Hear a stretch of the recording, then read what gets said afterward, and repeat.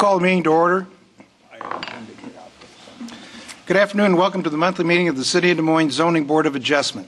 This board has the power under Iowa law and zoning ordinance of the City of Des Moines to hear requests for variances and exceptions from the regulations in the zoning ordinance, conditional use permits, and appeals from the decision of the staff in the administration of the zoning ordinance, and to make decisions in such matters.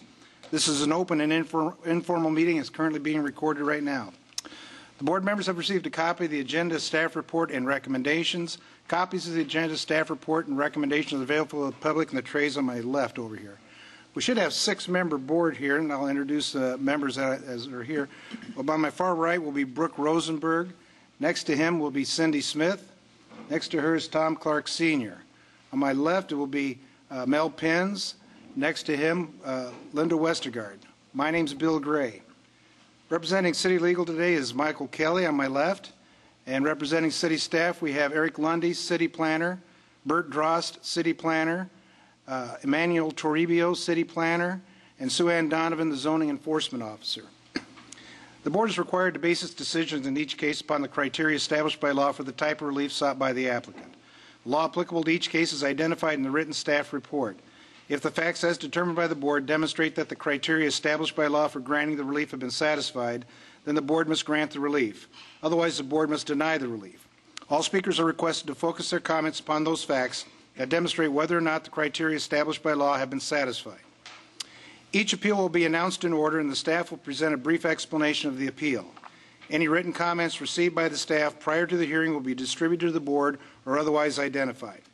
All speakers are requested to speak from the podium over here on my right and to start their presentation by giving both their name and address. The applicant or representative of the applicant is allowed to speak first and will be allowed 10 minutes to present their appeal. Anyone else present in support of the appeal will then be allowed 5 minutes each to present his or her comments.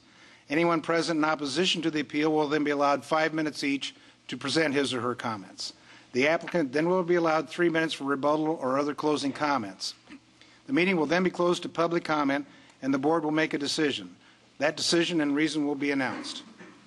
Items listed on the consent portion of the agenda will not be individually discussed and will be considered for approval in accordance with the recommendation in the staff report unless an individual present or a member of the Board requests that the item be removed from the consent agenda and separately considered under the public hearing agenda. The decisions of this Board can only be appealed to the Polk County District Court. If you believe you have been harmed by an error made by this Board, your only remedy is to seek relief through the District Court within 30 days of the filing of the Board's decision and order. If you believe the zoning regulations applied by this Board are wrong, you may petition the City Council to change those regulations. All material written or otherwise used today as part of any presentation will become a permanent part of the record and will not be returned. If you have cell phones on now, we ask you to turn them off or at least put them on vibrate because they are disruptive to the process here. We will be probably taking a break around the 3:30 time frame depending on where we are in the hearing. As I mentioned, we've got a consent agenda that right now contains 12 items, or 13 is it? 13 items. Bert, we have a few changes though. We have 3 items that have to come off of the consent agenda, those being number 8, the request from a farmer's market on Adams. We just had 2 cards come back in opposition to that, so we wanted to just briefly present that to the Board. Item number 11, the appeal at 701 51st Street. Staff has recommended denial of that, so that has to come off the consent agenda. And then item number 12, the proposed signage at 2105 Ingersoll Avenue. We've got several cards against that, and we'll just go over that one briefly. So. Okay. That leaves the following items on the consent agenda, and I'll read those off. Item 1 is an exception and variance at 2911 Ingersoll. Item 2 is an exception at 4411 Franklin Avenue. Item 3 is an exception at 2329 44th Street. Item 4 is an exception at 2206 Morton. Item 5 is an exception at 4007 Ovid. Item 6 is a variance at 6000 Aurora. Item 7 is an exception at 3132 Kingman Boulevard. Item 9 is an exception at 5800 Fleur Drive. Item 10 is a variance at 815 East 13th Street. And item 13 is an exception at 1419 8th Street. As I mentioned, these items have already gone through with staff. They've appear minor in nature, and we're going to vote on them as one item unless somebody here is here to speak against any of those items. If anybody's here to speak against those items, would you let me know? Okay. I'll entertain a motion to accept the consent agenda. Mr. Chairman, I would motion that we approve items 1 through 7, items 9, 10, and 13, and the exceptions, variances, and special permits requested therein, subject to the staff recommendations as presented. Okay. Do I hear a second? I'll second. Okay. It's been moved and seconded. All those in favor, raise your hand and say aye. Motion carries 5-0. So if you're here to speak about any of those items that I just read off, they've been approved. You're welcome to sit around and watch your city at work, but you can go get your permits and get started. Thank you. Brings us up to item 8, special permit at 3301 Adams Avenue.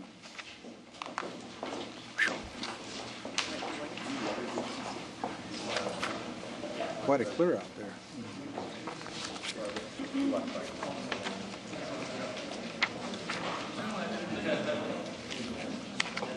All right, Mr. Chair, members of the board, Bert Dross, planner for the city of Des Moines. Item number 8, it's fairly minor, I'll just go over it briefly, is a request for a special permit for a farmer's market that would be held within the Beaverdale Park.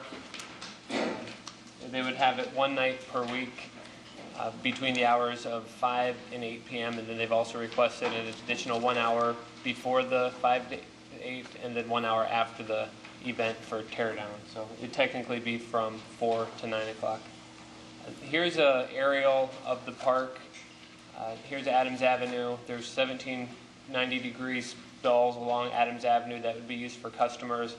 And there'd be the parking lot within the park that would be used for the farmers market, as well as these 2 grassy areas within the park. This is just showing where on-street parking is available in the area. Since it's anticipated those 17 stalls, there wouldn't be enough. They would expect that there would be people having to park on the adjoining residential streets. Here's a photo of the park. And right here up in the foreground are the 17 stalls along Adams Avenue, and then the parking lot in the middle of the park. Another picture of the open space. And we got 16 cards back in support and then 2 in opposition. The 2 in opposition were mostly concerned about traffic, and I'll let the applicant explain how they're going to handle the traffic issues that this might generate. But we've recommended approval subject to 4 conditions, and I'll note a minor change when I get to number 2. Number 1, the farmers market shall operate in accordance with an agreement with the city's Park and Recreation Department, who manages Beaverdale Park. I'd just point out that that agreement hasn't yet been made, but it will have to be made before they could use the park. Number 2, the farmers market shall only operate 1 evening per week between the hours of 4 o'clock and 9 o'clock. Originally it said 8 o'clock, but they've requested that extra hour to tear down the stands. And then that's limited to the months of May through October. 3, the special permit is valid for a 5-year period to end March 28 of 2017. And then 4, the special permit is subject to reconsideration if the use becomes a nuisance. So, any questions? Questions? How does this cleanup work? Is the Parks Department responsible for it, or is the people that run this responsible? The Beaverdale Farmers Market Incorporated is a separate entity that would do that, and there's 2 representatives here that will be able to answer that better than me. No? For the staff recommendations here are special permit for a 5-year period. Does the special permit cost more if it's 1 year, 2 years, 35? Well, the upfront cost is the same, but obviously there'd be a $300 fee every year if it was only for 1 year. So 5 year is the maximum that the code allows the board to grant it for. So the only real special permit fee would be coming to us here, or if they'd have to come back again if we had a shorter period. Right. Any other questions? Thanks, Bert. Applicant, representative of the applicant?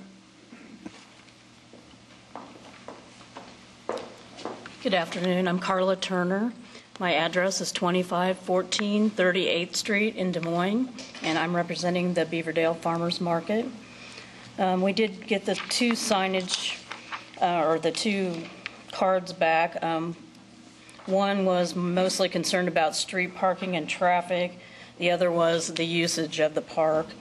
We did some research on the parking situation. We have the parking spaces available in the beginning area of the park that can be used for vendors and customers. We also estimate 17 to 25 parking spaces on the street that are legal, and we have spoken to a police officer who is willing to police that traffic and make sure that traffic flow does not block people's driveways and, you know, in their yards and that kind of thing. We have 38th Street, 36th, and 35th available. Urbandale Avenue and Adams Avenue have parking also available east of 38th on both sides of the road that could be used. It's been from living in Beaverdale area, we see a lot of pedestrian traffic walking to events, so we don't foresee a problem with traffic or congestion in the neighborhood. As far as the usage for the park goes, you know, we will have volunteers there to monitor what's going on, make sure there's no activities that are not relevant to the market and, you know, a nuisance to the neighborhood. So, is there any other questions? Mr. Chair, Cindy? have you determined which day? Because I noticed on the Yes. staff recommendation that it just says a day, one We day. picked Tuesday evening Tuesday. so that we don't conflict with other markets in Des Moines and also any other activities that may be going on in our neighborhoods. And you want to bring this up, what, June 1st? We'd like to start June 5th Okay. through October. Mel? Two questions. Do you have any other experience in managing or participating in farmers markets? And is there a size of what you're proposing here that would compare with other farmers markets around the metro that you've seen? We think we would probably be comparable to the Drake Farmers Market. We've done some research with the other farmers market groups. One of the people that sat on our board is a vendor and has participated in the Des Moines market. So. I'm going to help her out a little bit because each of us sort of has different things we've kind of been dealing with. When I started this market, I worked... Just a second, Dan, I know. who you Dana are. Greenwood, 2905 37th Street, right there in the ground zero by the farmer's market. Okay. I've got a good grasp on the traffic patterns, the street widths, and how many people park where and at night. I began working with an individual some of you know, Christine Pardee, and she's got some expertise in farmers markets, and she was one of the first people I partnered with. She kind of guided me through a lot of the resources that I've used, a lot of the way we set up our bylaws, which we wrote, what's worked, what hasn't worked, looking forward to getting grants to help us accomplish the things we want to accomplish, our community and educational purposes, which is really why we're in business. People think it's, one of the cards mentioned commercial, having the market in the park for commercial businesses. Well, that's kind of it. Someone else had mentioned some of the people who might be against it really don't have the big picture. There's a lot of things we want to do beyond just the farmers market. We're using that as a vehicle to start doing our community and educational purposes. I've worked with Jordan Clausen down at Gateway Market. He was the second guy on my team who knows markets in and out. A gentleman named Sean Sullivan, who's a Beaverdale resident, who's been down at the Des Moines Market for a long time. Sat on our board for quite a while. I still call and text him. He's been one of my advisors. So I really think we've done our due diligence in getting the right people to work with to know what works and what doesn't work. And that's kind of the direction we're going. Before I got everybody together, I've tried to pattern it more towards the larger markets and what their end result is. When you start out, obviously, there's a lot of limitations. money's one of them. The money's coming out of my wallet. There's a lot of limitations, but we would like the end result to be, once we get a budget, to be able to people think about the Beaverdale market like they do the Valley Junction market and like they do the Des Moines market and some of the bigger markets. First, say the Johnston market and some of those markets. Been working on it for about a year, and am constantly in touch with a lot of people who are intimately involved with markets. So I hope that it helps you on your question. Definitely. Thank you. Mr. Chair, I got a couple of questions. Just before you do something, didn't you have two questions, Mel? Or? No, I just asked for their experience and what size. Okay, good. All right. I'm just curious, you presented this to the Beaverdale Neighborhood Association Board, I understand, at one of their past meetings. Were they in support of this? Yes, we have an email that we had just passed around. Mike Tegens. Mike Tegens, we talked to, and he said, we're full on board and we support it. Okay. Do you have any plans for entertainment, like musical entertainment or anything that could We have plans create for distractions for the neighbors? simple entertainment, not, a lot of loud rock bands and that type of thing, more acoustical and local talent. Some of the high schools, we had planned to bring in some of their groups and let them perform in the neighborhood and kind of try to bring the community together that way. Yeah, church scoops, groups. I've been in touch with Monroe and Perkins, many of the churches in the area. Our focus is really on what we can do for the local area. We're Beaverdale folks, you're Beaverdale folk. But of course, we're going to branch out, and we're going to, right now, Ron Lombard is still a go for day one, should this happen. Nothing beyond that. We absolutely are not looking at doing anything beyond a 1 or 2 person type of deal with an amplifier. And these gentlemen were helping us out with answering those questions and what permits we would need. We didn't really want it to be a party atmosphere, more of a family-oriented. Yeah, no alcoholic liquor license. We're not interested in that. We're totally focused on family. I think another thing of note, too, is some of you know our whole story. We were originally trying to locate on Beaver Avenue, or Urbandale Avenue east of Beaver. And we worked really hard with DART, and everybody was great, but it just didn't work. Things may change. I don't know if that's relevant to this permit or not, but things may change. Our ultimate goal, our dream is that the farmers market is a seamless market, not like most markets surrounded by a defined border, a parking lot, a certain area. We want it to blend into Beaverdale so it looks like everybody's participating. Trying to organize as a 501c3. Again, I've made contacts with a lot of nonprofit, Iowa Food and Families, a lot of nonprofits, and our ultimate goal is once we get going, how do we serve those people, particularly local, particularly Beaverdale groups. Okay. So. Any other questions? Thank you. Thank you. Is there anybody else here to speak in support? Anybody here to speak in opposition? Any last questions for staff? I have a question. Go ahead. My question is other farmers markets, one of the cards, they were concerned about the damage to the grass at the parks.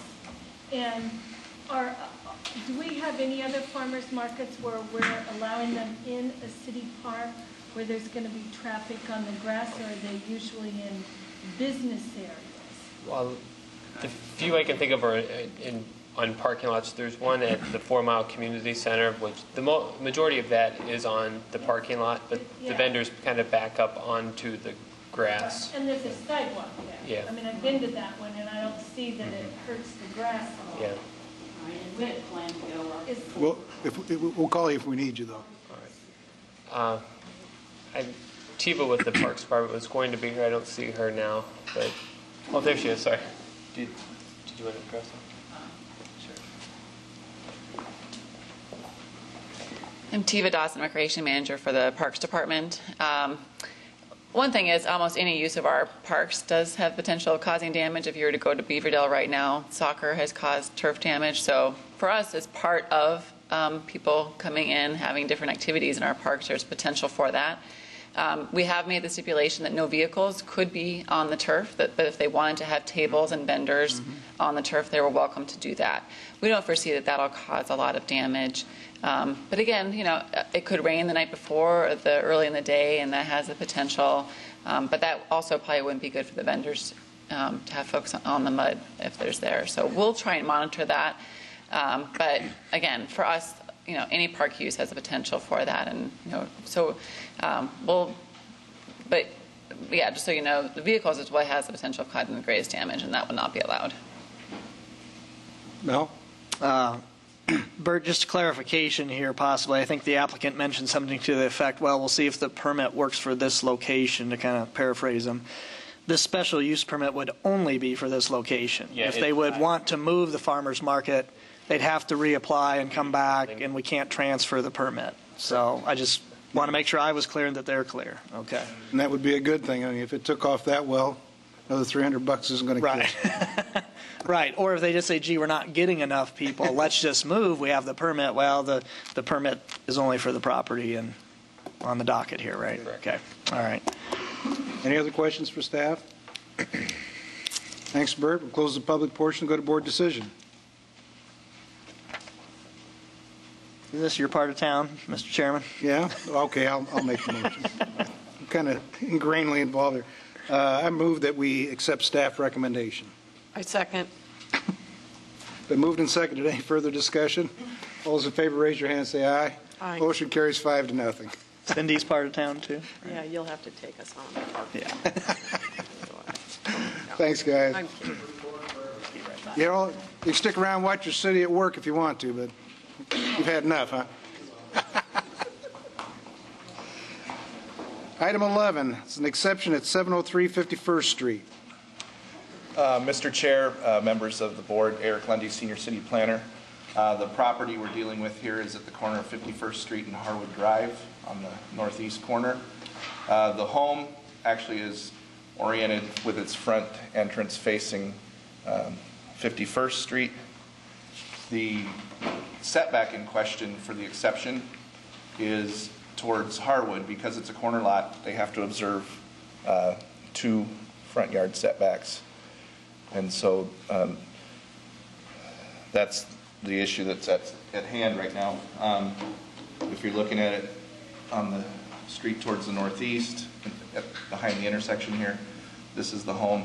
They're proposing the addition into the setback in Harwood off of this end of the dwelling. This is looking at it from the east, so you would see the addition coming out here from the home in this area. And this would be the front door of the neighbor next door. This is looking more directly straight to the east from the west. And again, this is the area where the addition for the garage would be. This shows you kind of this shows you the bird's eye view of the addition as it would project out from the existing footprint of the dwelling. And again, this is the front of the home to the east. This is a sketch of the elevation looking to the west side. This is the west side. As you look east, you're looking at the west side of the home facing 51st Street.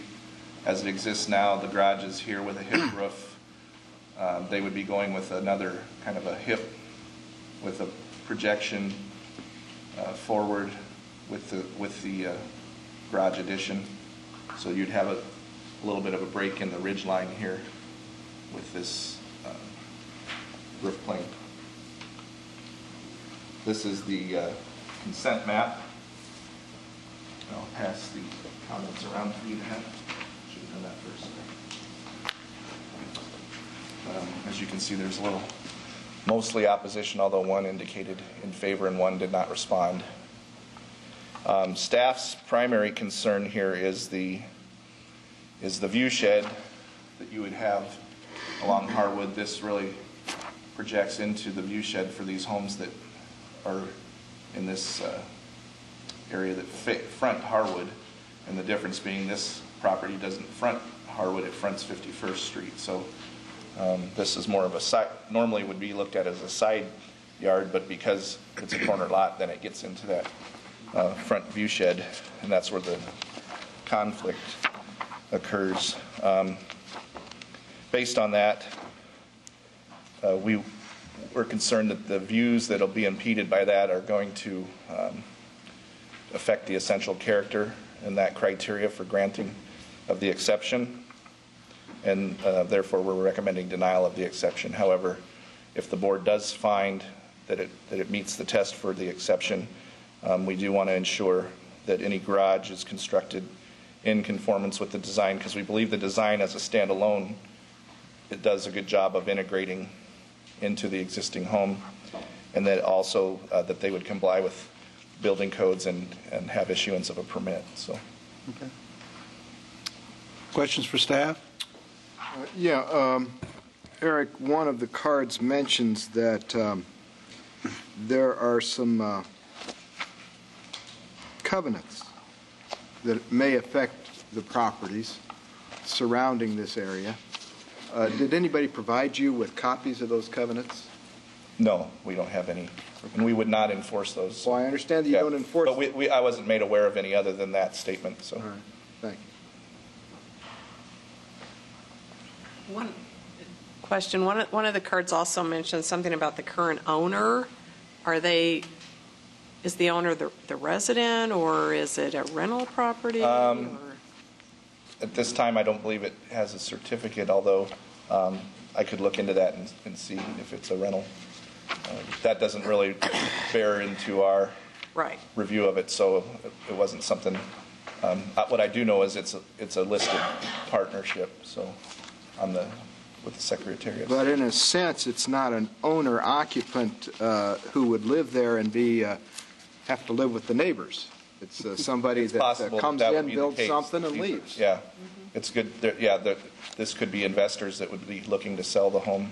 I guess I couldn't assume anything at this point. You could probably ask the applicant that question. I think we will. Any other questions for staff? Thanks, Eric. Applicant or representative of the applicant?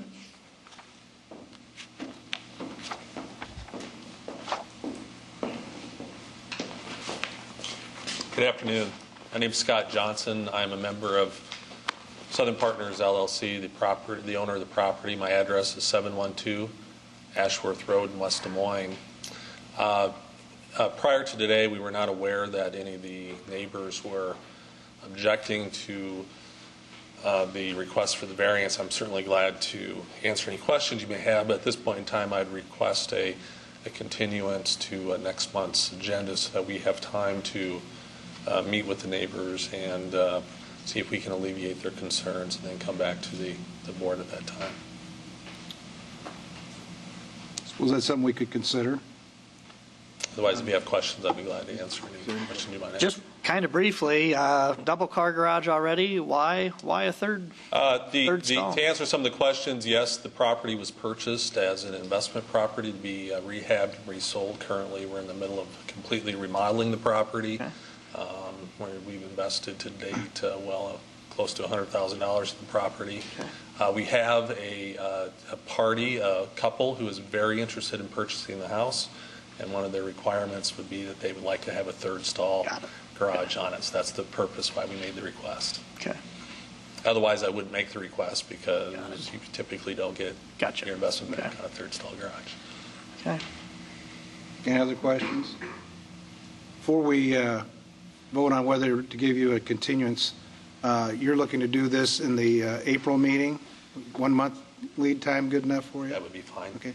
We're going to hear, if there's anybody here to speak in opposition, we're going to hear from them too. So okay. We've got your request, so now we'll hear anybody here to speak in opposition. I think you just raised your hand, sir. Matt. The reason we do this is because in the event that you can't make it at the next month, at least they voiced their concerns. Maybe you'll even address them in the process. But Mr. Chairman, board members, my name is Paul Tyler, 699 Walnut, Suite 1600, Des Moines, Iowa, and I'm here representing Don and Dorothy Hagan, who are not the green one, but the red one right across the street from them on Harwood. Okay.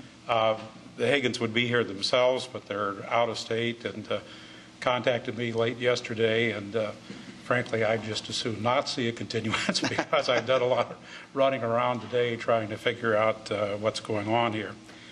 I think as an initial question, without maybe some facts that neither you or I have, this might be something that an exception could be granted on if you felt it prudent. And obviously, my client doesn't, and I think staff has indicated why they don't, and my client's views would be very much the same.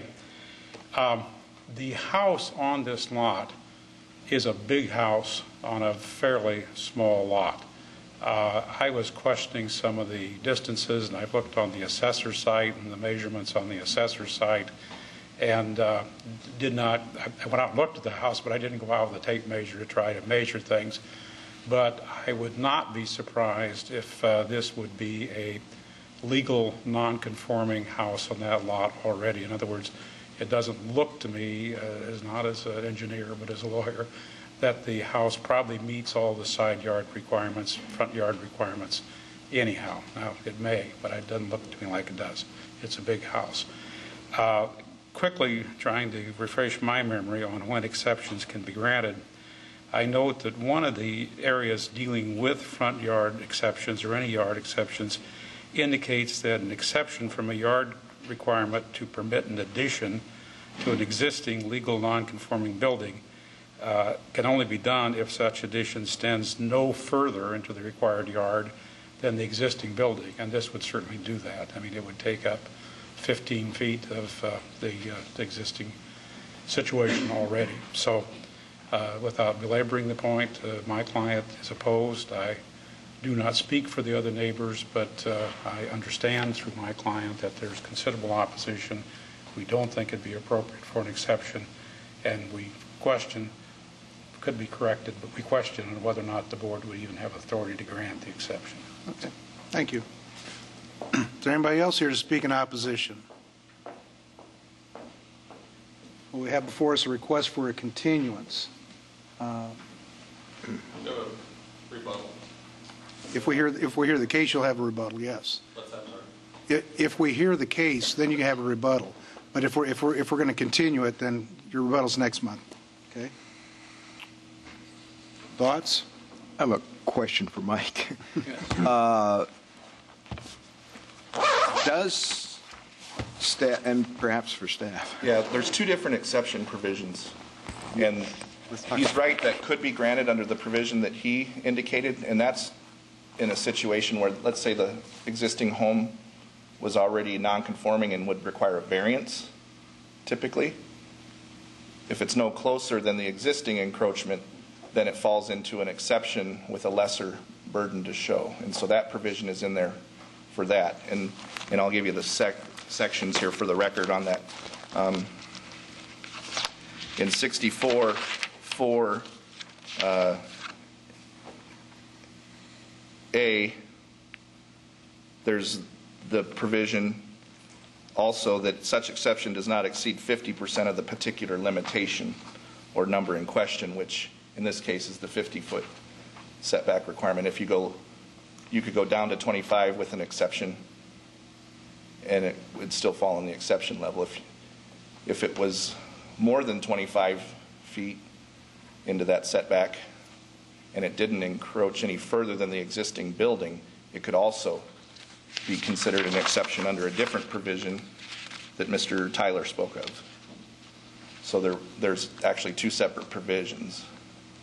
So it's not that it can only be granted under that provision in the code, but there's actually two provisions that could apply.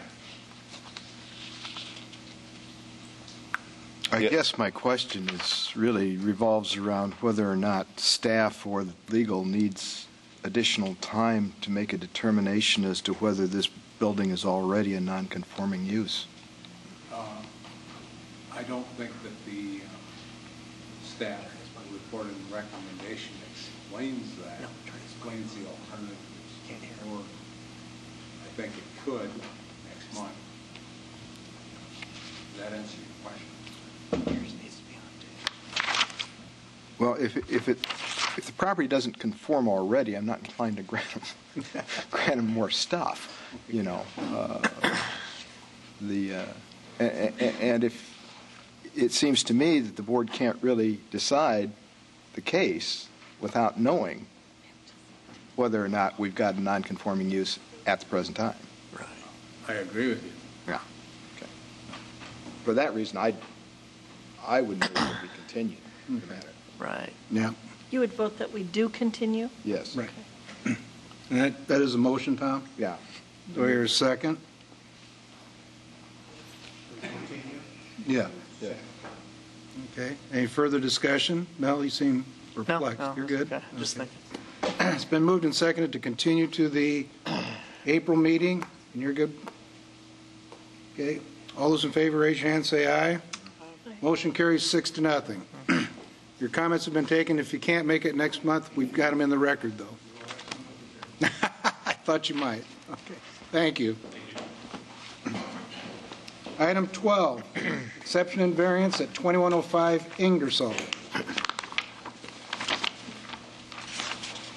Item number 12 would be a request for 3 signs on a Noodles and Company restaurant that is under development at that site.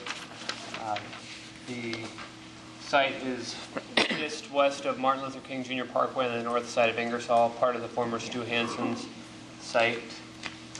Here's the site plan.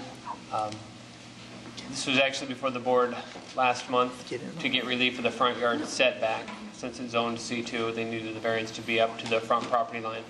The Noodles and Company restaurant would be in the East Bay. They're requesting 3 signs, one on the south side, one on the east side, and then one on the north side. And in order to do these 3 signs, they need 2 appeals, and one is for an exception of 1 sign over the allowed 2 that they earn, and then the other is for a variance of 101 square feet over the maximum allowed 84 square feet of wall-mounted signage.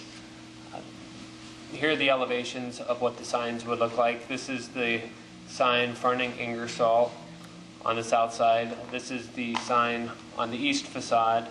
That would be, I guess, just on the east side of the building. And then this photo here, or design here, is the sign on the north side, which is the rear of the building. And the reason for that sign would be to capture the sight of vehicles going south on Martin Luther King Jr. Parkway. As you'll see from the cards, most of the concerns revolve around this sign here being lit. So staff's recommendation actually is that that sign not be lit. If you recall from the aerial, there's the Midtown Heights Townhouse Association just to the north with about 5 units that face this development. So there'd be 5 or 6 townhomes that would face that sign. So their concerns are that the sign would be lit throughout the night to cause a nuisance for them. This is just a photo of the site today. This 1-story former car sales building would be removed, and you can see the 5 units back here that would face that sign on the north side. So, staff recommends approval to allow the signage. We've just recommended that be subject to 3 conditions. The first one being that that sign there on the north side of the business shall not be illuminated or lighted. And 2, any sign shall be installed by a sign contractor in accordance with the sign permit, and the sign shall be in conformance with the submitted plan. So, when I talked to the sign contractor earlier this week, he didn't think that not lighting that sign would be a problem, but I'll let them address that today. Okay. You got the consent map? Yeah. So everything's illuminate. Well, what do we got down here? Smith Metzger down here fronting Grand Avenue, they submitted a card against it as well. All right. Okay. I have a question. Doesn't Noodle Zoo only... Not Noodles and whatever they call them. Don't they only occupy a portion of that building? Yeah, they would occupy the east 42 feet, and their sign earnage is based upon their frontage. So. Right. What my concern is, and I think that probably the neighbors to the north's concern, is what's the rear of this building going to look like? Are we going to have lots of signs back there? Is there any kind of a, has the owner proposed any kind of a uniform signage policy for the north side of the building? I would let them address that, but the zoning ordinance would allow them to put up to 50% of their earned signage in the rear. So for instance, the Noodles restaurant, they earn 84 square feet of signage. That's based upon having 42 feet of frontage along Ingersoll Avenue. So since they earn 84 square feet, by right they would be allowed to put 50% of that, which is 42 square feet, on the rear. So each of the other tenants in this building, I believe there'd be 4 tenants total, each of them would be able to put half of their earned signage on the rear. If that makes sense. Yes, it makes sense. I was just wondering, it's a new project. We've got new housing in the area. It sure would be nice if the owner had some kind of signage policy, so that as the people, people could understand what they're facing in the future. If right, yeah.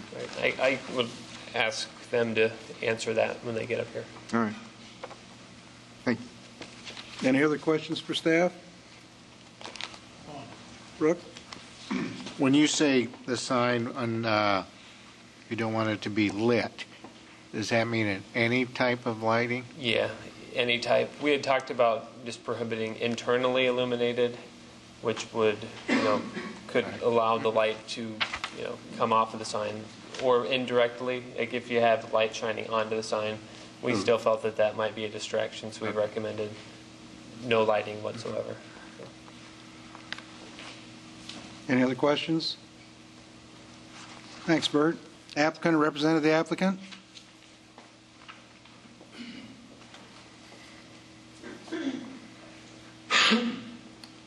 My name is Don Chestnut, Chestnut Signs, 971 Northeast Broadway. Originally, they did want the sign to be lit. After seeing the recommendation of the staff, I called them. They have no problem with not lighting that sign. So it would be a non-lighted sign. So they're comfortable with staff recommendations? Yes. And the reason they want one back there is most of the parking is going to be back behind, so people will know that's the entrance. Right. Questions? I have a question. Are the is the front and the side sign lit? Yes. The other two signs. The other two signs, one along the side and the one across the front. Any other questions? Thank you. Anybody else here to speak in support? Anybody here to speak in opposition? Any last questions for staff? I guess I just have one question. I'm not sure if they know the answer to this or not, but do you know what the hours of operation are? I do not. And we don't. No, it's zone C2, so it would be allowed to be 24 hours a day. No. And we don't have the owner here to address Tom's question about kind of an overall plan for the building.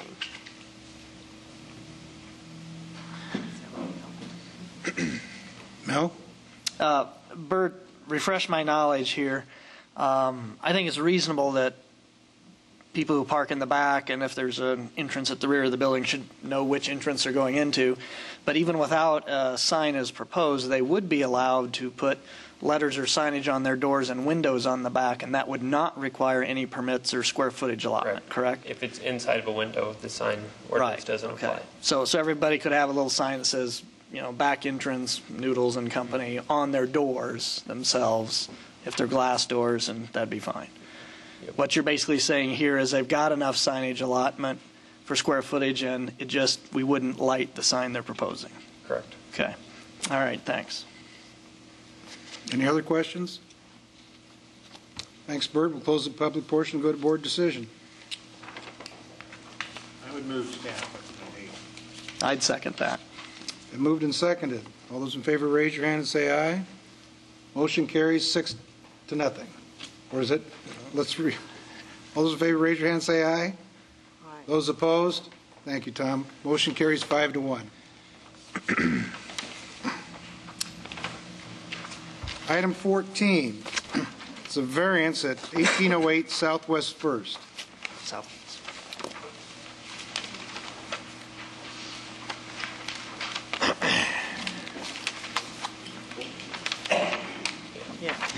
Mr. Chair, members of the board, item number 14 is a request for a variance of 4 feet over the maximum allowed 4-foot tall height that is permitted for a chain link fence within a front yard area. And it would allow for retention of an 8-foot tall chain link fence that currently surrounds a garden that measures 40 feet by 112 feet. The subject property is located just west of Indianola Avenue. It's part of the St. Anthony's Catholic Church and School grounds. The church and school are to the south. There's a playground here, and this is their bus barn here, and then they have the garden area here to the east of that bus barn. The 8-foot tall fence was originally constructed last summer. It extended 12 feet onto city right-of-way, so they've actually been going through the process to vacate the 12 feet of right-of-way adjoining the bus barn property. And the Plan and Zoning Commission did recommend approval of that, and the City Council received and filed that recommendation. And so the city's real estate division is currently working with St. Anthony's on a lease for that 12-foot wide strip of right-of-way. So the fence is on that right-of-way, or on that former right-of-way as well. This just gives you a little closer view. You can see the gardens here. The gardens have been there for a few years, a couple years anyway, and they've since last summer added the 8-foot tall chain link fence around that. Here's a photo of the fence as it is today. You can see it has significant supports on the inside of the fence and some braces holding it up. I would just point out that if they get the approval, they will have to get a fence permit for this sign, and as part of that fence permit, they'll be required to make sure that the fence is structurally sound. So I can't really tell if it goes into the ground right now, but they will be required to meet the requirements for having an 8-foot tall fence. I have spoke with somebody from the neighborhood who's concerned just with the appearance of this fence and the fact that there are these braces and other supports that aren't really typical of fence. So that's something that the board could take into consideration, that if by chance they're required to remove the fence in order to comply with the building code issues, that the board could possibly put a condition on that requires any fence to be a little more compatible with the character of the neighborhood than the way it is today. So, and this is another photo of the fence. And the consent map, the one card over here was in support, and then right before the meeting I had a card handed to me from 1517 Southwest 2nd in this area here that is against it. So staff has recommended approval of the fence. It's subject to 2 conditions. One, that the fence be in accordance with a building permit issued by the Permit and Development Center, and 2, that the fence shall be removed at any time the land is not owned by or leased to the church by the city, or at any time the use of the garden plots cease.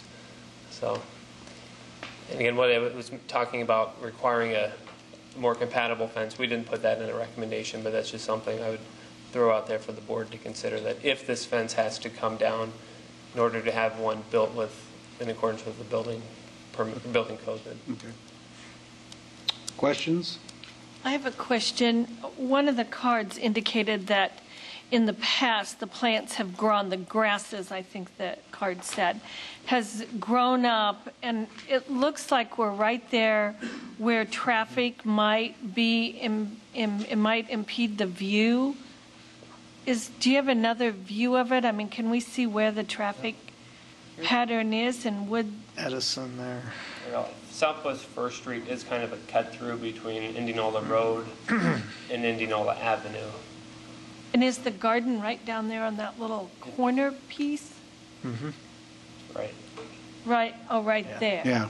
So if I'm on Southwest First and I'm going to turn on to Edison, that might block the view. Mm-hmm. Or if I'm going to pull out from Edison and turn left toward downtown, I'd have a bigger issue. That's kind of like a dead-end street anyway. See, it ends right there on the Southwest 2nd Street side anyway.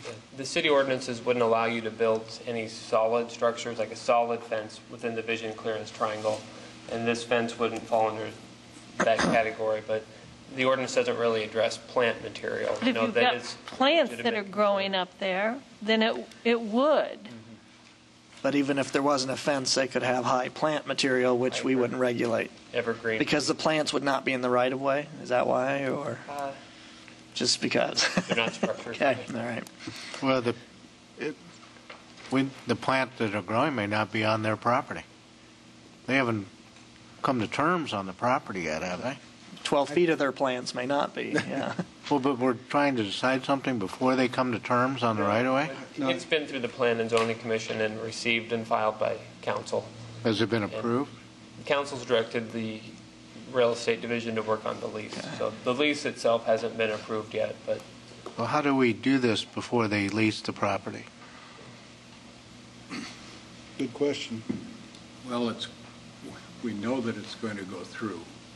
And what you could do is condition the approval based upon final approval of the lease.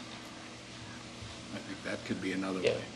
Well, but we had one like this before on Simon Tire, and the city wanted an exorbitant amount of money for an alley, and it didn't go through. I don't see how we can do this till the lease is final. In this instance, the council, in their action to direct real estate to work on the lease, they actually directed real estate to sign off on the application as the landowner, because technically right now the city is still the title holder of the 12-foot strip. And the council action actually included the motion to sign the Board of Adjustment application. Brooke, the chairman pointed out that stipulation number 2 or condition number 2 probably covers this if the leaf does not become effective. All right, well, I just wanted to be sure. Very good. Yep. Yep. Any other questions for staff? Is there a reason why they have an 8-foot fence? Is that just to keep people out of the garden? Their application said for security and for keeping people out. And what are they growing? Big rabbits. I could probably answer that. The deer can come over my 6-foot fence without any issue. Oh. It's amazing. Any other questions? That is amazing. Thanks, Bert. Applicant or representative of the applicant?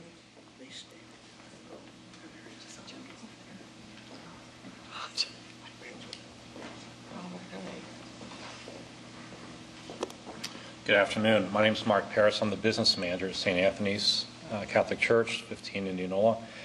The staff representative basically laid out what's the case.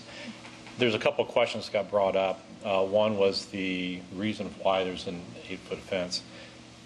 At the end of the day, it's like most parishes or churches. It was a fence that was donated or scrapped, and a parishioner who was involved with the garden. They knew they had people and animals that were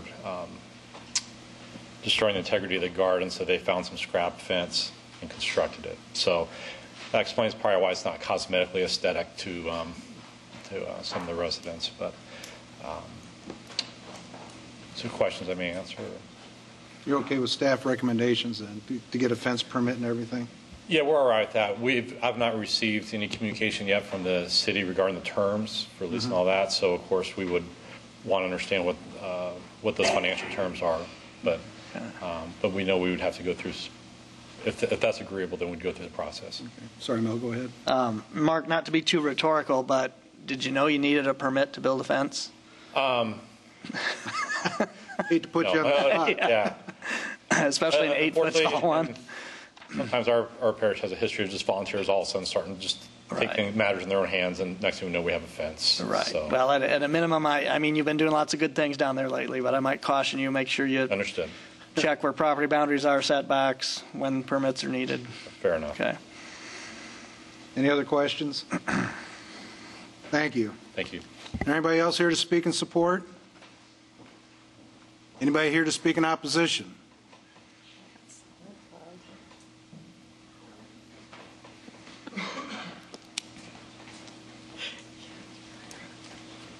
Jim Post, 224 East Livingston.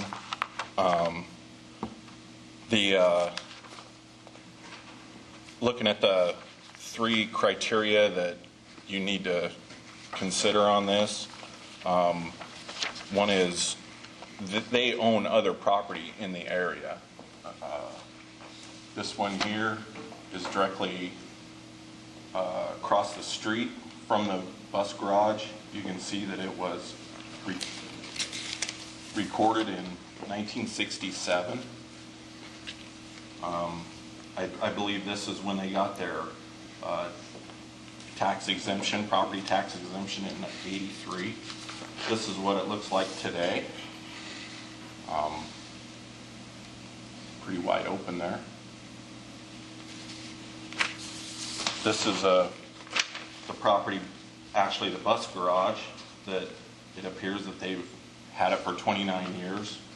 This is the property, or the part of the ground they own right behind the bus garage.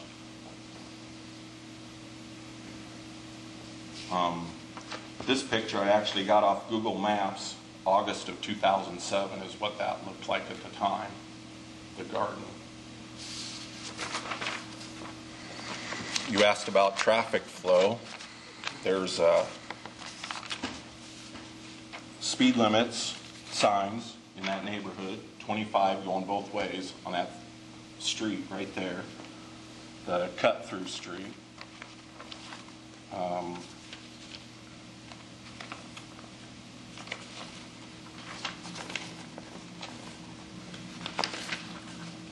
This is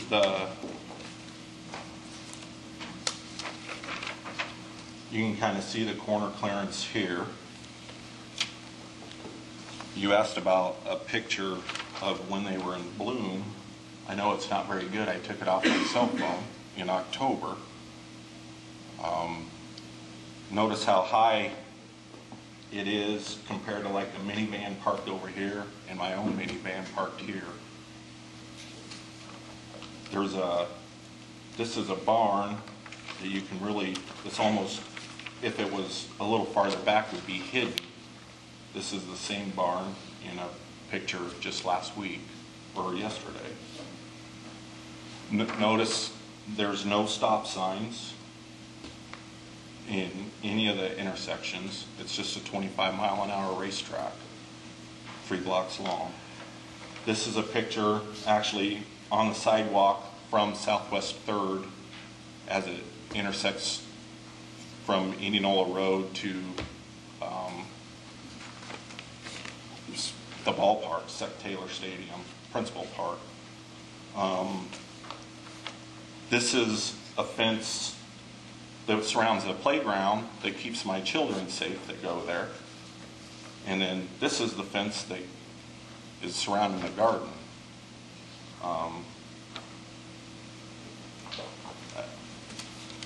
I guess I did talk to Bert on Friday, and the thing that really concerns me is that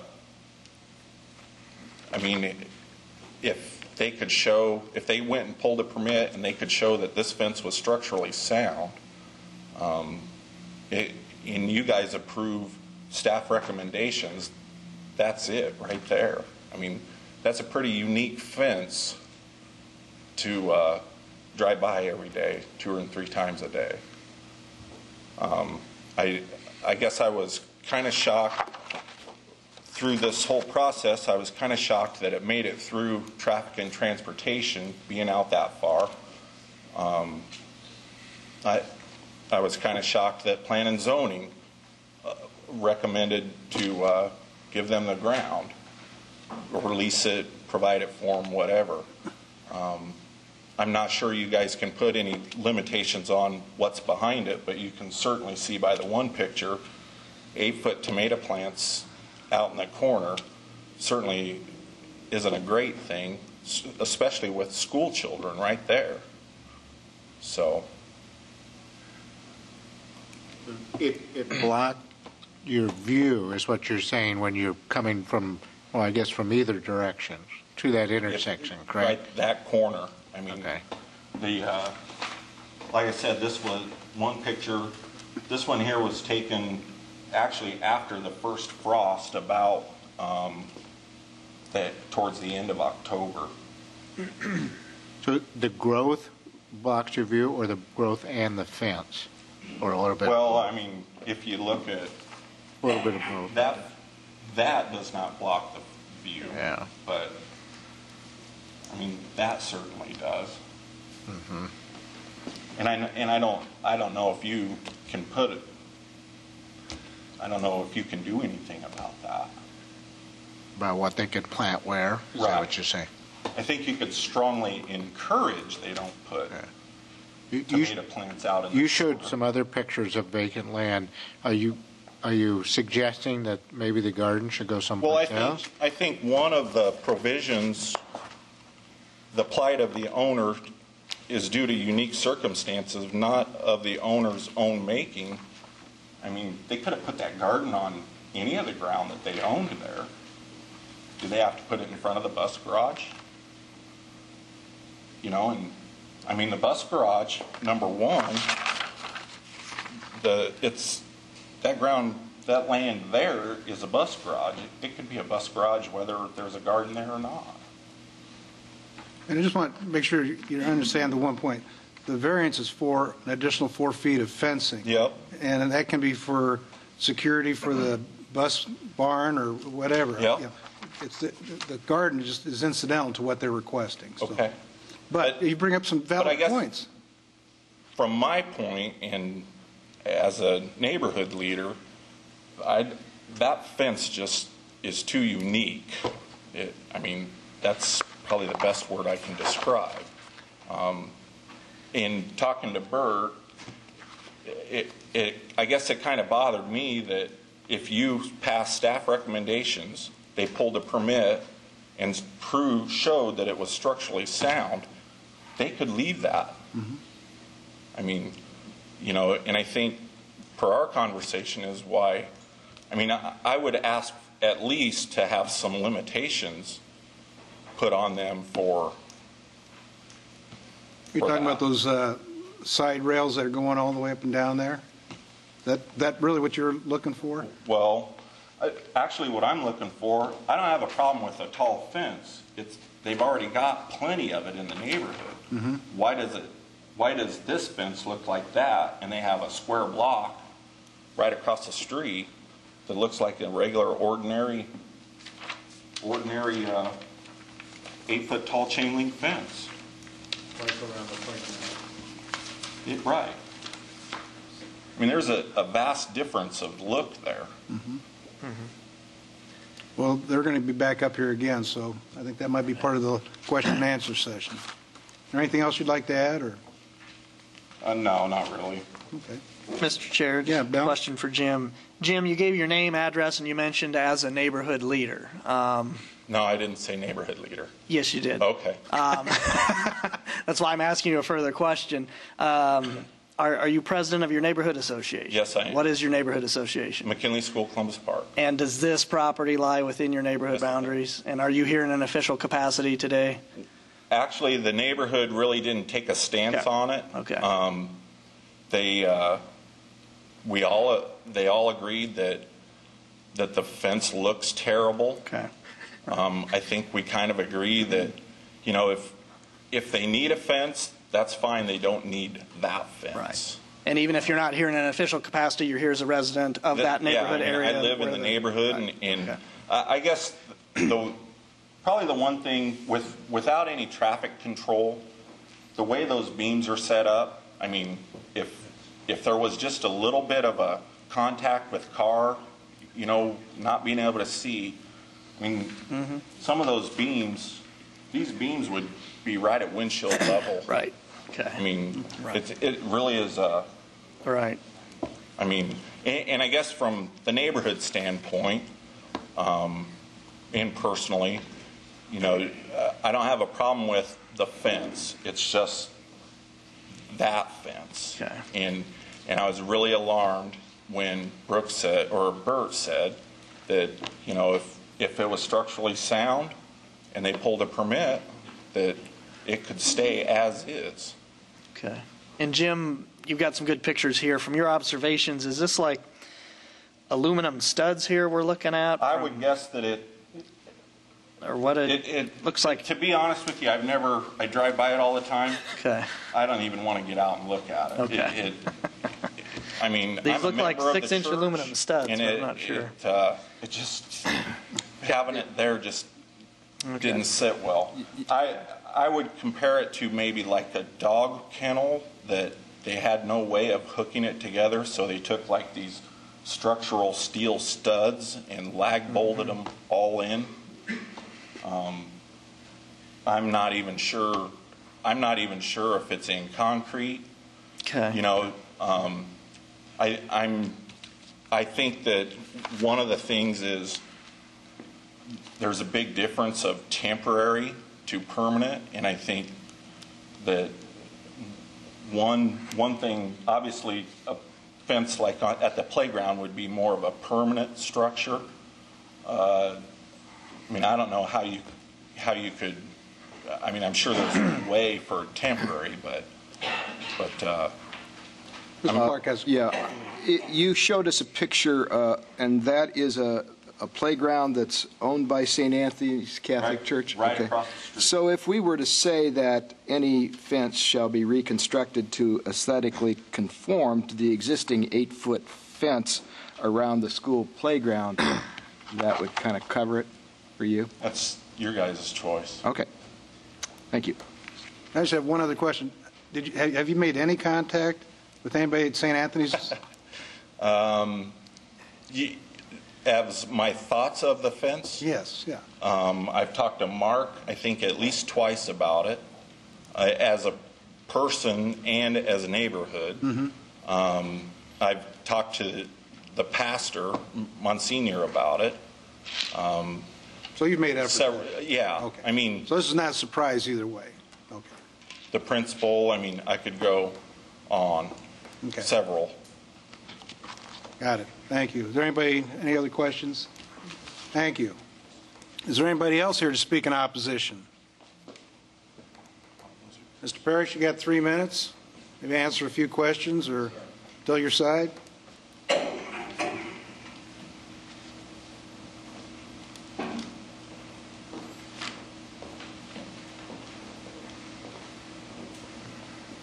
All right. A couple of points that were brought up. There was a concern about traffic, which I believe this has already been passed through a traffic committee or commission or whatever. The request for variance is really about the height of the fence, right? Mm-hmm. Which Jim has really said the height of the fence is okay with him, which is really what the request is about. So really what this boils down to is aesthetics. And so, I mean, what's pleasing to one eye is probably not to the other, but if it doesn't cause any concerns for traffic or safety, and he agrees that the height of the fence is fine, then I guess doesn't that really kind of answer all of our questions? Well, I think the sticking point appears to be those aluminum beams that go along there. Is there any dying factor that those things have to be there, or? Oh, I have no idea, and I don't know if it was part of the scrap that they found, and that's why they constructed it. And I don't know if it provides support. I mean, I can certainly look into that. I mean, I wasn't part of the construction, so I don't know how necessary that is. Well, I'm just, as he pointed out, across the street, you got an 8-foot fence. Right. And it's freestanding. Yeah. It met all the codes that were Right. put in. I would guess we could probably do the same thing. It's just my thought that it can be done. You're still going to have to get the permit, and it's going to have to be inspected. Understood. And I think it might not be a bad idea that if the inspector's out there, that gets pointed out that you really don't need to be here. Okay. I mean, it's just a thought for me. I don't know about anybody else. Mr. Chair, Yeah. and Mark, if you can maybe answer this. You said you weren't involved in the construction, but to your knowledge, are there concrete footings for those posts? I apologize. I really Okay, because don't some of have those an look idea. pretty askew, and I would Yeah. think to comply with city requirements, you're probably going to have a concrete footing for 8-foot posts. Yeah. So whether we approve the variance or not, Let's go down there. I doubt whether the fence as constructed would meet permit requirements. I bet you it's going to need a more stable foundation for it. Okay. Okay. Any other questions? Thank you. Thank you. Any last questions for staff? Just one, Bert, we could put the stipulation in, or, no? Yeah, it's up to you if you want to put the condition that if the fence has to be removed, that any fence be. Well, I don't think I removed. don't think it's if it has to be removed. I think it's, if we're going to grant a permit, that fence is going to be aesthetically conforming to what they've already built. I mean, it's a matter of the neighborhood, Yeah. not having to look That at this. condition on it too, that Yeah. you could approve a variance for 4 feet over the allowed 4 feet, subject to the fence being in conformance with the fence surrounding the playground Yeah. across the street. Okay. Yeah. Any other questions? Thanks, Bert. We'll close the public portion and go to board decision. I'm not in favor of the fence. I think it looks awful. And I don't know why they wouldn't want to be a good neighbor and have it look nice in the neighborhood. I'm disappointed to hear him come back up and say, well, this is just the way it is, and, who cares? Well, we care because we live in the neighborhood. And I don't think that neighbors should have to look at that. So I'm not going to support that fence. And, if they can work out something so you have a nice fence, but I still think 8 foot is even too high. But that fence needs to go. I'd concur with Linda, and a little different angle. St. Anthony's is a good thing for this neighborhood. They are the anchor for this neighborhood. They've done a lot of great things there. They've made additions to the church in the last 10, 12 years. They have a school there. But I think along with that, they need to continue to be a leader for the revitalization of this neighborhood. And this fence sends the opposite message. It looks like a compound, a military thing, a prison, something. I'm not in favor of any variances that would allow it to remain at least with the height that it is now. I'd like them to kind of start over and relook at this thing. We may not have the authority to require that, but it appears the way it was constructed, if it's with, bubble gum and twine and scrap, as he referenced, I doubt whether we've got secure post anchors on this thing. I think they ought to relook at this, come at it with a real permit. So I'm not going to support the variance. I don't have a problem with the fence being there. I want it to be aesthetic, but money's tight, and so if you got some parishioners that are doing it, that's good. It's got to meet the permit requirements, and so we don't have to sit here and guess or agonize whether or not they have concrete footings in there. Right. The permit, the inspection department's going to take care of that.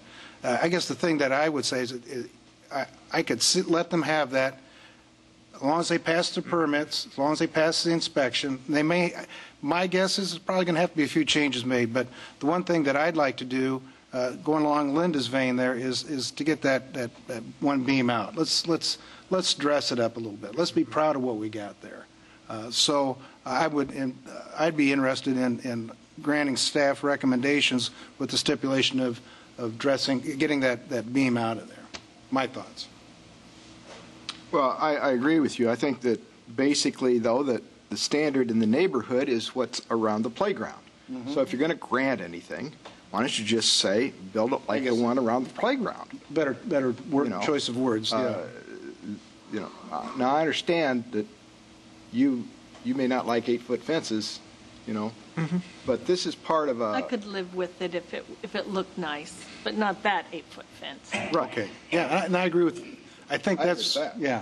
I mean, the Leaning Tower of Pisa is straighter than this. I know. Yeah, that's Italian too. Bad joke. Don't forget you have to drive home to the south side. I was baptized there. Any other thoughts? Well, I'll put a motion out.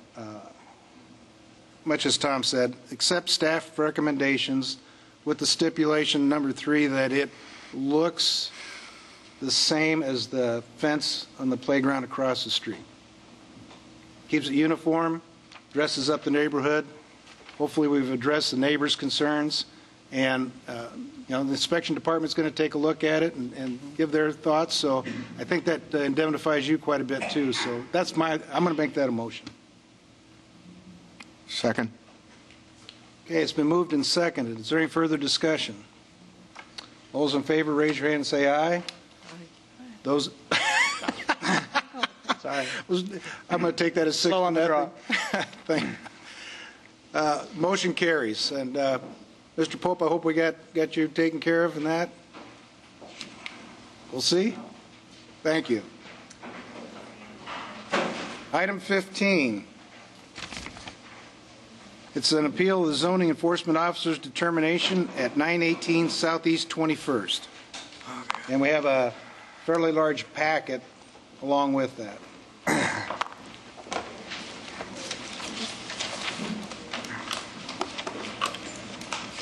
Chair, member of the board, Sue Ann Donovan, zoning enforcement officer.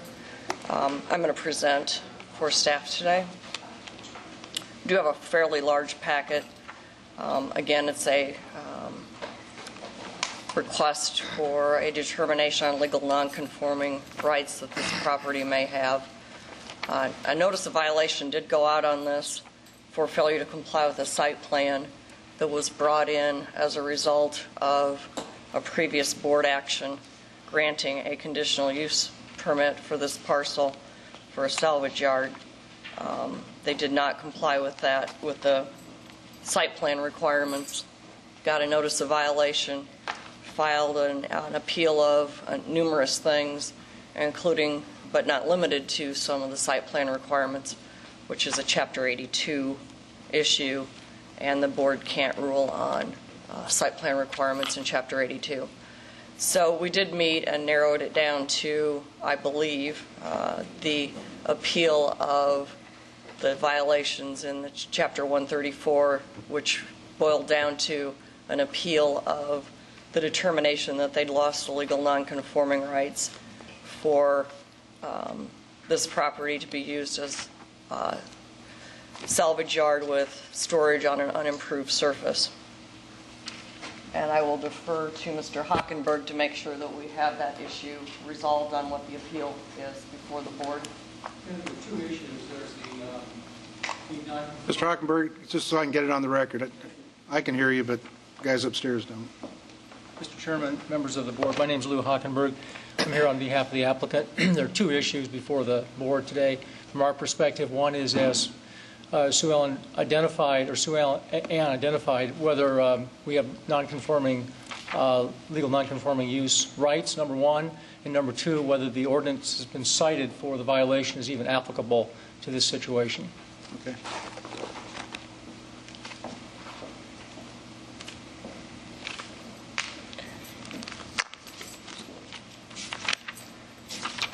As far as the ordinance that was cited, the ordinance that was cited was 134, 1087 for contractor's equipment storage yard, I believe. No, I'm sorry, I apologize. It was 134, 1377 F5, which is parking on an unimproved surface, which they were doing. For paving of a commercial parking lot, it's unclear as to exactly what Mr. Hockenberg's client is doing. There are numerous trailers stored back there which would require paving, either as a vehicle storage lot or a contractor's equipment storage yard or a commercial parking lot. The site was for the commercial parking lot. I believe that they're not in compliance with their site plan, which was also cited, so I believe that we have the correct site, but I'm sure we will hear more on that later. In order to speak now to the legal non-conforming rights that they're claiming for this property, I'm going to have to go through a brief history of the property and an adjoining parcel and how they interplay with each other. I'm going to do this to make the record, and I will try and make it fast, and then when we get into some of the later exhibits, I think we will get into what's more germane, and those would be the exhibits 27, 29, 31, 33, 34, 35, and 36. But we'll start briefly with the history. I'll go through this as quickly as I can. Exhibit 1 is going to be the ordinance that pertains to legal nonconforming rights to the property. And these exhibits will be offered as part of the record. I'm not going to offer them for each time I speak to them. Exhibit 2 is a plat that sets out the parcels in question that we're talking about. This parcel and this parcel were at one point used in combination by Mr. Seidenfeld.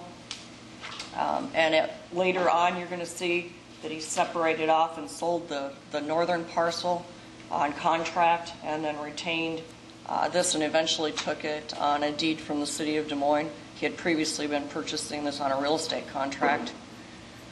I'm going to submit as Exhibit 3 the Polk County Assessor's records for both parcels. And these set out that the zoning on these parcels is M2. In 1989, this is Exhibit 5, if you're following along in your packet, is a decision and order of this board, June 28th of 1989. And what it sets out is that Seidenfeld Sun Iron and Metal Inc. Was expanding the use of their conditional use permit to include the southern parcel and some other parcel, a larger area that they were under contract with the city of Des Moines as part of a relocation. So at that point, they were operating those under a conditional use permit tied together in one use. That would be Exhibit 5. Exhibit 6 is a real estate contract which Mr. Seidenfeld entered in with Tibbetts to sell the northern portion of that property on a real estate contract. Exhibit 7 is an amendment to that real estate contract that was entered into where Tibbetts then sold their real estate contract or transferred their interest in the real estate contract to Crow Auto Service, Inc., and that was in 2009. So at that point, Crow had the northern property under a real estate contract. Then somewhere subsequently, there was some discussion with the city regarding Mr. Seidenfeld's real estate contract with the city of Des Moines, and they resolved those issues, and Mr. Seidenfeld took the southern parcel that we are here to discuss today by quitclaim deed. So now he has the southern portion and the northern portion owned separately. He has a real estate contract on the north, he owns the south. We're going to go through quickly some of the aerial photography that shows the use of these parcels. This is the first one, is Exhibit number 9, and it's from 2000. And you'll see it shows that the north and the subject property are both being used for storage of vehicles. At that point in 2001, Mr. Seidenfeld did have a salvage dealer's license that covered the property. That would be Exhibit 10. Exhibit 11 is the aerial from 2002. Again, it's going to show that both parcels are used for the storage of vehicles. In 2002 until June of 2003, Seidenfeld again held a salvage dealer's license. That would be Exhibit number 12. In Exhibit number 13, we have an aerial photo from 2003, again showing that both parcels are used for storage of vehicles. Mr. Seidenfeld in Exhibit 14 again obtains a salvage dealer's license. Exhibit 15 is an aerial from 2004, again showing the use of the property, both properties being used for the storage of vehicles. In 2004, again, Seidenfeld in Exhibit 16 receives a salvage dealer's license. In 2005, we have an aerial photo, which is Exhibit 17, which again shows the use of the properties together for storage of vehicles. Exhibit 18, Seidenfeld again receives his salvage dealer's license. Exhibit 19 shows again, as an aerial photography from 2006, the combined use of the properties for storage of vehicles. In Exhibit 20, Seidenfeld again gets his salvage dealer's license. 2007, Exhibit 21, again, both properties are used for storage. Exhibit 22 is a case activity log from our system, which is the Tidemark system that we log the business license applications. In 2007, Mr. Seidenfeld applies for a salvage dealer's license, which was denied because he didn't have a required fence on the south side of the property. So this was his last attempt to comply with the salvage dealer's license requirements. At that point, in Exhibit 23, Crow Auto Service is coming in, and in 2008, pursuant to his use of the northern property, gets his salvage dealer's license. Exhibit 24 is a site map that shows Seidenfeld had come in 2008, and he constructs a second building on the northern property. I believe that was with some agreement with Crow, although I don't know exactly how that structure went on a property that he was selling on contract. Exhibit 25, Crow Auto Service again gets a salvage dealer's license for the northern property.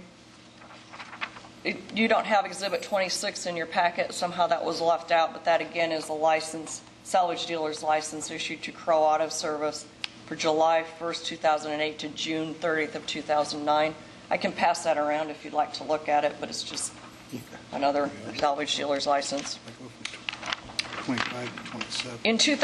In Exhibit 27, we now show an aerial photo from 2009, which shows a change in the use of the property. You'll see in 2009, the north property has some storage of vehicles on it. The property in question that is now owned by Seidenfeld has no vehicles on it at all. Exhibit 28 shows again Crow Auto Service is getting their salvage dealer's license for the north portion. Exhibit 29 is a 2010 aerial photo, which again shows the north portion of the property is being used, but the south portion is clearly, there's nothing stored on it. 30 again, Randy Crow or Crow Auto Service is getting their salvage dealer's license as they're supposed to for his property to the north. Exhibit 31 shows a slight change in use in Mr. Seidenfeld's property. We now see a couple storage of what looks like trailers, and the north property again, which is properly licensed and has its conditional use permit, is being used. July 2011, Exhibit 32 is Crow Auto Service salvage dealer's license again for his portion of the property. At some point in the changing in use between Crow Auto Service and Seidenfeld, Seidenfeld called and asked about the use of his portion of the property that he had taken title to, the property in question to the south, and he or his representative came in for a pre-application site plan conference in order to determine what he had to do to use that property for a salvage dealer. I am now going to submit the conference minutes that were given to him, where he was instructed to come to the Zoning Board of Adjustment on that property and receive a conditional use. Exhibit number 34 is his zoning board application form, where he signs on 1/10/2011, Richard Seidenfeld, that he is requesting to construct a building on his portion or his now property, and he wants a conditional use permit for an M2 for salvage. That's Exhibit 34, and you can see that he has signed that. Exhibit 35 is the Zoning Board of Adjustment decision and order dated February 23rd of 2011, wherein this board granted the conditional permit for use in the M2 Heavy Industrial District for a salvage dealer, put some stipulations on it. The building should be constructed in conformance with the building codes. I believe those issues may have been resolved. I haven't had a chance to check all the permits. There were a couple outstanding, but I think those were just final inspections that need to be done. Site plan development shall be constructed in accordance with the site plan. Any site plan shall include paved off-street parking, paved maneuvering access drives, identify dustless surface such as paved or recycled asphalt product for any storage of salvage materials, junk, or inoperable vehicles. And they were to get an easement through the adjoining property. The city did take that street that they had previously vacated and extended it down far enough to give this property an access without having to go through the easement. Any future dismantling of vehicle shall require an amendment to the conditional use permit. I'm going to submit that. There should be in your packet an Exhibit 36, and I don't have it in front of me, that is the site plan that Mr. Seidenfeld presented to the city, which was approved for where the building was going to be located, and indicated where he was going to put paving and where he was going to put his landscaping in order to comply with this board's order, and Chapter 82 and Chapter 134 of the ordinance showed the building and paving and the site plan requirements. There was an inspection done December 7th of 2011 where it was found that the site was not in compliance with the site plan ordinance. I'm going to show you pictures from that inspection. Again, we have trailers now stored on unimproved surfaces. We have some storage back along the back fence, roll-off containers. And the pictures are all Exhibit 37A through 37E, correct. Also showing junk stored off of a completely improved surface, barrels. You can see the paving, but there's no site plan improvements. They didn't plant any of the required landscaping that was required to be planted, and they're now parking off of an improved surface. On December 7th, a notice did go out from our office citing the violations. I think one of the questions is whether that was correctly cited for the paving. The site was 134-1377 F5 paving. Any off-street parking, including commercial parking lot for more than 4 vehicles, shall be surfaced with asphaltic or Portland cement binder. Not knowing exactly what those trailers were, I'm sure the inspector assumed that that was going to be a commercial parking lot of some sort. He could have come in with a site plan amended and done whatever type of designation he wanted to improve those surfaces. I don't think that's a fatal defect in the notice. It is notifying that they need to pave. The remedial action is to cease the illegal business in this location, which would have been the, at that point, he didn't have a valid CO. He still doesn't have a valid certificate of occupancy, so that would have been to cease the illegal use. They didn't strike the parking lot for the handicapped accessible, install the handicapped signage, install the plant material, complete, which would have also been a requirement of your Board of Adjustment decision in order. That wasn't completed. Remove the trailers off the lot. Can't be used for parking anything, including junk, salvage vehicles, nor can the building without a certificate of occupancy be used for the use that it was under. Update the site plans showing what use is going to be there, the salvage use. And he is to obtain a salvage permit, which are those business licenses that he hasn't had for a number of years down there. I think the crux of this case is that Mr. Seidenfeld ceased the use of that property for more than 6 months, as shown by the photos. He didn't have anything down there. He constructed a building for his use on the property to the north that he had under contract to another party, vacated completely that southern, and came in to the board for a conditional use permit to go back in on the southern property in order to do this, with the stipulation that he had to comply with the site plan. He has not complied with the site plan. He doesn't have legal non-conforming rights. He ceased the use, and he admitted he didn't have legal non-conforming rights when he came in and signed the application saying, I need a new conditional use permit. And he agreed he would come into compliance. He agreed when he brought in the site plan that he was going to bring it into compliance. Now he's arguing I don't have to because I have some legal non-conforming rights. Any one of those events, the transfer of ownership, the ceasing of the use, the coming into to the board asking for permission to do what he was going to do, and bringing in a site plan, all of those truly, absolutely, and any argument that he has legal non-conforming rights to park on unimproved surfaces on this lot. Questions? So if he had legal let's say he did have legal non-conforming, none of the paving, none of the other items that would have been required in the site plan would apply? Is that kind of what I'm hearing? He went in there in 1989 on this site, and there would have been paving requirements of some sort in 1989. Okay.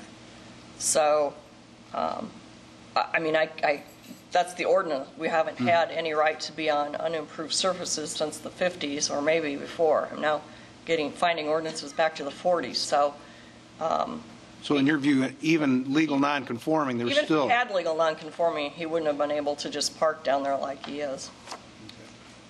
Brooke? Question. On this letter of December 7th, it says remedial action. I don't see anywhere where it says he needs to pave anything. Well, the remedial action is to remove the trailers off of the lot, and that would be a remedial action until such time as it was brought into compliance with an approved site plan. So update the site plan would be, the number 7 would be update the site plan showing salvage use, which would mean paving. You have to pave X. Yes. Okay, and legal non-conforming, since it was a contract sale, I presume that the seller is joint tenant. How do you lose non-conforming if you've never signed over the property?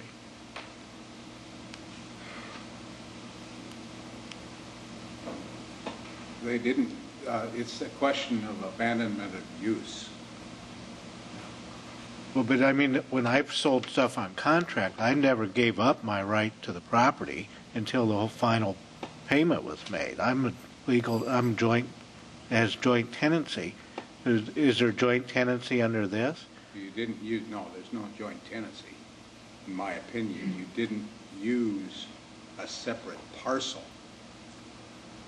They were separate. So it separates. You're separating it. Are you talking about the north parcel or the south parcel in our history? Brooke, my understanding is that the north parcel is the part that was sold on contract. Correct. And that has nothing... No, we're talking about the south. That's right. Yes. Okay. My fault. Yeah. Yes. Okay. Any other questions for staff? Thank you, Sue Ann. Applicant or representative of the applicant?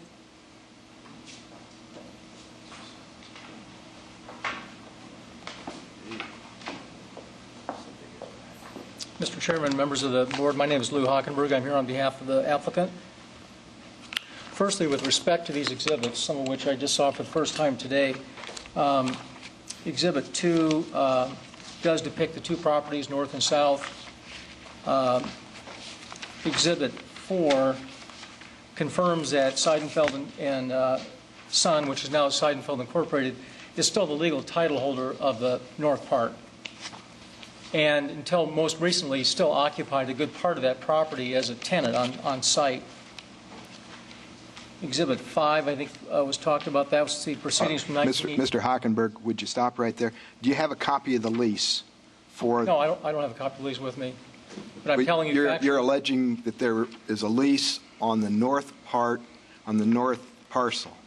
There was. From Crow to Seidenfeld. Seidenfeld occupied a building on the north side until its new building was completed about a year ago, or whenever it was completed, but continued to occupy the south part of the north parcel until the new building was built.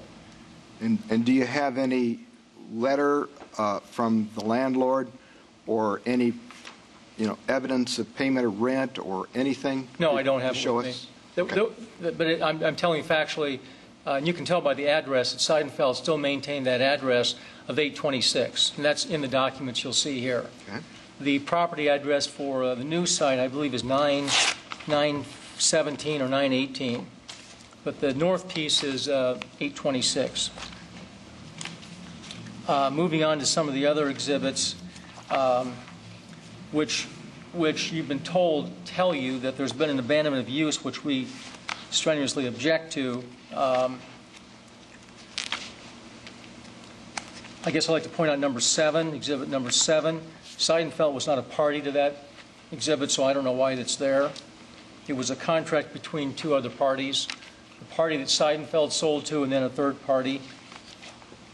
The quitclaim deed is between the City of Des Moines and Seidenfeld. Seidenfeld bought the south piece and another 5 or 6 acres years ago from the City of Des Moines, and the City of Des Moines continued to use part of the property that it sold to Seidenfeld. A dispute erupted, and the parties settled that in the deed. This deed, number 8, is part of that settlement. Number 9, you've been told, depicts the property in year 2000.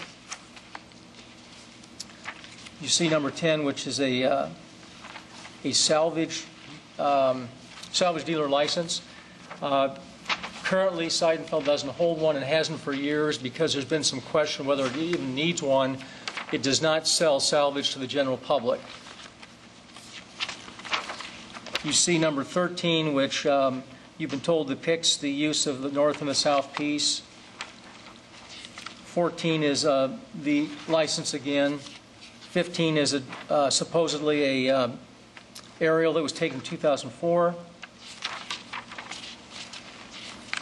Exhibit 17 is an aerial that allegedly shows the property in 2005, where both parcels are being occupied. The same with 19, and that was taken in 2006. And the same holds true with Exhibit 21, which was taken in 2007, apparently, showing the use of both pieces of property.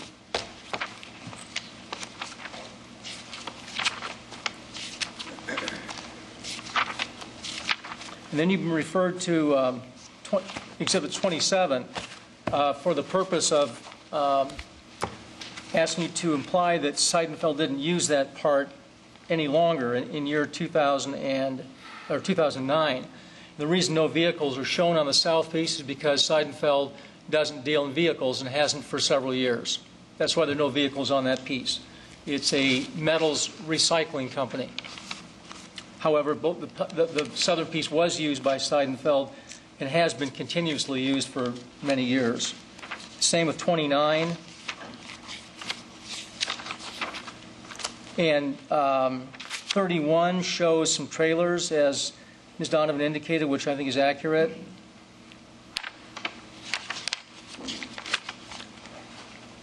The purpose of number 33 was that Seidenfeld was going to build a new building on the south piece. So that's why there was a site plan conference with respect to the new building. And then you'll see Exhibit 34, which runs in tandem there, that indicates on its face that a 50 by 60 foot building addition was to be installed. 35, you've gotten a snapshot of part of what happened at that time. I'd like to kind of fill in what's missing, if I could, Mr. Chairman, circulate this. This is the agenda item for the February 23, 2011 meeting before this board, which indicates that the applicant, which was Seidenfeld Incorporated, proposed expansion of existing metal recycling / salvage yard business with the construction of a 50 by 60 foot building, indicating that the site is included in a salvage yard approved by the Zoning Board of Adjustment on June 28, 1989. So this came from the city, which indicates to me that there's been no discontinuation of use, and the southern piece was a mere extension of the business activities that took place on the northern piece since at least 1989. If I could make this part of the record, Mr. Chairman, I'll circulate that. Thank you. Thank you. If you can show it to us on the screen, it'd be helpful. You can do that right now, Eric? Sure. So we can see what he's talking about. Thank you. Okay, so what I read from was the proposal piece, which is the first paragraph underneath the blocked area. And it's interesting, in 2011 there was no contention, there was a discontinuation of use. In fact, it strongly states that this is part of a metal recycling salvage yard business that's been in existence since 1989. Now, the reference to June 28 of 1989 is in your packet, and that is that's the proceedings that took place before this board at that time. And I don't know, I have the exhibit number, but it's part of the original packet. If I could identify that for you.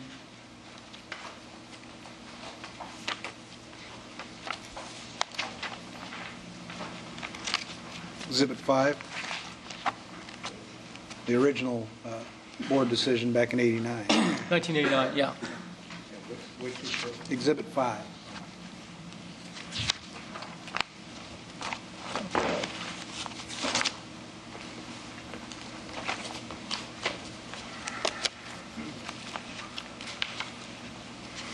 Yes, after all the Exhibit 5. assessment ones. Yeah. Yes, that's it. And again, that refers to application for a conditional M2 use to permit expanding an existing salvage yard. So again, this acknowledged the existence of the salvage yard back in 1989. And then your agenda item for 2011 acknowledges that that's a mere expansion of the operation that's been there since at least 1989.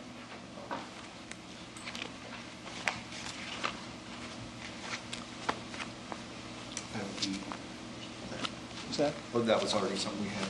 Yeah. Yeah. We just wanted to see that, Eric. Is that circulating right now? Well, I think we know it's right there, but we'll pass it around. Can I circulate that? Thank you.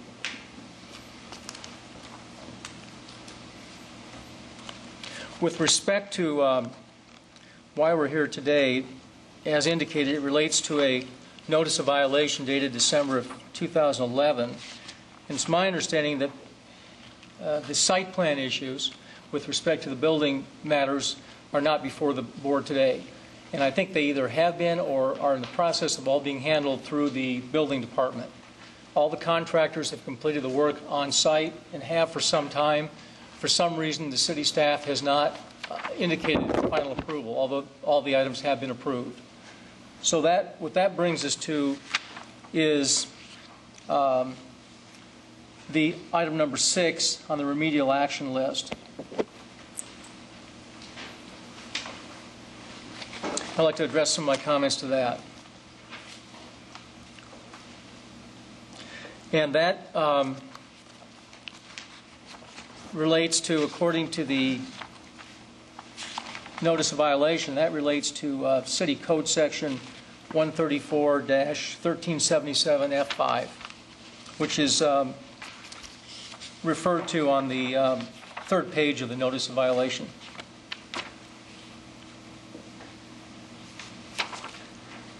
The land in question is on Southeast 21st Street, south of Maury, just for identification purposes. Seidenfeld currently operates a metal recycling business at 918 Southeast 21st. Seidenfeld purchased the property immediately north of that, the part we referred to as the northern piece, which was known as 826 Southeast 21st in 1981, and has been continuously operating its business since that time. In 1989, Seidenfeld acquired from the City of Des Moines an additional 7.89 acres adjacent to 926, which includes the subject property at which is referred to as the south piece. Seidenfeld has conducted his business in that area as a metal recycling business consistently since 1980. There have been no interruptions of operation whatsoever. Are you reading off of an exhibit? And if so, which one? No, I'm not. Oh. I'm looking at my notes. I see. Seidenfeld sold part of the northern piece on contract and still has an interest in that property. As you can see from one of the exhibits, it's still a legal title holder. And as I indicated, did occupy the south part of the north piece as a tenant in one of the buildings there till the new building was constructed.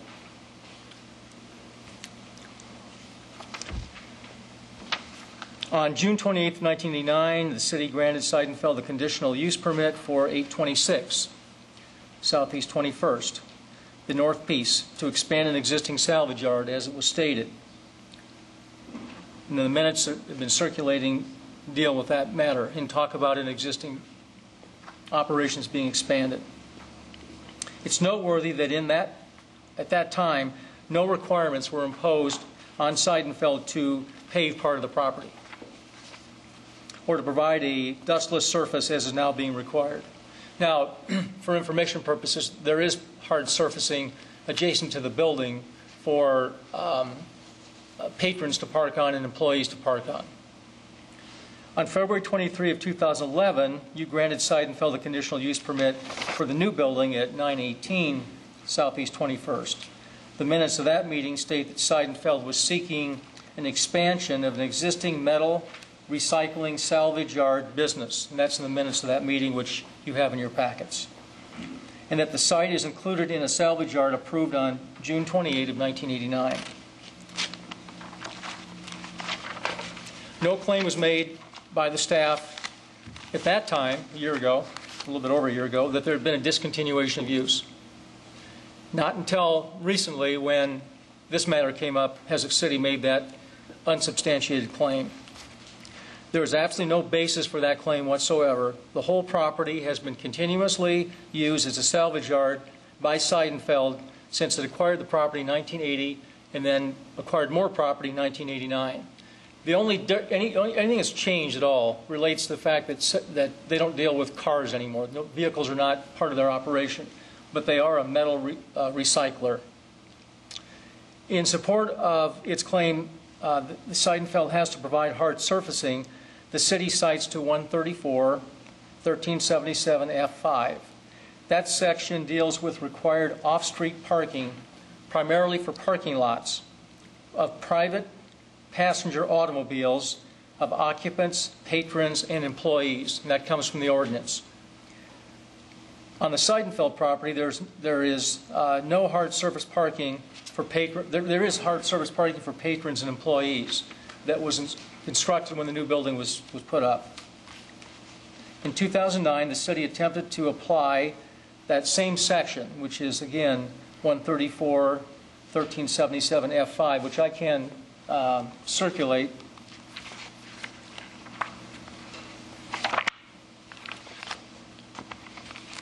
I guess I don't have an extra copy of that.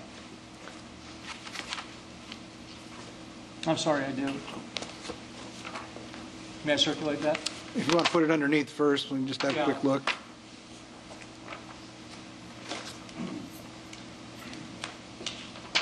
Okay, section 134. Oh, thank you. Thank you very much.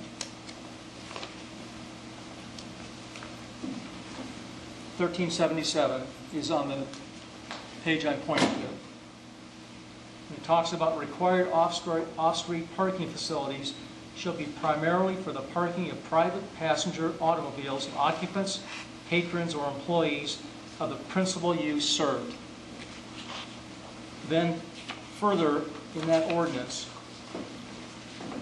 on page 5 of 10, you see subsection F. Every parcel of land used as a public or private parking area, including a commercial parking lot, shall be developed and maintained in accordance with the following. And then further down under 5, which is on page 7 of 10, it talks about paving. Any off-street parking area, including any commercial parking lot for more than 4 vehicles, shall be surfaced with an asphaltic or Portland cement binder pavement or such other surfaces as shall be approved by the city engineer so as to provide a durable and dustless surface. shall be so graded and drained so as to dispose of all surface water accumulation within the area, and shall be so arranged and marked as to provide for orderly and safe loading and unloading and parking and storage of self-propelled vehicles. As I mentioned, this section was applied, or the city attempted to apply this to another type of business in Des Moines in 2009. And the district court ruled that that section, 134-1377F5, had no application. It applies to commercial parking lots. This is not a commercial parking lot. And the decision was affirmed by the Court of Appeals last year. Looking at the ordinance, the parts that I read, again, it deals with parcels used as a public or private parking area, including commercial parking lots. The site and fill property is not a commercial or private parking area. In fact, vehicles are not on that property today. They don't deal in vehicles. There's a trailer as shown by the pictures. The ordinance also talks about commercial parking lots for more than 4 vehicles. Again, this is not a situation like a KEC lot where there are several vehicles and where they have to be striped. The ordinance talks about marking. Again, it's not a commercial parking lot. Those provisions were not designed to apply here. The ordinance talks about loading and unloading and parking and storage of self-propelled vehicles. That doesn't apply here either. Again, it fortifies what we're saying, and that is that this applies to commercial parking lots. These terms clearly show that 134-1377F5 apply to commercial parking lots. One more minute. No application here. We are asking, based upon these arguments, that the notice of violation be reversed. Okay. Can I circulate this? Yes, you sure can. There are Also, questions. One more thing I have I'd like to circulate is the Court of Appeals decision that I referred to. You want to get a sticker and mark that, Lou, please? Thank you. Do we need to exhibit the ordinance? No, we'll pass it around.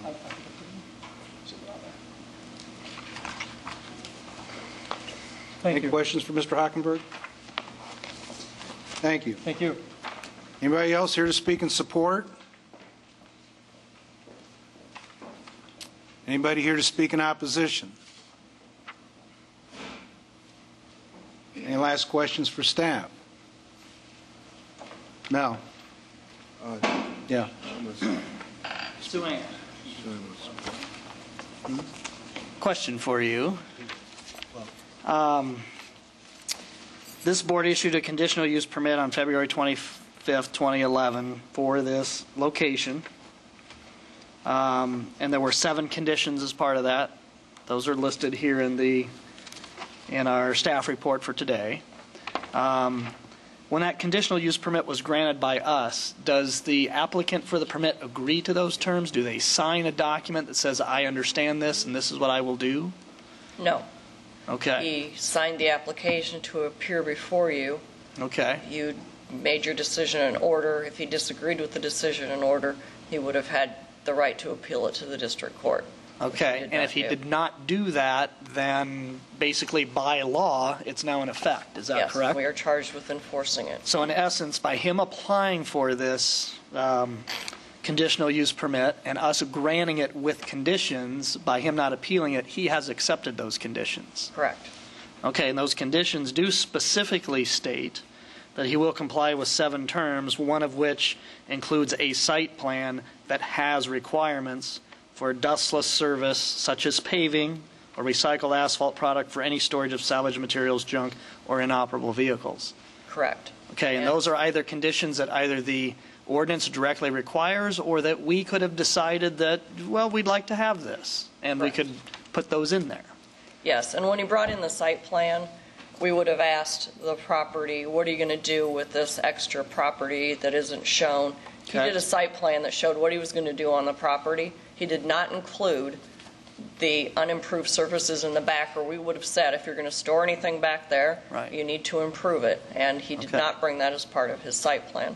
Okay. And how about Mr. Hockenberg's observation or contention that, well, off-street parking doesn't apply to what's going on out there? Is there another area of the ordinance where it does apply?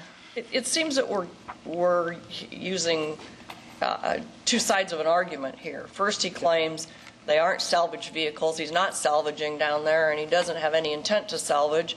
And then he argues that it's not commercial parking lot for trailers. So it's one or the other. If he's going to, if those trailers are for salvage, then it's a salvage, and he needs to bring in his site plan and improve it. And if he's going to park commercial or contractor's equipment or whatever he wants to try to call these trailers, he's still going to need to improve it. We don't have the ability as inspectors to read the mind of the property owner and determine whether he's calling that a commercial lot or junk and salvage. But Mr. Hockenberg has continued to say it's not. He doesn't salvage vehicles, so those aren't junk vehicles. Okay. Now, and another question from Mr. Hockenberg's statements. He said, well, he doesn't do auto salvaging anymore. But the word salvaging, can't I just salvage scrap metal? Can't I salvage an old refrigerator? Is salvaging just appropriate to vehicles? Or does it mean any kind of recovery of a product for reprocessing or reuse? It would be any type of product that you're salvaging and reprocessing. It's also should be pointed out that Mr. Hockenberg states that he didn't use the south property. He was using the building that he built up on the north property, and he moved his operations to the north property under a lease agreement with the contract buyer, and that lease agreement ended for some reason, or they terminated it, and he decided to build a building down there. So what he's saying is he doesn't do cars, he does some sort of metal recycling. He obviously did it in the building to the north because he does everything in a building. So you can't claim that you're using the south portion to recycle your metal if you're doing it in the building on the north portion. There's obviously a lapse in use. Okay. All right. Okay, thank you. So, and one question, and it just kind of jumped at when Mr. Hockenberg brought it up. On this 1989 board decision, it states that it's the application to permit expanding an existing salvage yard. And then Exhibit A that he showed up, the application here, it said expand an existing salvage yard. Yet, I look in our board decision, it doesn't reference expanding the salvage yard. Why is there a discrepancy? The 1989 decision? The 1989 decision was, if you read through the decision, indicates that he had a conditional use or a salvage dealer license on the north portion that he later sold off on contract that is now held by Crow. He had some property in Guthrie Business Park, I believe, and as part of a city buyout to renovate or redo that area, he was relocated.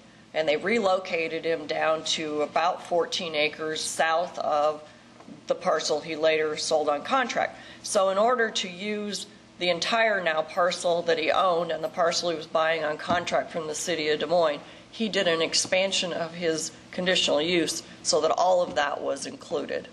Now, as Mr. Hockenberg points out, he only really used to store cars for himself or others about 2-3 acres of it that is shown in the pictures. And the city continued to use some of the rest of it for offloading snow in winter season. And so he didn't have the full use of that. And I believe as a result of that is when they came up with the agreement between parties that Seidenfeld would take the 2.89 or whatever it is acres, and the city would retain or take back from him the remainder of that southern portion, and they deeded to each other and split off. So Seidenfeld ended up with just the property that we're talking about right now. So when he came in for his conditional use permit last year, it was an expansion of his use to the north, but when staff did some research, we found that really it wasn't an expansion. He just needed a conditional use permit.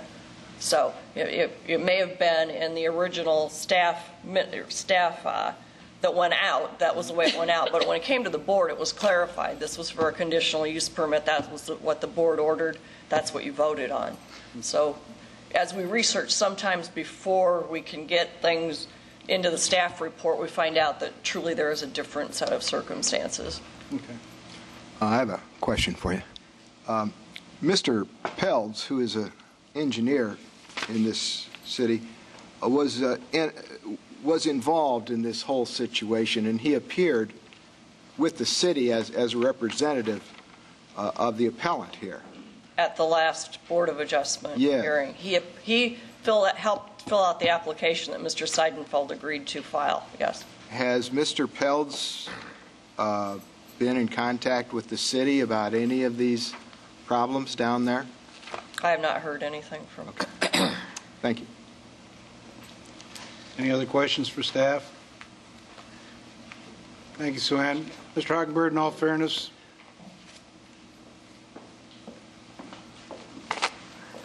Once again, the city is now making a claim, and it's been inconsistent throughout the years. Now it's saying that this is not a continuation of an existing use, which it's said that several times in your minutes. I want to correct what was just stated to you. I didn't say that they don't deal in salvage. I said they don't deal in cars anymore. They don't. Okay. So there are no inoperable cars. The city is using an ordinance that has no application. And this notice of violation is based upon a code section in your municipal code. The city has to be able to show how it applies. The city can't show how this applies because by its very language, it's inapplicable, and a district court and a court of appeals have said this ordinance that's being applied against Seidenfeld today applies to commercial parking lots. The city is claiming discontinuation of use but can't prove it and hasn't proven it. The property records show that Seidenfeld has had an interest in both pieces of property since 1980. Let's stop right there, Mr. Hockenberg. When he sold the northern parcel on contract, right, you understand that the contract buyer is the party in possession and has a right to a deed upon payment, fulfillment of the contract, that all that Mr. Seidenfeld had at that point was what we call personal property. That is the right to be paid and the obligation to deliver a deed. I mean, I don't see how it could be any more clearly separation of ownership than selling off a parcel on contract. The property records show that Seidenfeld is still the contract seller, the legal title holder, yes, and as I indicated, occupied a good part of that property, the southern portion of the north piece, for several years until it decided to build a new building. So the use never changed. And if the use did change, when was it? The city hasn't proven that on a certain date the use was discontinued, and for 6 months they didn't operate the business. They have operated this business at this location since 1980 with no discontinuation of use. And that argument is now being used conveniently for the very first time. I mean, if that existed, why didn't it come up in 2011? Why didn't it come up in 1989? Because it's not factually true. thank you. I will close the public portion, go to board decision.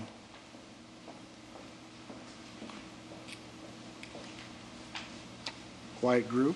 Well, pretty clearly the applicant had the right to appear himself. Clearly the applicant had the right to bring the landlord from the northern parcel here to explain to us the lease. Clearly the applicant had the right to evidence the lease by payments and some kind of written agreement between the two parties. Mm-hmm. The applicant decided that he wasn't going to be in the salvage business anymore, evidently, because he didn't get a license and hasn't had one since, 2007. He moved everything off the southern parcel and maintained it in the name of a corporation that wasn't licensed to do salvage business. Now the claim is we don't have to do what we agreed to do in our application before this board back in January of 2011 because we're grandfathered in. Well, I think the evidence is there to uphold the zoning officer's determination. I would concur with Mr. Clark. As the zoning enforcement officer stated, there are a number of different things that have transpired due to the due to the applicant's actions that wound up ceasing that use that was previously there. And one of the most recent ones was his own filing to request a conditional use permit, which was granted. And there were very specific terms in that, which in essence he agreed to. So the game has changed for a number of reasons, and I would uphold the zoning officer's decision as well in this case. Brooke? Question, what exactly is a salvage permit? Is that strictly for autos? Sounds like, from what we were told by the zoning enforcement officer, that salvage can mean salvaging of any materials for reprocessing, resale, We scrapping. used to call them junkyards. Which I always associate with cars too, but they can be anything. Well, I mean, is there a legal description of what a salvage permit is? Is there, Sue Ann? Salvage dealer license, I'm sorry. Maybe we'll get an answer in the meantime. I mean, if you have to have a salvage dealer license to In what? any type of salvage business, that's what it sounds like. Whether, I don't know. But I also, I'm somewhat unclear on the remedies that was in here. I guess I just don't understand. It says update site plan showing salvage use. I don't understand how that means you got to pave the whole thing. So it's coming down to continuous use and the fact that there's trailers on the. Yeah, the trailer issue, I think, is what's driving a lot of this, because they're parked on a non-solid surface. And if they want to bring it in compliance, they have to have some sort of either Portland cement or asphaltic surface on. I don't want to be speaking out of turn, but that's what I understand it. So I think it said dustless. Dustless surface, yeah. not solid, but dustless, right? Okay. So that could be different than paving of. Yeah. Right. So I think that's what it's coming down to. What about under the contract selling, as I looked at it, I obviously am not a lawyer, but it has a joint tenancy clause in there. Well, how does the seller give it up if he has a joint tenancy to the deed? When you sell something on contract, you are selling what you have, an interest in the real estate. The only thing you retain is what we call bare legal title, and that is retained because you still have the right to payments. The contract purchaser is the one that has all the obligations for the land. That is, he has the right to occupy it, but he also has the obligations to carry insurance, and if he's going to carry insurance, or else he's self-identified. What does joint tenancy mean then? Joint tenancy is generally between two individuals and has to do with the fact that the survivor gets all of the property. If one would die, the other gets the property. Generally, you'll see husband and wife as joint tenants with full rights of survivorship and not as tenants in common. Well, because it just says seller immediate proceeds holds the title and the above described property in joint tenancy. I don't know what you're reading from. The seller agreement. What document? What document are you reading from? When Mr. Zeidenfeld sold the property. Yeah. Exhibit number? Exhibit number, perhaps? There's no, it's number 14, okay. But there's no page numbers. I mean, if it's held in joint tenancy, I don't see how you don't own the property. Exhibit 14 is a... Oh, no, not Exhibit 14. I'm sorry. It's Exhibit 7. Okay. But it's under the contract that's number 14.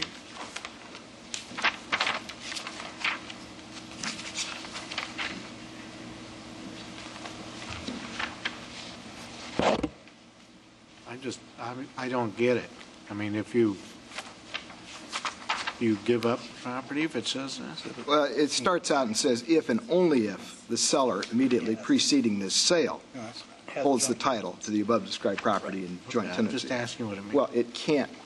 I mean, the seller in this particular instance would not have, because, of course, the seller is an LLC in this particular instance. Okay. Generally, corporations, since they have a unlimited life. Right. Well, I'm just asking. Can't hold, don't. If we need to take it into account, or we don't take it into No, account? no. But on a contract sale, you don't? You don't pay attention to that when the seller is a corporation or a LLC.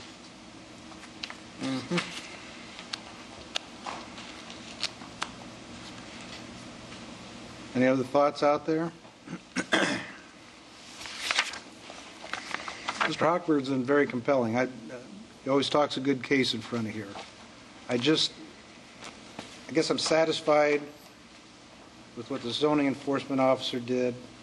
I think when Mr. Seidenfeld came back and applied last year, even though it might have said an expanded use of a salvage yard, he in effect was getting a new lease on that or new application for that property.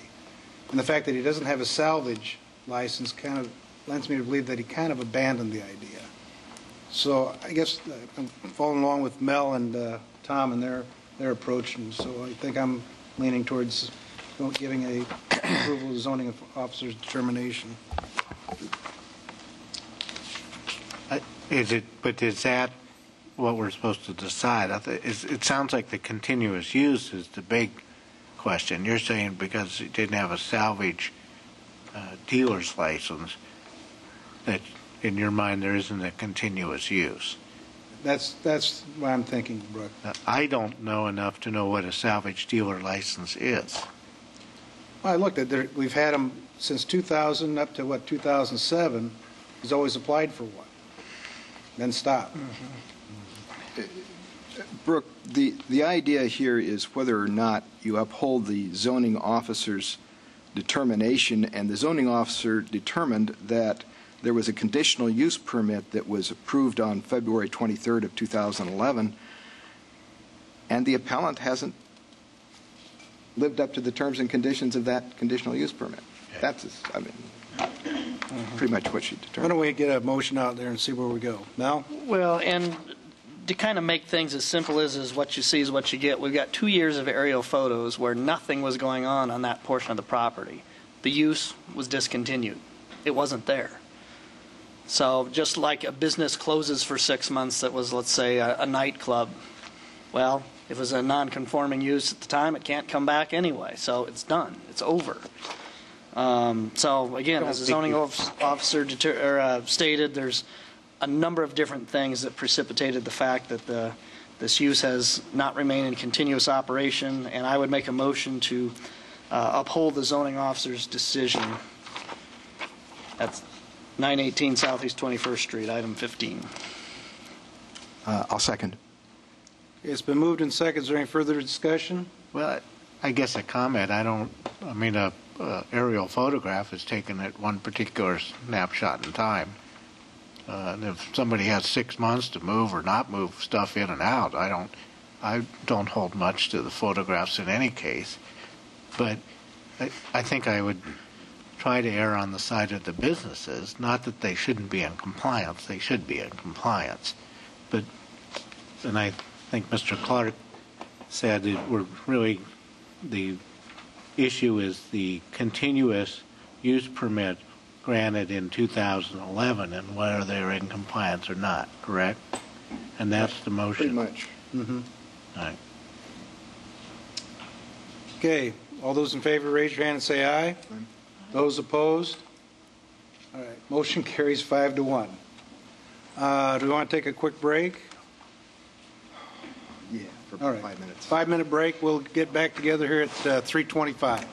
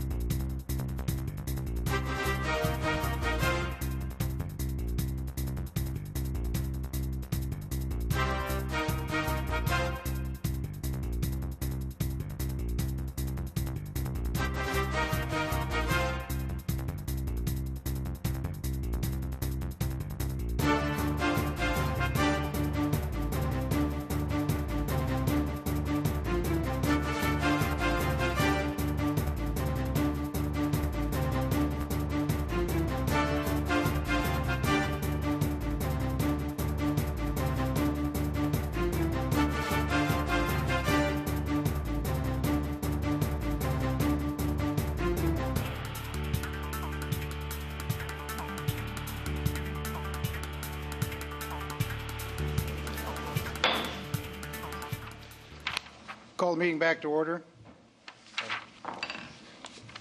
Item 16 is a variance at 303 Scott. Mr. Chair, members of the board, item number 16 would allow for retention of some outdoor storage of materials, equipment, and racks that contain tires that are currently along the east side of a building and within the minimum required 25-foot front yard setback. To keep these tire racks, they need two variances, one being variance of the provision that prohibits the outdoor storage of any and all materials, junk, and debris in the M1 district, and second is the variance of 25 feet less than the minimum required 25-foot front yard setback. The subject property probably looks familiar. It was before you last year. See Earl's Tires at the corner of Scott Avenue and Southeast 4th Street, just east of the confluence of the Des Moines and Raccoon Rivers. There's a recreation trail that kind of winds along, or goes along the levee just on the south and west sides of the property. There are currently some tire racks located along the east side of the building that contain used tires, which the zoning ordinance classifies as being junk and debris since they're used tires. And if this looks familiar, it's because he was before this board last year to get variances to allow two semi-trailers to be retained on the back of the property and then to have outdoor storage of junk and debris at that time. And when he was at the board last April, the board gave him 2 years to get rid of the semi-trailers, but the board denied any and all storage of outdoor junk and debris. And since that time, he's been working with the zoning officer to get the site cleaned up. He's done quite a bit of removal and definitely improved the site. However, the only remaining outdoor storage that he has is those tire racks on the east side of the building. So this is kind of his last ditch effort to keep those tire racks before having to remove them. Here's a photo of how they appear today. You can see that they're surrounded by chain link fence with barbed wire on the top. This is zoned to M1 industrial, so barbed wire is allowed. Here's another photo looking kind of northwest.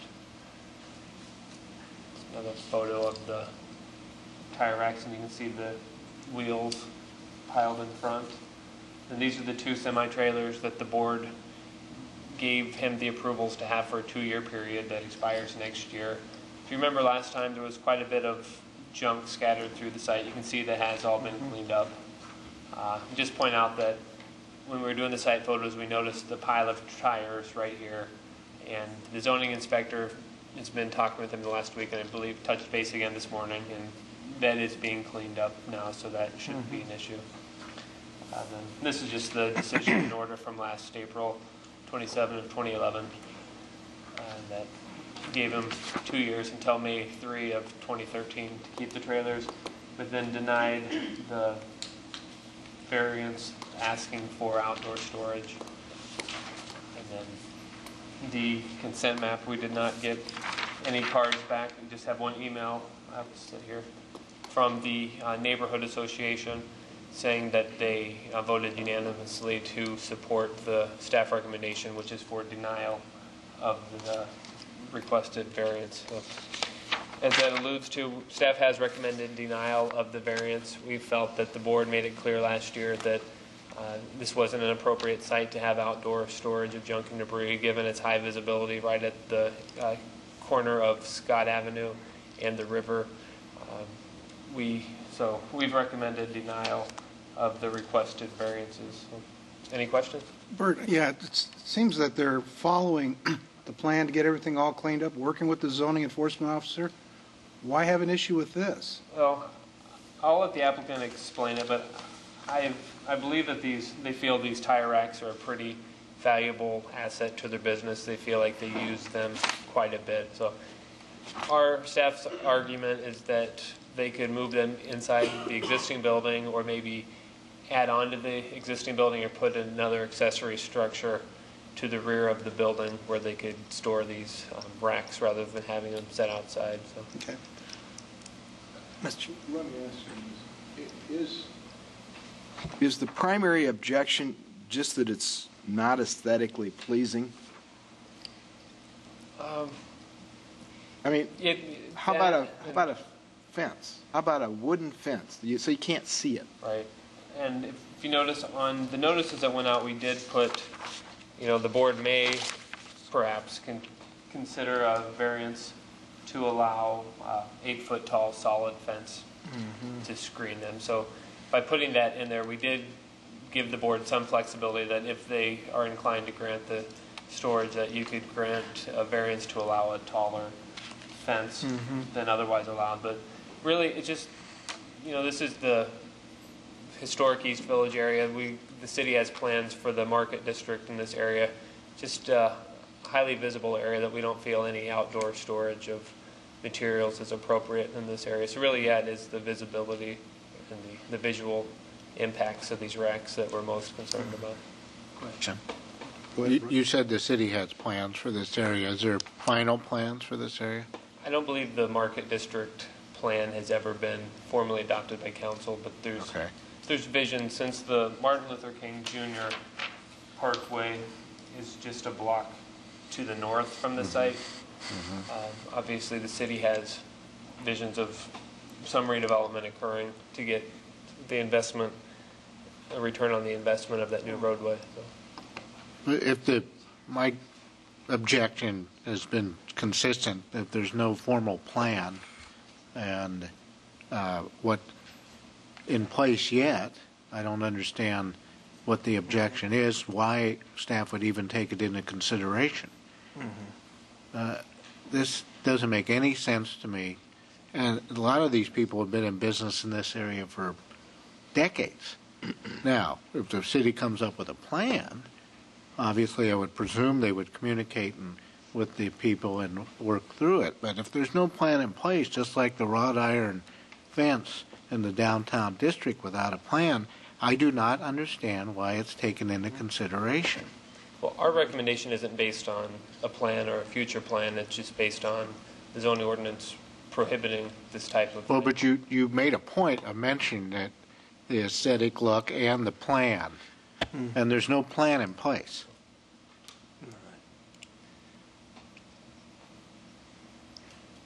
Bert, question for you. You mentioned now outdoor storage for materials is not allowed in the M1 district. This is an M1, right? So even if he had gold bars he wanted to store on those outdoor shelves, that's storage of an outdoor material, right? Correct. So it's not just that it's junk or just that it's tires or anything like that. Right. Could you put the photo back up that shows the rims and stuff against the fence? I just think for clarification, we might have to ask the owner or the applicant here. It looks like even the outside, quote, tire racks just have rims on them, steel rims. I don't see any outside tire storage, but nonetheless, those rims would be a material. I guess my bigger concern would be if we had tires stored outside, even if they were brand new or good ones, tires can hold water. When they hold water, they breed mosquitoes. Then I think we could have a public health issue. And we can get into this in our discussion, but I just wanted to clarify, does it look like there's tires stored out here too, or do we just have rims out here? On this side, it's just rims. On the west side, there was Yeah, because we saw the little pile there, and there is a recycling trailer I saw there from Liberty Tire Recyclers, which hopefully he's getting those in there like daily, right, to get them shifted out. Okay, thank you. Any other questions? Thanks, Bert. Applicant or representative of the applicant?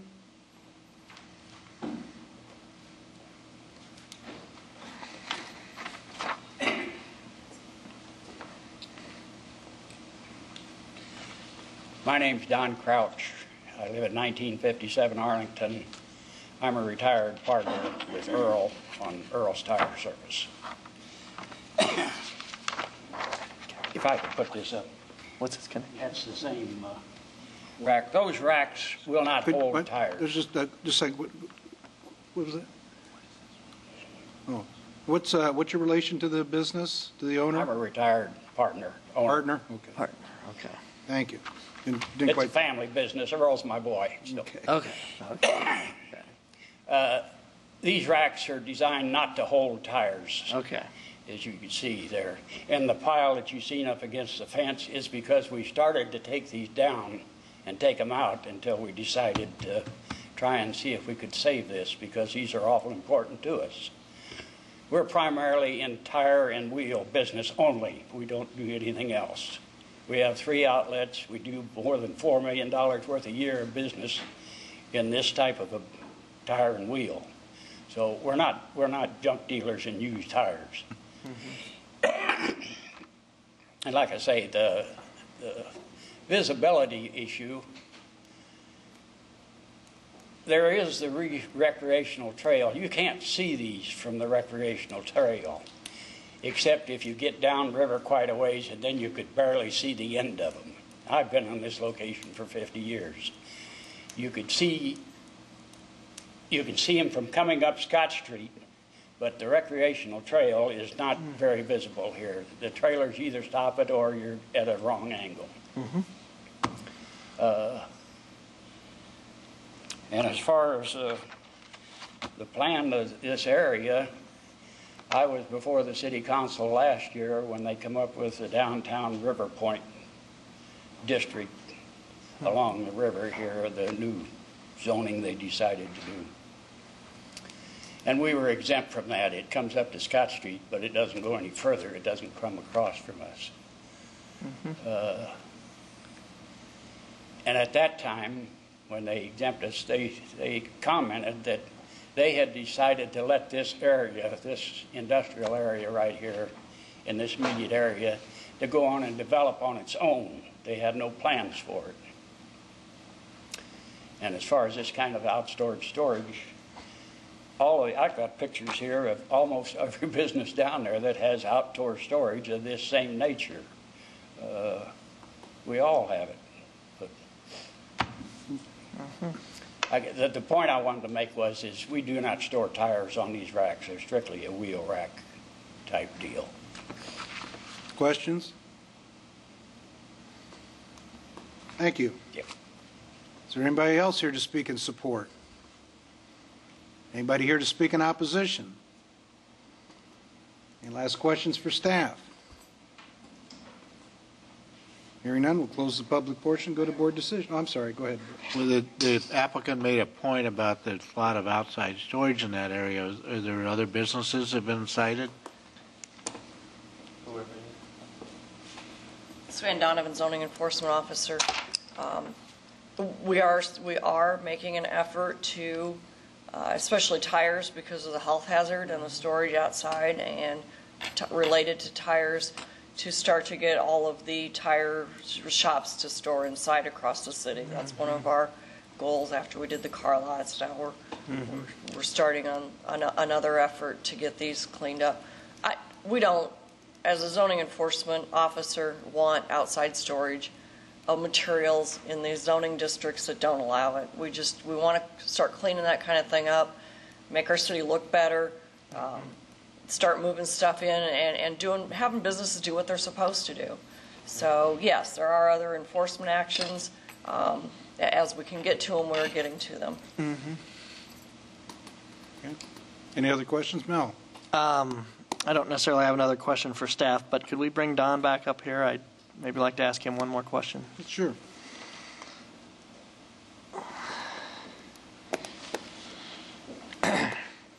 Mr. Crouch. Hey, I also want to say your son presented very nicely last year on behalf of your business, and I thought we had some pretty good agreements there. Perhaps this one just didn't get discussed or hit well enough, but as was noted by Bert from the city, Bert had said while staff's recommended denial here that, if the board wanted to consider a variance to allow you to keep that outside storage, that maybe what if it was fenced off with like an 8-foot fence? Would you be okay with some kind of a solid screening, nicely built fence? I would, and I'm not. I would if I had to. Okay, sure. We've had that metal building. If you fence that in, the police cannot see in there. Okay, I understand that. People get in there, they cut the fence, they get in there. They've opened up the side of that metal building and went right through it. Okay. So the police should be very hard pressed to see what's going on there. There's 2 back doors there. Okay. Now, the way they cut into your building, did they climb over your fence that you already had to do that? They cut through the fence and Okay. got between the racks and the fence where they're Okay. concealed. So whether it would be screened opaquely or open chain link, that doesn't seem to deter them anyway, does it? No, it doesn't defer. Okay, It okay. just stops people from being able to see. Gotcha. You wouldn't Okay. be able to watch it. Okay. Well, that's disappointing all the way around that people are that Yeah. egregious. That area at night is sometimes pretty desolate. Yeah, yeah. When did you start the, I mean, it's not like you might remember this as a red letter date, but when did you begin your outside storage of your wheels or rims here? Or was that just kind of the way a tire business ran and it was never a big deal? It's been late 90s. Was it about the time you built this building or this addition here that you started Right after with these that, racks? right after Okay, that. okay. We had to have the setback, the original building come out to the lot line. Right. And then the new zoning, Okay. we had the setback. Okay. So this looked like a good area for this. Okay. All righty, thank you. Any other questions for staff then? All right, now we'll close the public portion, go to board Thank you, Mr. decision. Chairman. That's all right.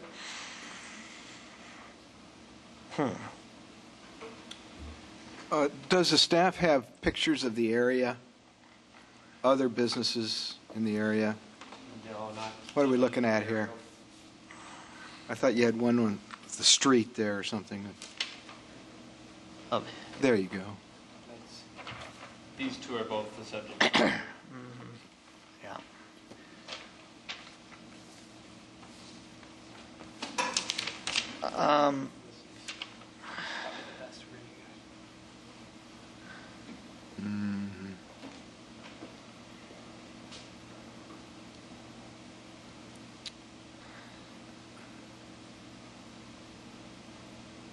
And Bert, Mr. Chair, can I ask Bert another question? Sure. Just from a rough perspective, he said the building was built in what, about 99 or so, I think? Is what Mr. Crouch referenced? This addition was. Yeah, the addition. Would he have been required to do a site plan at that time? Yeah. So if there was to be outside storage, that was either identified or was there a statement on the plan there would not have been any outside storage allowed? Well, without looking at the site plan, it wouldn't have Sure. been permitted then anyway. Okay, so the M1 requirement for no outside storage, that's been around for a long time. Right. Okay. All right, thank you. That help your decision-making, Annie? Well, might help a meet in the middle. Well, yeah, that's all right. If we need, we'll ask. Thank you, though.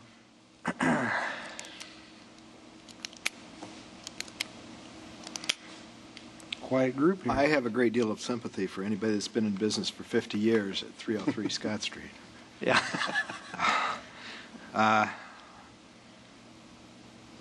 If in fact this is an aesthetic question rather than a public health question,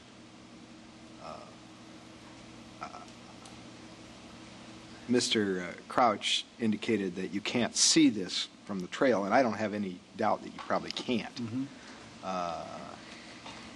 On the other hand, it's in violation of the light industrial district zoning he's got. And he's known it for more than a year.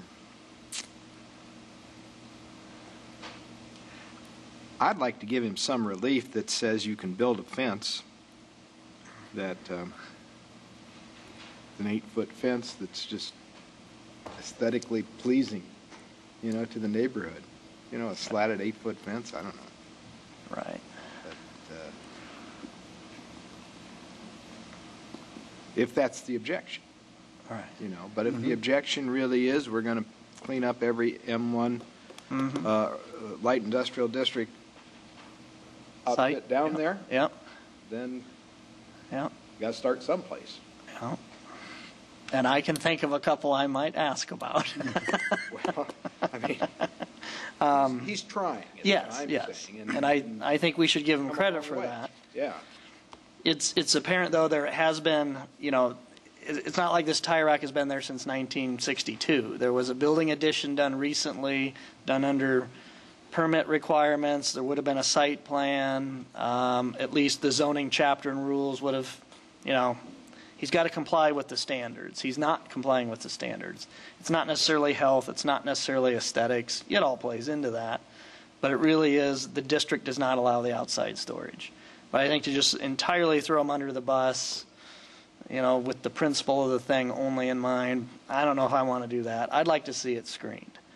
And yes, then somebody might get in there and mess around. Well, then that might just encourage him to eventually build a complete addition. Perhaps, though, he would then have to come back and ask for a exception or a variance in order to move, because I assume the building is built at the setback requirement. Well, depending on how the staff even kind of hinted at a variance of 5 feet over the maximum allowed 3 foot of height, but there was no discussion about or no reference to any kind of setback issue. No, I'm saying if you're going to build an addition to the building. Oh, then, yeah. Okay, all right. What if we gave a little bit and said move the tires, but the rims are okay if you just put a fence in it? Well, there are no tires outside. I thought on one side. Well, on that side, he's got either got them or they're in the process of cleaning those out. Right. But we're talking about that. Tires are going completely? Oh, I didn't understand that. Yeah. That can be looked at as a health issue right away. This is the variance of 25 feet less than the for the property line adjoining Southeast 4th Street right away. So he actually is in the setback with his fence too, I guess. There's 2 variances here, plus maybe a third one we could give him.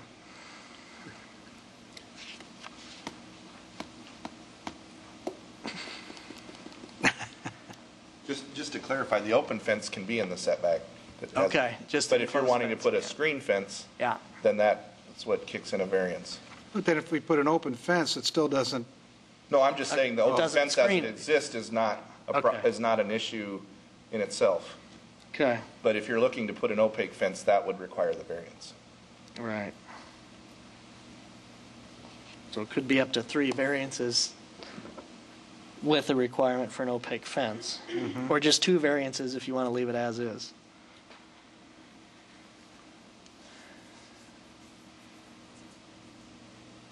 Can I try a motion? Let's try something. Okay. I want to hear something. I'd like to make a motion to grant him a variance for the provision that prohibits outdoor storage of all materials in the M1 district. Also provide him a variance of contingent on. Well, wait a minute. All right.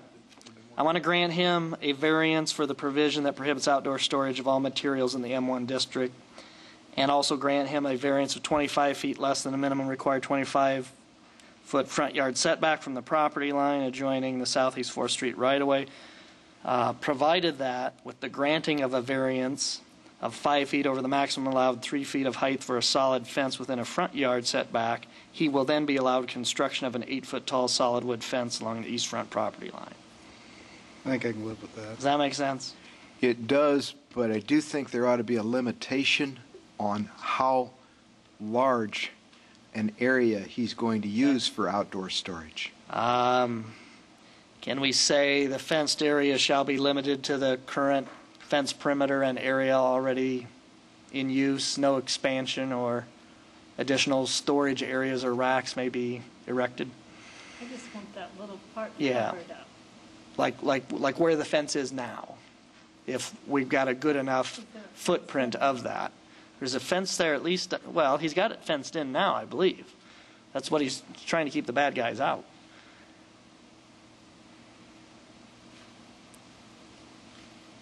From staff's perspective, is there a 3-sided fence there that comes around and hits the building? What do we got? Yeah. Just describe it as no further than obviously the property line on the east and no further south than the existing building. Okay. It's essentially. I'd have to see the picture again to get that in my head. Well, I mean, if you look at the aerial. Unless you can deal with it administratively. Look at the aerial, you can see that the south fence extends off the southeast corner of the building. Yeah, now I can't see it. Slide it up a little. Yeah. I just really have a tough time seeing much of it. And this is the newer building right here. And that's the area. Yeah, the area doesn't extend any further south currently than This photo kind of shows how the Does it extend south of the building now, or is that just the perspective and angle we're at? That's probably, that's parallel to the, yeah. Okay. That's an awful lot of storage. I mean, they've got a truck back there and Well, I suppose we'd have to get in and out of there with a vehicle to, or we set him back on the variance for the setback by a few feet. Do you want to amend my motion a little?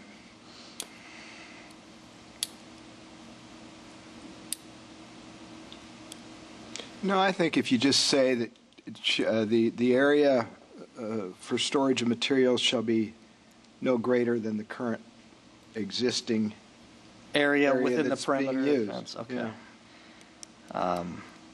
And that opaque fence won't just be slats thrown into this one, right? We would want to see a newly constructed fence. I think I would. Yes. Okay. Yeah, all right. This will be a newly constructed fence, and no slat work in the existing fence will be allowed. because it looks like there's barbed wire out there. So will the barbed wire come down? Is barbed wire allowed in the M1? I hate barbed wire. Going back. With rims, they're pretty lucrative. Yeah.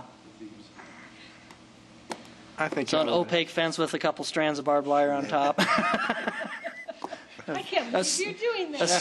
A Surrey with a fringe on top. As long as it's brown barbed wire. Okay, yeah. Yeah, no Constantine wire. Okay. No razor wire. Okay, Right. that's your motion, Mel? Yeah, construction of an up to 8-foot tall solid wood fence. Barbed wire will be allowed on the top as long as it's not taller than 8 foot. How far can you go, 3 foot on barbed wire, 2 foot? Yeah, do we put a limit? Wire's counted in the same height of the fence. So this, but, okay, So so the it's really fence, 6 plus 2 is usually what you're Yeah. wanting. Okay. Is that what? Construction of an 8-foot tall fence, at least Looks like it. 6 feet of the fence shall be solid wood with up to 2 feet allowable for barbed wire. Should we make it 6.5 and 18 inches? I'm not sure what a 3-strand, I don't know if that's 2 foot on a 3-strand barb there. He's got four, he's got 3 strands. Yeah. I think a fence company will figure out what's logical there. so how do we want to word it? Okay. So we give them a variance for the provision that prohibits outdoor storage of materials in the M1. Mm-hmm. Also give them a variance of 25 feet less than the minimum required 25-foot front yard setback from the property line on Southeast 4th. So long as, Why don't we just leave it as an 8-foot tall fence with the top portion being barbed wire? an 8-foot tall fence of solid wood construction with the top portion being up to 3 strands of barbed wire. And that still sounds like 8 foot of wood, though. Is that right? Yeah. Let's make it a 8-foot fence, Okay. constructed of wood, the top portion. If you required an 8-foot opaque fence, Then they would still be able to have an open portion up to 10 feet. So, Oh, they would anyway. Well, then maybe So- he can do that and so then have real the fun. barbed wire really doesn't come into Okay. the play. The question is, what do you want to screen? The height of the storage of the Right. Yeah, height of the racks, storage. or yeah. Yeah. And that's Okay. 8 foot? Yeah, They might construction be of an taller 8-foot than tall that. solid wood fence. And he has a provision of barbed wire on top of that, as long as it's within the district requirements, right? Okay. Okay. Let's go with that. Is that good enough? You can turn that into the record. Second. Then moved and seconded. Any further discussion? All those in favor, raise your hand, say aye. Motion carries 6-0.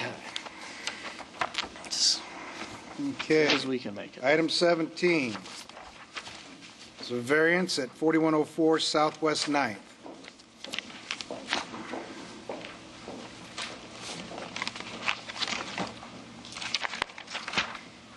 Mr. Chair, this is a existing commercial building that went vacant, and the appellant is seeking to reoccupy it with a beauty salon.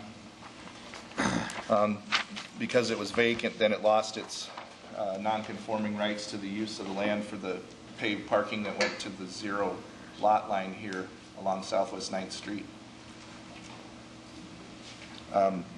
The appellant in this photo shows you a little better how that this continuous pavement to the sidewalk area. It's hard to get a good photo from Southwest 9th, so the assessor must have a braver sense than I do. There's about, we think about 25 feet in here. If they met the 5 feet, we believe they'd still be able to achieve about 2 stalls head in from the driveway that comes in from off the north. So that by requiring them to come into conformance with the 5 feet, it would probably cause them to remove 1 parking space that they would currently have on the property. Yet we don't believe that would deprive them of the parking they would need to operate the business, which there's additional parking in the back if you look at the aerial as well. To be able to meet the requirement is 2 spaces per operator. I'm not sure how many operators she intends to have, but this would allow, even with meeting the 5-foot setback, she would be able to have it probably about 3 operators, given the amount of area that's left there for parking on the site. I don't think that there's any challenge to whether she needs to meet the requirement. I believe she's just asking to appeal that standard and be able to leave it as it is. There wasn't any compelling argument made as to what the unnecessary hardship test would be to meet the criteria to grant the variance. And again, staff believes that by conforming, the business and the use of the land is still very viable for what she is trying to accomplish. So we're recommending denial. Mel? Eric, it sounds like you've given a little bit of review on how these spaces would fit in. Did you also take into account that there'd be a requirement for a handicap space, and would they still be able to do that? It probably depends on how they want to move it around. Have the entrance to the building set up for accessibility. Okay.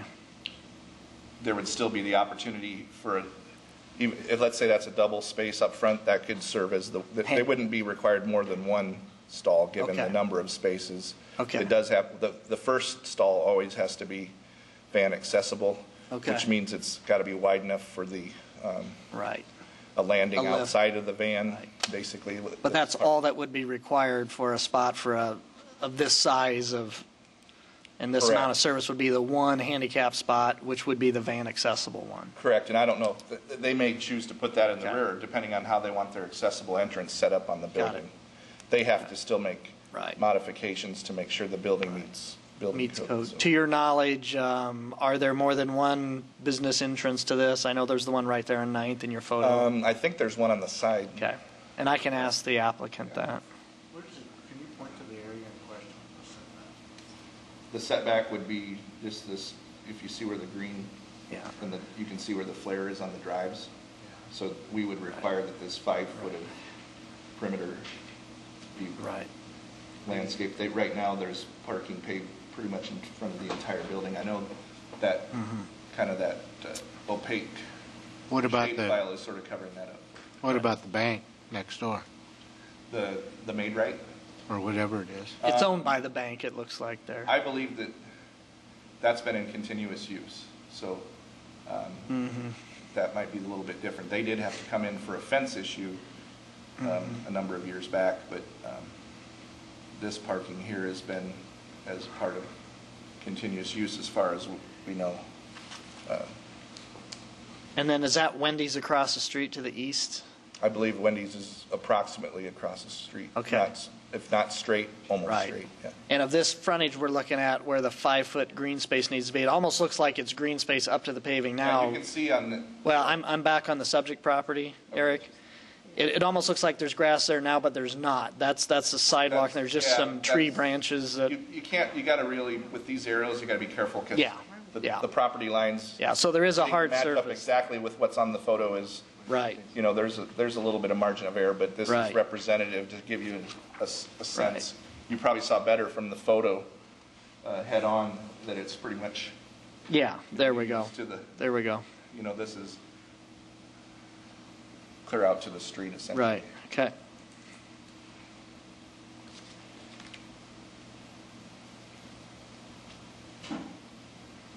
Any other questions? Yeah, does the applicant own this land and building? I'm sorry? Is the applicant, do they own the land and building? Yes. It shows Sandoval owns it, but the applicant's Martinez. Is that right? Is there a family relationship there? I believe she's listed secondary on the. Got it. On the title. The mailing is going to Juan Sandoval. Got it.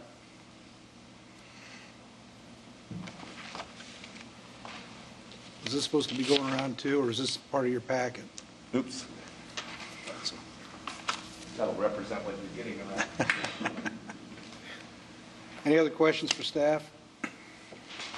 Thanks, Eric. Applicant, representative of the applicant?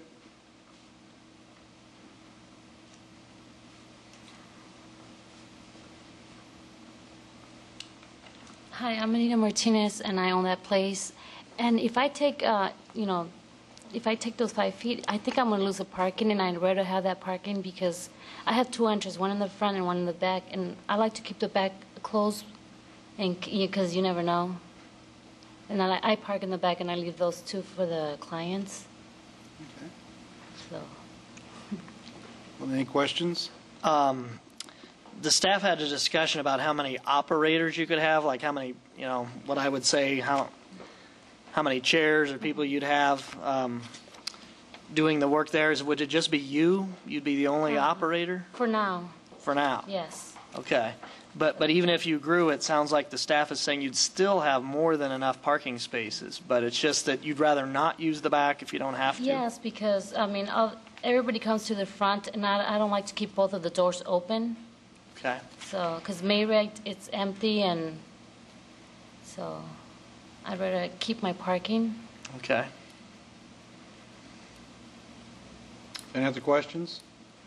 I'm going to throw one more out, maybe for her benefit. All right. If it was determined that to improve that corridor, comply with what the city does require in the district, and it might even help your business in the future, how it looks, if we determined that you needed to have that 5 foot of green space, if you were given a fair amount of time to do that, you just have to saw cut that out, put in some grass. If you were given a fair amount of time to do that, you think you could get it done? I have to come up with the money. I'm just starting out the business, Okay. so Yep. Okay. All right. Thank you. Thank you. Thank you. Is there anybody else here to speak in support?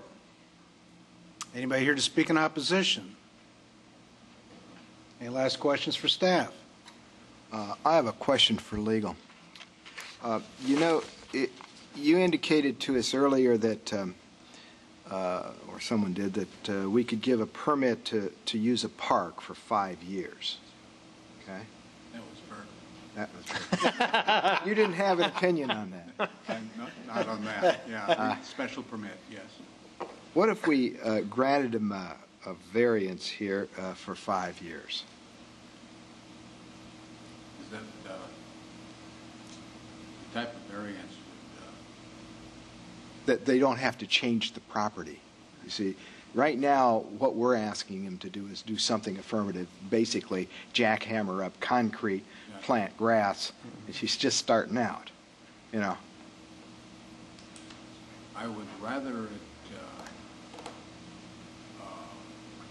the variance be granted for less than 5 years. Come back after maybe. You're going to retire? What? Do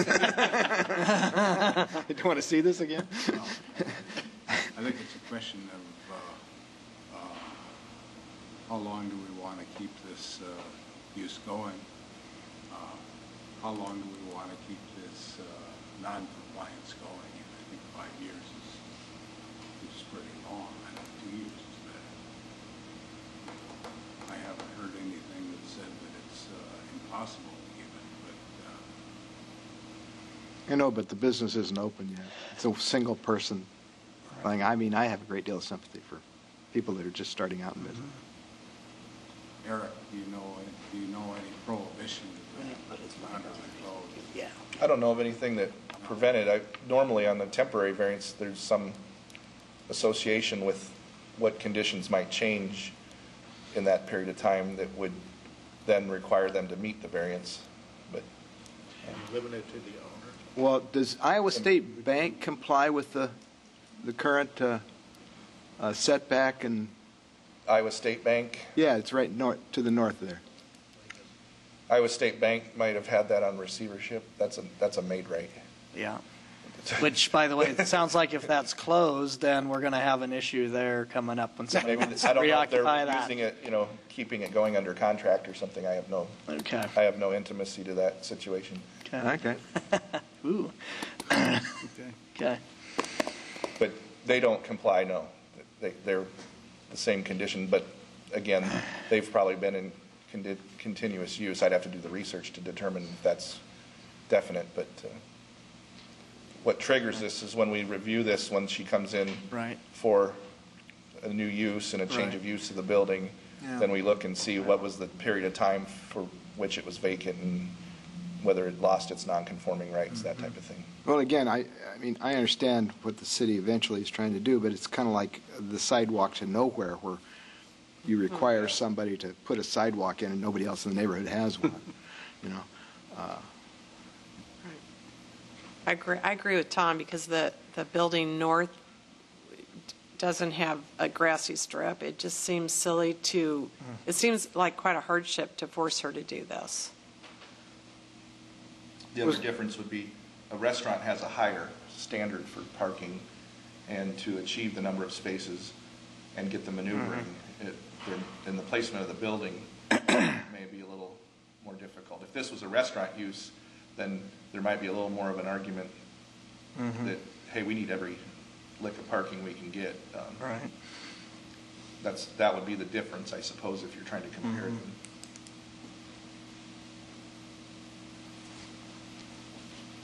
Small business owners need a start. And I think you give them a couple of years. I mean, if they're still struggling, they can always request an extension. Are we under board discussion officially? Okay. There is a group of business owners on Southwest 9th. Almost all of them are local owners that are trying to help reinvigorate this corridor. Southwest 9th is kind of at that tipping point. And there's two ways you can look at it. We want to keep businesses in there, but we're not going to get businesses in there if the corridor doesn't look attractive to businesses or customers. So it's kind of that catch-22. I'd like to help bring the corridor up over time. I don't want it to look like it did when, back in 1969 anymore. I'd like to look at something that gets us into compliance. This isn't on two sides of the property. It's not a very wide or long frontage. I don't think you have to be a licensed contractor to cut out 5 feet of concrete and reseed it. I'd like to give her a couple of years to get it done. She can grow the business and keep this in her mind and maybe start thinking about it in year 2. And then if there's something going on, maybe we can come back. We got to keep our city as well as our businesses moving forward for how we look here in the future. Right. So who's going to throw the motion out? I think that'd be fine as long as you had the property to the north also do the same thing. So, I mean, if we're expecting her to come back in 2 years, does she have to reapply or come back to? Well, ideally, the business has grown and she can afford to make the changes to come into compliance. Right. But if she's struggling still and it's an economic hardship, I think we could listen to it again. Yeah. But that's the whole principle in planning and zoning with non-conforming use is that they're non-conforming now, but once the use change ceases, a new use comes in, then slowly everybody gets caught up. But again, you got to start somewhere. So, if we grant everybody a variance to the non-conforming use, then everybody's non-conforming forever and then nothing ever changes. So the maid right's next in line. I'm sure the city staff will look at that. If that use discontinues for more than 6 months, they'll be in front of us again. Or they will be here too. All right, let's put it out. Okay, I'd like to make a motion to grant a temporary variance for up to 2 years to retain the non-conforming use, but after 2 years, then they would be required to provide the appropriate 5-foot setback of landscaped area. I'll second that motion. Okay, it's been moved and seconded. All those in favor, raise your hand and say aye. Those opposed? Motion carries 4-2. Eric, you want to explain what we just did so she understands? Well, I'm up next, so well, I can have Bert okay, maybe. that's fine. Have 2 in a row here, finally. All right. Item 18 is a variance at 6301 Southeast 14th Street.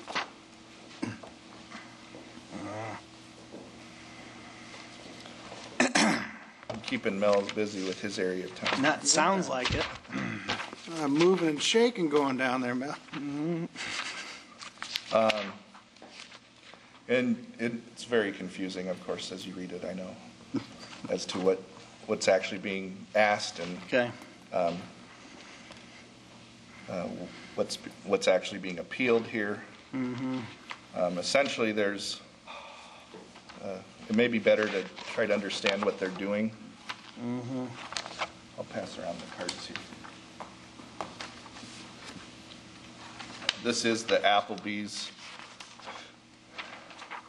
down near the corner of East Army Post Road and Southeast 14th, although because of their parcel boundary, they don't technically have frontage on Army Post Road, so they don't earn additional signage as a result. Otherwise, they may get more. They may have gotten more sign area. Although I think they want to enjoy the ability to sort of be like one of those type of properties that has a corner. The other thing you should note is that the car side to go parking spot signs that are in question, we are defining as freestanding signs, so that it ends up being 4 freestanding signs under the technical terms of the ordinance. We'll start out with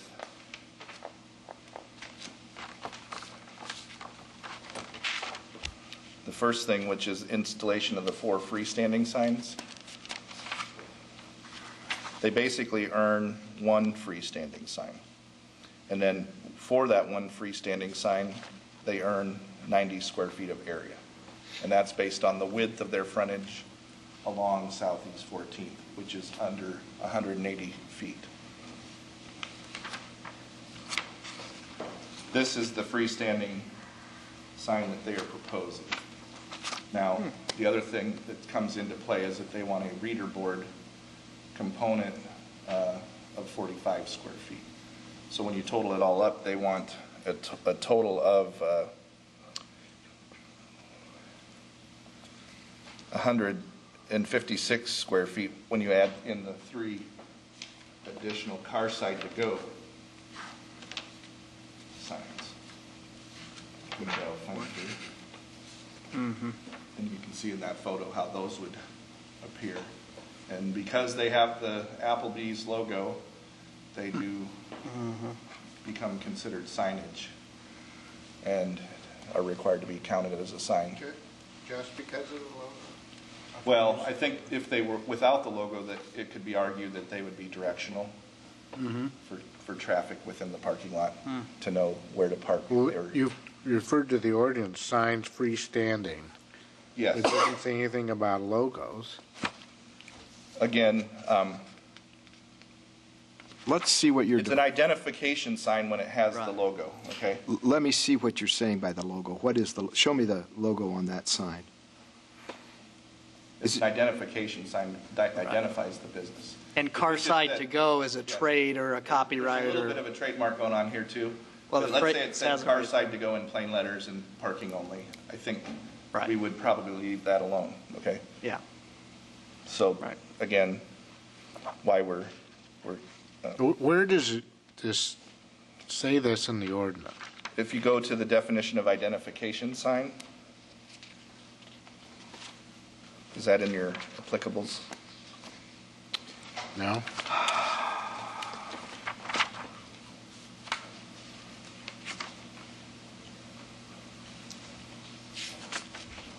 When you go to the 951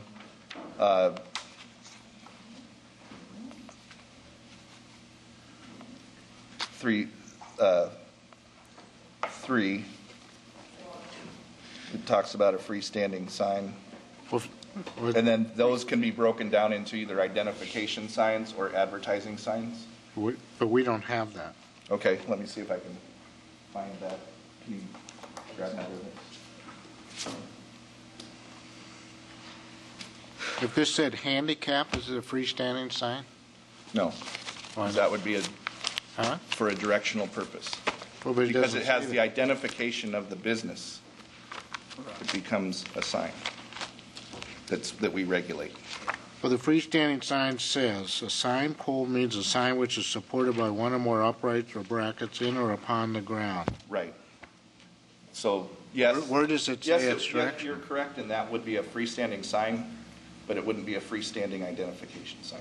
But you didn't give us the I know, information. I'm looking that up for you here. I don't know how we can make a decision without knowing the information. Then I'll find it for you. Identification signs are what is regulated. Correct. If they had a sign post on every parking spot that said 1, 2, 3, 4 for each parking spot, or doctor parking only, or whatever, we don't regulate those. Right. We regulate identification signs that have an identifiable logo or phrase, or even artwork of Kentucky Fried Chicken that relates to their business. Were you on the board when we had that one, Brooke? Well, if it says mayor out here, parking, is that identification? No. No, because Why it's a not? public- Not under the ordinance. There's a number of things that are exempted because of their specific nature. One of them would be the directional. So let's say the inter-exit. The identification. Mm-hmm. So if it has the name or numerical address or crest or insignia, we call that an identification sign. Mm-hmm. We would call that a type 1.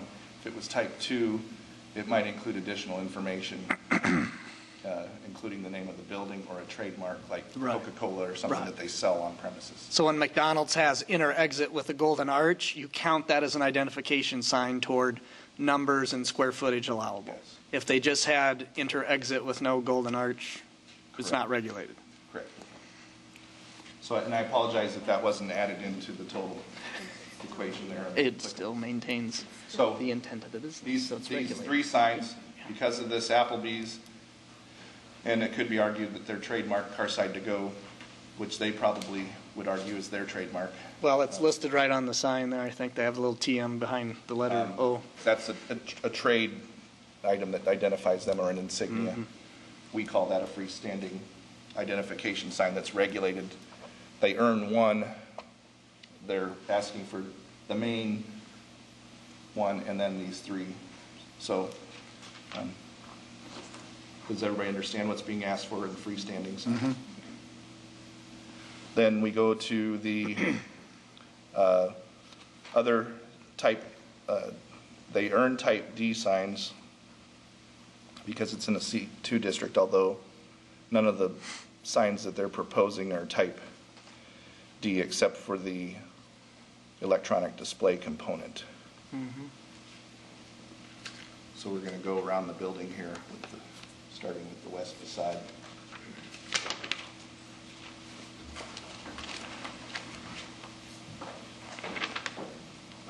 Again, they earn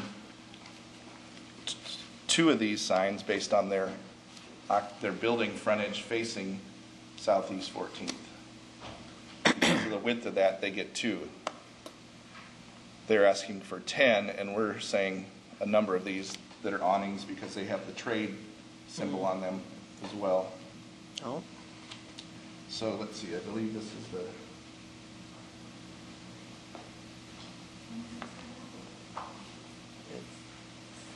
Trying the west facade here first.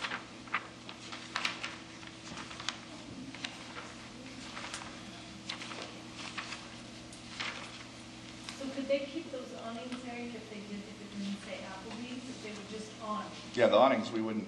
Yeah. But because there's an apple on the awning, you count that as That's the signage branding, now. yeah. Right, kind of like the rooster on the KFC Right. sign. Okay. Try to find On the artwork. side here. Okay. This is the old, you can see the old, with their old branding with the, it's red, green, and cream striping. Yep. And they're now going to this, where they will have one identification sign here and 3 awnings. What's on the awning? There's an apple here, and then you can see it's this shadow? is the colored up one, and then the other one is the apple in more of a shadow form, or kind of a monochrome, but it's a little different. There's context. Does it say Applebee's? No, but it's their symbol of their trade symbol, insignia. This is the this is the south side. Mm-hmm. So they're adding 3 more of these awnings to the south. The east side, which is kind of facing the back, they're only going to add 1, which before they just had the striped awning. This does not have the symbol on it, so. Okay. And then this is the north side, and they're having 2 with the car side to go, and then 1 that says neighborhood grill and bar right here. Okay. So there's 3 total on the north side. Again, they earn 2, and then of course the total area of all those goes to be 242.26 square feet over the 194. Now, we understand that they need to have a primary freestanding sign to kind of identify them to the corridor, and then they've got 3 real exposures on the to the business. So we would agree to an exception that would allow them signage on each of those 3 exposures to East 14th, both the north, the west, and the south. So we would be agreeable to an exception. We believe there's a practical difficulty due to their proximity to that intersection being almost a corner lot. For all practical purposes, they are corner, but not. But we can't see the argument for the awnings. And in addition, the overall area for the freestanding sign goes into the variance category. I think we would only be able to support the exception level of appeal. And also, we would also want to ensure that that electronic component would be limited down to no greater than the 24 square feet in area. So we're not totally saying this shouldn't happen, but everything that's going on here, we don't believe can be demonstrated under the variance criteria. So we think that this could be a viable business with some of the branding that they want to change to, but their entire branding package is a little overwhelming in terms of its approach. So again, we're recommending the exception on the freestanding sign area to allow it to go 45 square feet over the 90 that they would be allowed, so that they could have that 1 pole sign over the 135 square feet area that it earns, which is a mixture of both internally illuminated and the reader board. We want the exception of 1 sign over the maximum 2 that are mounted on the building, and an exception of that area total as well to limit it to 97 square feet over the max 194 for a total of 291 square feet of area. Then we want this all to be subject to meeting licensed sign contractors with permits, and that the electronic display component of the freestanding sign be limited down to a 24 square foot area. Well, how many signs do they get under your? How many signs do they get? This is confusing. They get 1 free. They normally would earn 1 freestanding and 2 signs on the building. Okay. Based on the size of their building, frontage facing East 14th, and the width of their lot facing East 14th Street. Do you know if Applebee's is planning to do this at their other locations or just at this location? That would be a question for the right. And this seems like a lot of signage Is this, I mean, is this allowed anywhere else in the state? I don't know. If you, Just I don't know seems- if they would be seen, I don't know if their branding would be seen as signage in other communities like we do. So Eric, one question for you then. Those 3 little car side to-go signs, to try to keep this as simple as I can can, consolidate that to one. are you saying you would think those are okay? Or you want those? That function could be achieved with a generic directional type sign and not have to brand it. Well, but you got to remember, most people don't act as logically as we think they should. I'm not saying that they don't want it. I'm just saying. I mean, as far as customers, as far as where people park or where people don't. The whole idea of branding is that the customers identify to that symbol everywhere they see it. So there's no mystery to why they want to do this and why it's more effective if they do it. Okay. The question is whether, the Okay. board sees I that kinda as see what something you're that's saying. really an impact in terms of signage versus Okay. not. But if it just said car side parking only. Directional. Yeah. Okay. And if they, In fact, it might be less inviting. I don't know. if they put it on an apple-shaped sign, would Yep. that be okay? I don't know. Nope. No. What do you think about that? No. No. No. Any other questions for staff? Thanks, Eric. Applicant or representative of the applicant?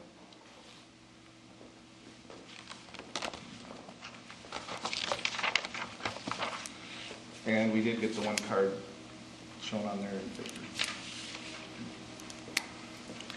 Joe Phillips, Eagle Sign Company, 5130 Park Avenue in Des Moines.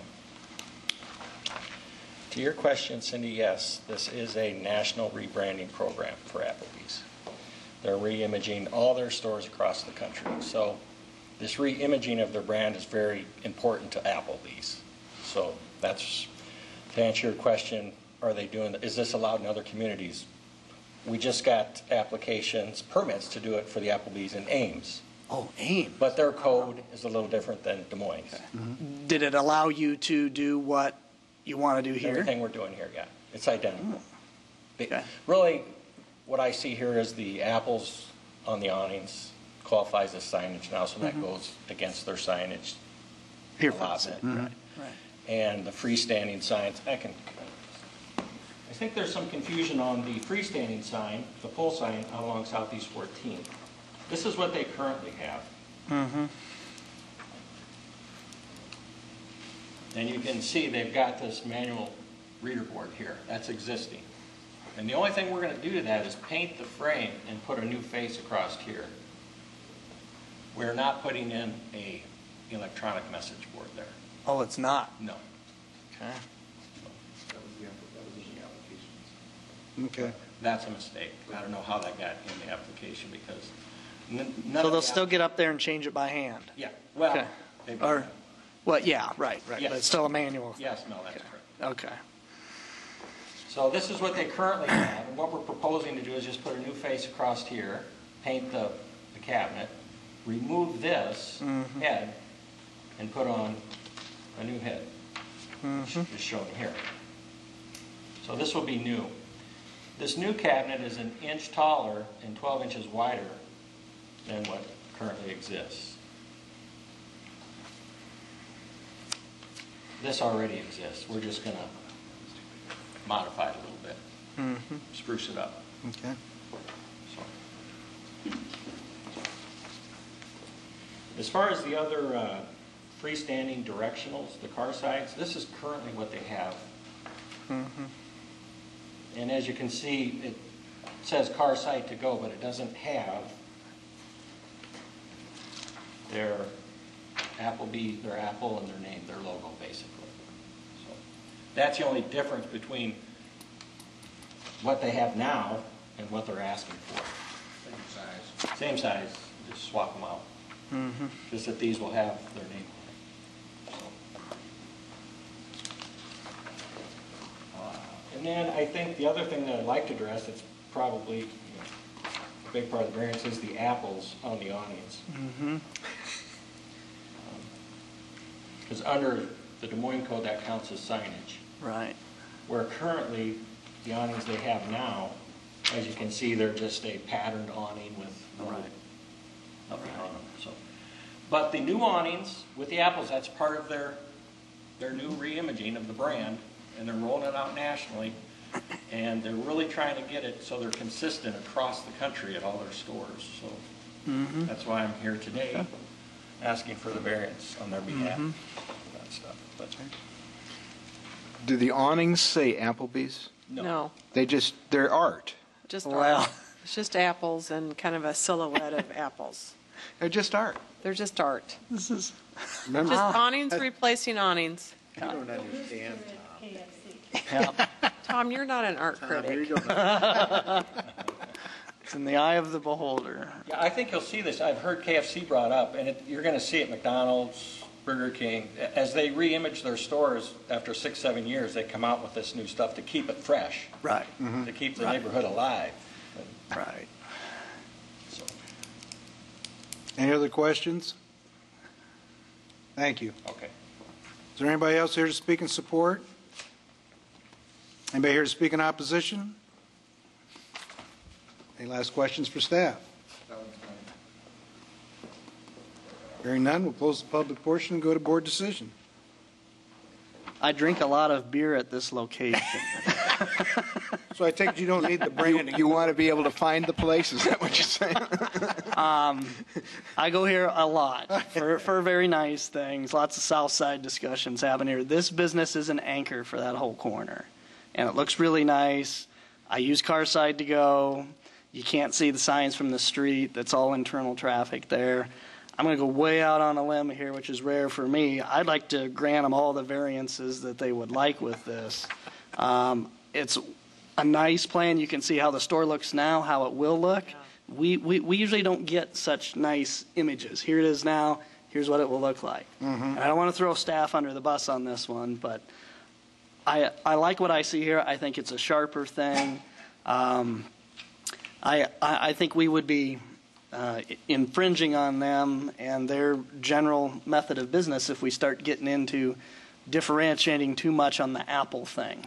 If we had letters and, just like on that noodle thing, if it said noodle or whatever 9 times on the building, I'd be a little uptight about that. But the awnings will actually look better. We won't confuse them with, TGI Fridays or something. Right. So I like what I see here, and I think they've presented a good case for granting the variance. They're going to change your mind when they come to us about Merle Hay then, right? No, same deal. Could the compromise be, though, why do they have to make that the sign out front bigger? I mean, they're making it bigger, they're making it wider. I don't think they're making it bigger because they want it bigger on Southeast 14th. I'm assuming that sign coming out of that factory, wherever it's made, or unless you guys fabricate it, yeah, it's a standard thing coming out, just like Exxon and Amoco used to have a standard size. It goes to the sign contractor on a truck. They've ordered 1,000 of them, probably. Yeah, they're, if they were sitting here playing around with their own mortar and concrete building a monument sign, I might say, well, yeah, let's tweak it a little. But, this corner down here is getting changed around, hopefully, with what's going on at Southridge. But just across the street, Carlos O'Kelly's closed recently. And I'm sure Applebee's is fine with that. But is that because you didn't patronize? That probably has something to do with it. It was a fine restaurant as well. But You got a motion? yes, my motion is I recommend approval of the variances as requested. I'll second. Been moved and seconded. Is there any further discussion? Art critics have spoken. I'm afraid we are correct there. All those in favor, raise your hand and say aye. Aye. Those opposed? Motion carries 5-1. Didn't think I'd be voting for a ton of this stuff. But. Item 19 is a conditional use permit at 2335 Hickman Road, and we have a little packet on that as well. Ooh. Okay. Item number 19 is a request for a conditional use permit for 2335 Hickman Road, and it would allow for expansion of a legally permitted tavern. We would allow the tavern to expand to have a patio out front that would measure 6 feet by 56 feet. The subject property is located on the north side of Hickman Road at 24th Street. It's located just across from the Bike World warehouse. There's an apartment complex directly across Hickman Road with about 203 apartments. It's next door to a car wash property that kind of wraps around the subject property. And then there's more apartments and housing to the north. And the Freedom for Youth Ministries campus, which the zoning ordinance looks at as a church use, that's located 208 feet to the east.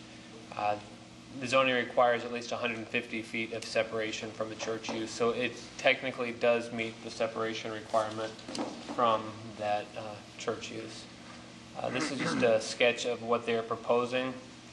The 6-foot wide patio that would go the length of the 56-foot wide building. This is just another sketch of that.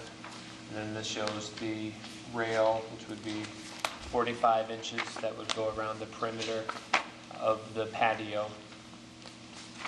This is the business as it appears today. 24th Street's right here. Hickman Road is just to the right. You can see the car wash adjacent to the east.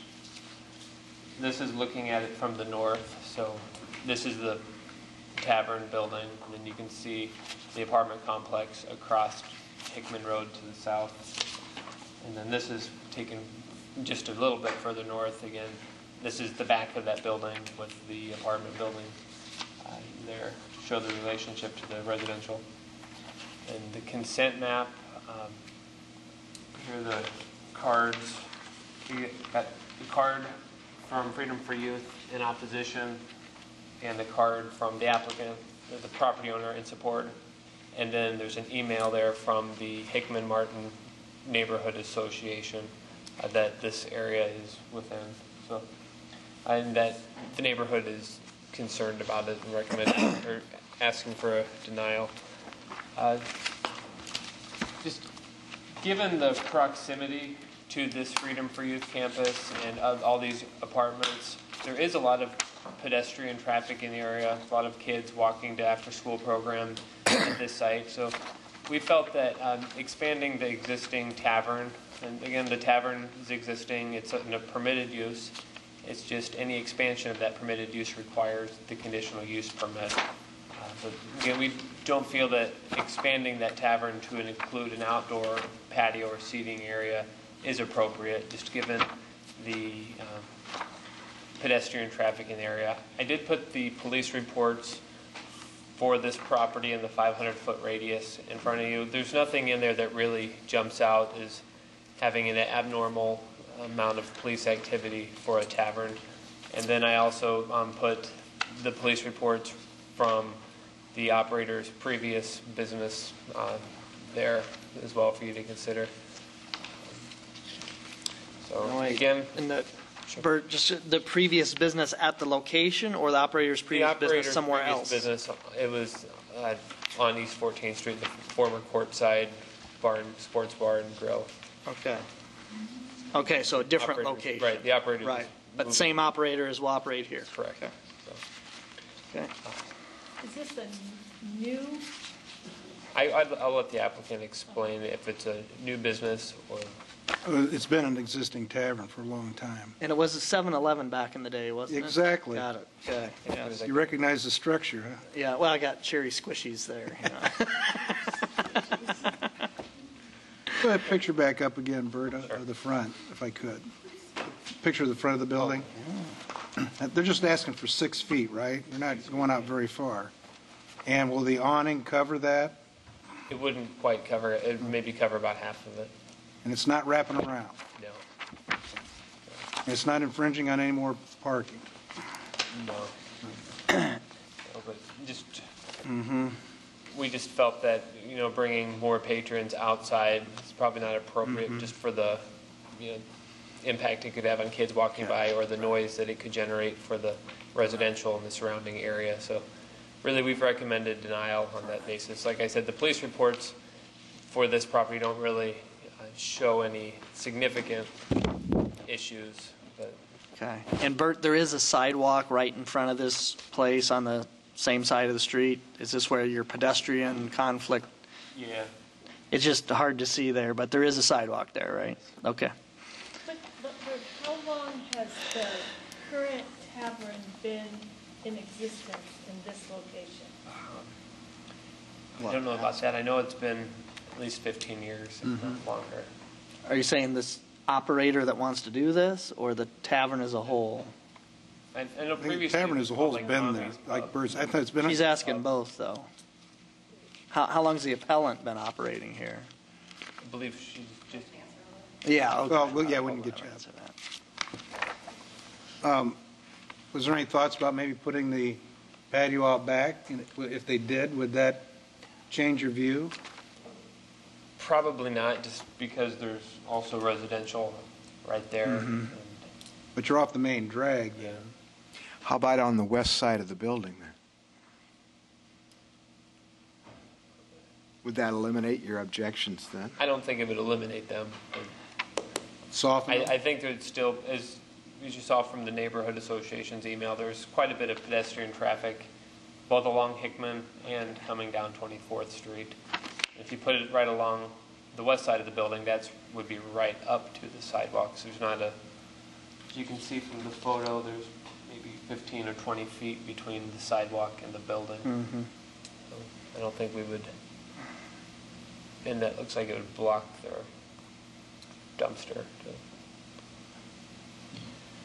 Isn't it still the rule that they don't allow smoking inside the building? And so any of the patrons that want to smoke then will have to go out to their car to smoke? Is that the idea? Is that what you're trying to encourage here? Well, they would be able to even go stand out right outside the entrance. They wouldn't have to necessarily go to their car. Or on the public sidewalk? Yeah. Ah. We just felt that, having the outdoor seating would just encourage more congregation of people. We realize that there's going to be smokers no matter what, but adding seating adds a whole new element. They don't serve food here, do they? If they serve food, would that change anything? Because then it wouldn't be a conditional use, would it? Well, Well, no, you can't. Well, smoke if they any- serve alcohol outside, it's an expansion. It'd still cover us. Right. If they had more than 50% food sales, it would be considered a restaurant, which would be allowed to have a patio outside. Okay. There wouldn't be smoking permitted on the patio for a restaurant. Okay. Any other questions for staff? Thanks, Bert. Applicant or representative of the applicant? Hi, my name is Julie White. I live at 201 3rd Street, West Des Moines, Iowa. This is what I'm proposing actually to, this right here in front of the building is a concreted slab. So all I would like to do, this picture right down here is Ebenezer's. It's, I think, new to the area. They've redone it recently here, and it just kind of gives you a depiction of exactly what I'm trying to do along They get permission from us? the concrete right here. And really, the main reason that I'm looking to do this is exactly what you said, is the smokers. I would like to contain the smokers instead of them walking out into the parking lot, walking to the sides of the building, walking even around the building, kind of congregating. I'd like to have an area of containment for them. So that's my main purpose of doing this. The apartment building back behind here, there is about an 8,600 square foot lot that separates the apartment building from this building. And then, of course, the building across the street, Hickman, a busy street, separates that as well. Youth Ministries is 208 feet, I think, well within the regulations. And just a couple things to note for that, too, is that we don't open our business until 3. So, children in the morning, it isn't affected. And our population is more of an older crowd. First of all, we have implemented where you have to be 25 years of age to enter our establishment. But then it is more of an older population even than that. So, to answer your question, we took over December 20th. Tommy Tyler had this building for approximately 13, 14 years and decided to retire. So we bought the business and signed the lease with the Wayne Russell on December 20th. So we've had it for about 4 months. And what is your experience in the bar business? I have managed several different places. I've managed actually Embassy Suites, Doozies, way back in the day, and Okoboji Bar and Grill. Then I also managed Junction 122 in West Des Moines for about 3.5 years, and then moved over to Courtside and built Courtside from ground up in 2007 and had that for about 4 years until we just recently sold it here just a couple months ago. And is Courtside the bar that had some issues? Yes, it did. I think we had maybe a murder there. Yes, October of 2011. Was it you and your husband that owned that? Correct. Okay. So Yes. that's gone now. That's gone. Right. Well, we've sold the business. It's actually in closing process. The patron was sitting on our patio, Marion Harris, and an assailant walked down the alley, was never on our property, and shot him on the patio. So Did the city pull that liquor license? they did, and then gave it back to us shortly after. Okay. So you and your husband are the operators here now then? Correct. Okay, and you have your license in your name here now from the city of Des Moines? Correct. Okay. As of December 20th, 2011. And I do want to clarify, when you said you want an area for smokers like Ebenezer's has, I kind of get that. But will you be serving out there as well then? Are you going to serve alcohol out there We're not going too? to actually serve out there, but They can take with it the out. intention of they would be able to walk out with their drink, have their cigarette. And the reason that we do that is because then you also run into having people leave their drinks on the table. It just, causes, I'd rather have them be able to walk out to the little patio. Sure, I kind of understand what with you're it. saying. Do you feel you'd have any concern with people who aren't patrons already in the bar showing up and hanging out on your deck? They would not be allowed because we also have security staff. Okay. So we have an actual armed guard there at the door, and we have security staff that also is standing right there. So they would not actually be allowed in the premise because he checks IDs, the security guard, and they would not be allowed on the patio or anything unless they are 25 years of age and in the establishment. And is this what your facade looks like now, kind of the white gray there, very plain? Yes. Are you looking at making any improvements to that? We are. In Okay. fact, we just got done improving the inside, new carpet, paint, furniture, everything, and then this is part of our plan for the outside is to make it Okay. more Kind of inviting. It looks more appealing. Yes. Maybe with put this. an apple out there? Well, I was going to say if they have a slight symbol of a beer mug or something as art, you never know. And we would like to also paint the outside as Okay. well to make it look more appealing. I just want to look at the crime report. You've been open now since December 20th, 2011. December 20th.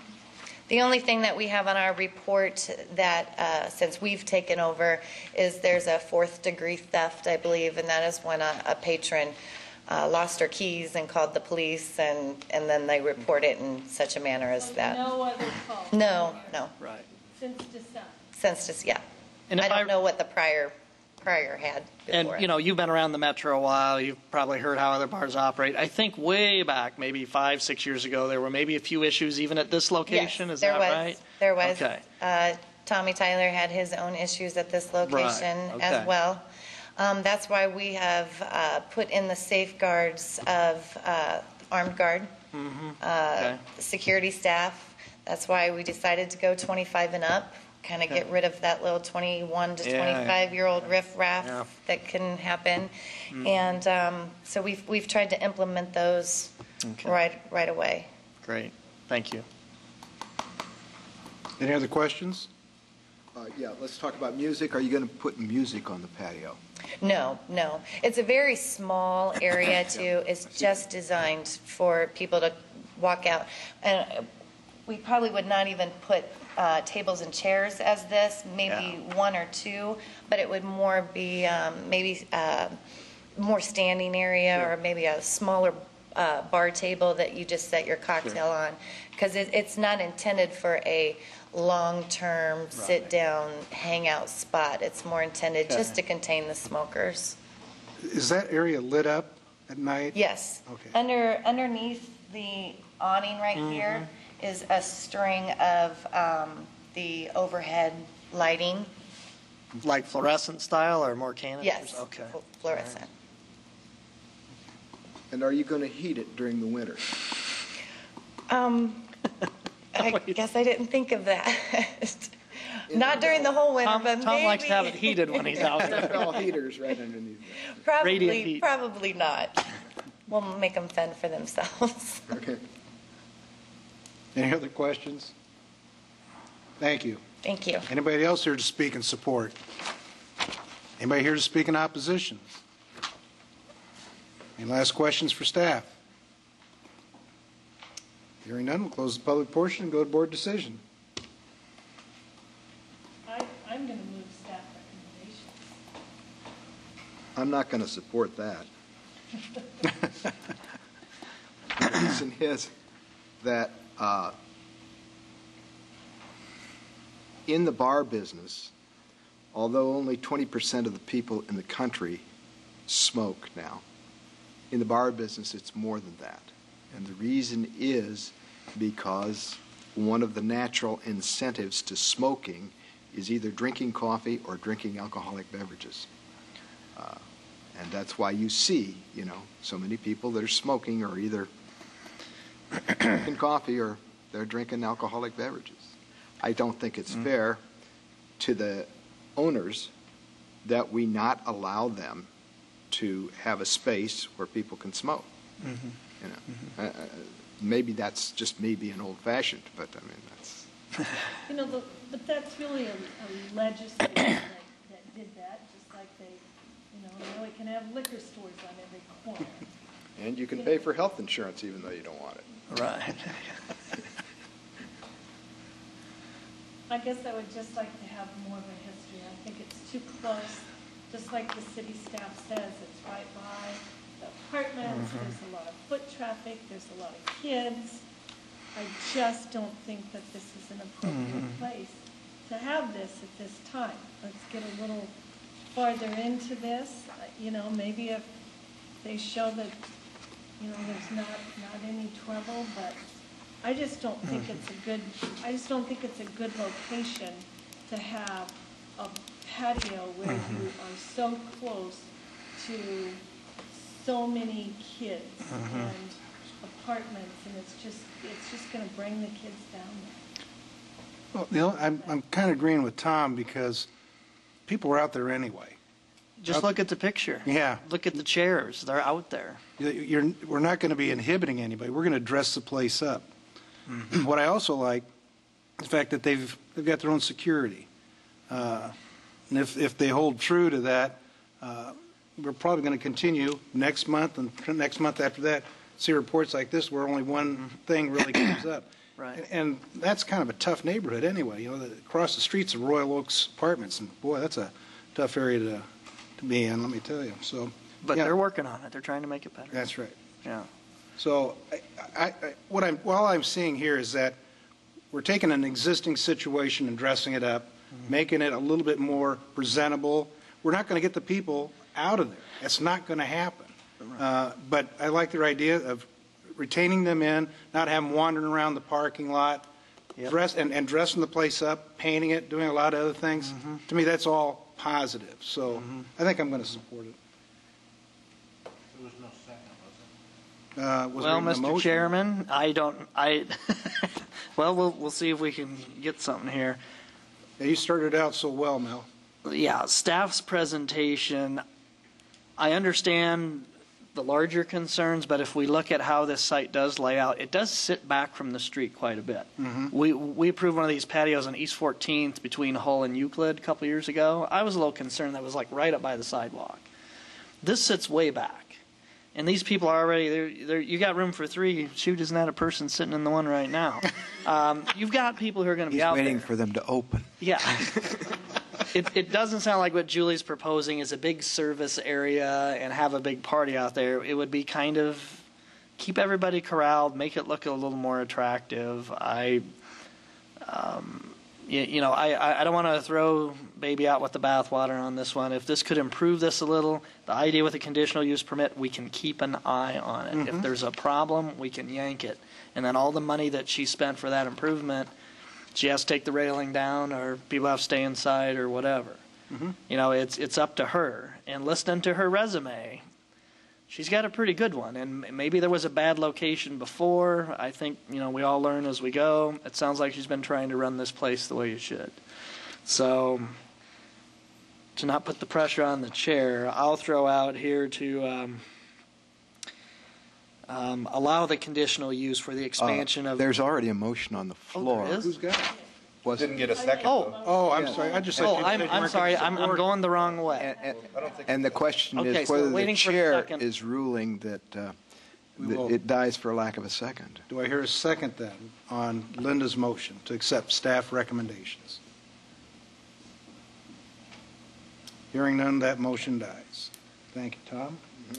I'll entertain a second motion. Okay. While not trying to prematurely kill Linda's motion, I'd make a motion for approval of the conditional use permit for expansion of the existing tavern to include a 6-foot by 56 square foot outdoor patio to the south front of the building, so long as it's in compliance with conditions of any conditional use permit as stated in the ordinance. Okay. Do you have something, Eric, or just... Well, I think if you're inclined to grant this, you might consider the after-school program in terms of the hours of operation, perhaps. And then also the auditory music issue. No amplified. Okay. I'd like to say no amplified music. I'm not sure I'm worried about the hours. It sits far back from the road. There's already people that sit out there now. Yeah, that's the thing that... But the after-school center sits back too, and they might actually walk through this parking lot. I don't know. Well, then maybe they need to stay on the public sidewalk. I see where you're going, Eric, but they're already out there. I'm just pointing it out. That was one of the main... Right. Or maybe Julia put up a fence to guide them. One of the neighbors to this made that their main concern. Okay. Well, Can we see the little the aerial there with the lot lines real quick? Since you brought this up. Right. And I still see there's a car wash that's in between. Yeah, the youth center is being built back in this area, so the access to that is actually going to come off of this car wash. And we're 200 feet away.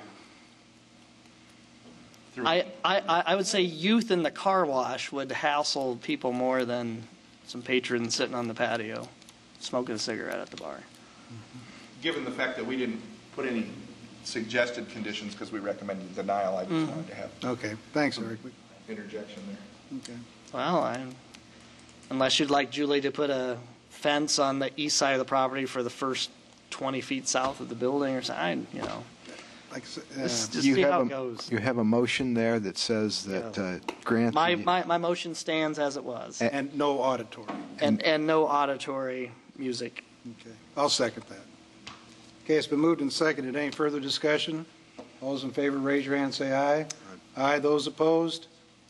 Motion carries 5-1. Item 20 is a variance, 1500 East 29th.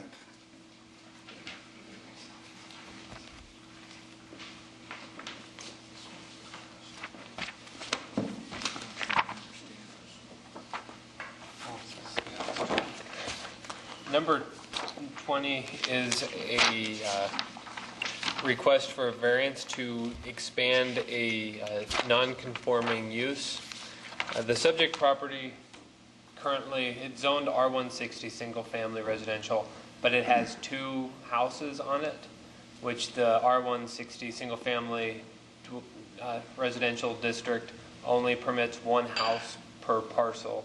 So it's a legal non-conforming use in that it has 2 houses on 1 parcel. So in order to expand one of the houses with an addition on the back of it, they need to get a variance of the provision that says you can't expand a legal non-conforming use. The subject property is located at the corner of Indianapolis Avenue and East 29th Street. One house is oriented towards East 29th Street. The other is oriented towards Indianapolis Avenue. This is just a or sketch of the site. Here's the house that faces East 29th.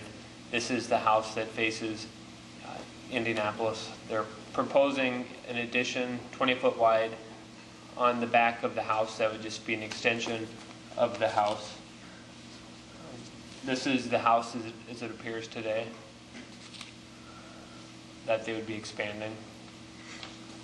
And then this is just the back side of the other house. You zoom out.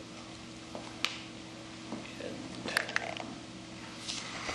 it's just another picture of the existing house. And then here, this photo here shows both, the one facing East 29th, the one along Indianapolis. Right. We got several cards back, all in support of the request. So. It looks like as originally platted, this was 2 lots, entitling the owner of the 2 lots to build 2 houses. Is that correct? This is actually 2 lots the other direction, facing East 29. Yeah. If you look at this on the assessor's page, you can see the original platted lots beneath the current parcel boundaries. So you're right, it looked like it was originally platted as like 2.5 lots that were oriented towards East 29th Street, but they've been combined over time, and 2 houses on them. 2 different owners? No, it's one owner.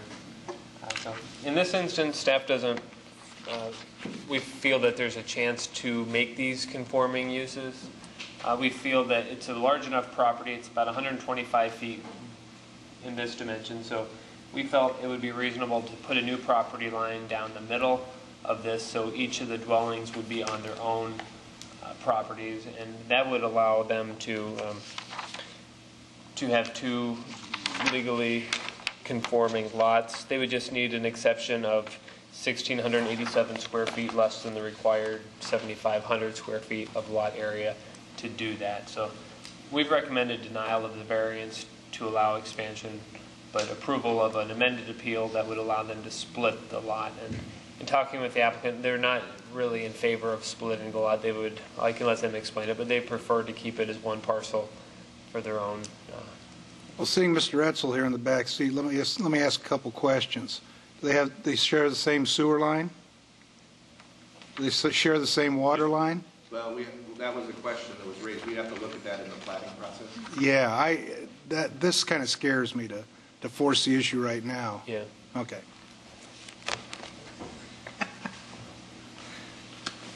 Any other questions for staff? I just don't see how we can do anything.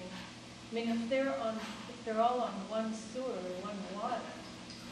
Yeah, if you were to go with staff's recommendation, which would require it to be split, they would have to have a plat of survey done to divide the lots, and at that time they would have to separate out the utilities. Yeah, so you might have to add a sewer. About 10 grand. Add an electric. So.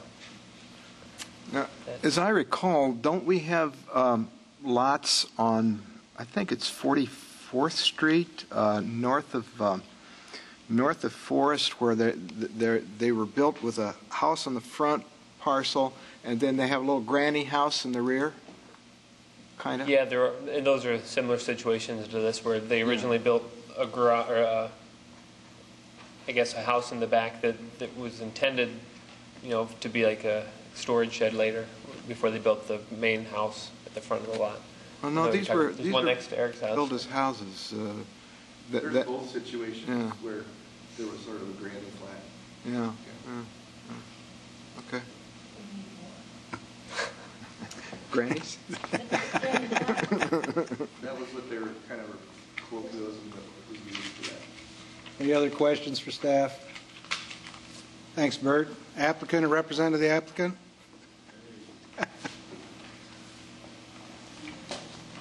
Hello, my name is Ron Simmons. My address is 5780 Southeast 6th. I'm here for Karen Fowler. This is her, it's actually my aunt. And this is her house and her other house. And I guess if I can show you the pictures. Well, you've already basically seen the pictures. This is the existing house right now. It needs some serious. It has to be on the zone. Okay, it needs some serious help. And what, basically, it does has its own utilities, its own water, its own sewer, we know for a fact, so that wouldn't be a problem. Okay. Utilities and stuff, and she just wanted to upgrade it, get it looking like this, like her house, which you guys have already pulled up the pictures on that one. Trying to make it look a lot nicer, you know. And that's where we're at. Question. It looks like no one lives in there now. Yes, her daughter lives there. Oh, okay. And then, so she wants to upgrade it, and her daughter's going to continue. Yes, her daughter's going to continue living there. I get it. Any other questions? Thank you. Okay. Thank you. Anybody else here to speak in support? Anybody here to speak in opposition? How about any last questions for staff? Hearing none, we'll close the public portion and go to board decision. I'm in favor of a variance to allow the expansion of the legal nonconforming use. I think the idea of splitting the lot should be up to the owner. He can always come back to us and ask petition for that. Right now, and it's the same family right now. It's the same family, and you don't have to have any housing inspections in order to rent this place to a relative. I mean, it's on the same parcel. So I would move the applicant's petition for a variance. Okay. Been moved and seconded. Wow. Any further discussion? Okay, all those in favor, raise your hand and say aye. Aye. Motion carries 6-0. You did a good presentation. Thanks for waiting. Come again next month. We'll have more. Need entertainment. That's where no admission. We're the best show on TV, folks. Item 21 is a special permit at 1130 County Line Road.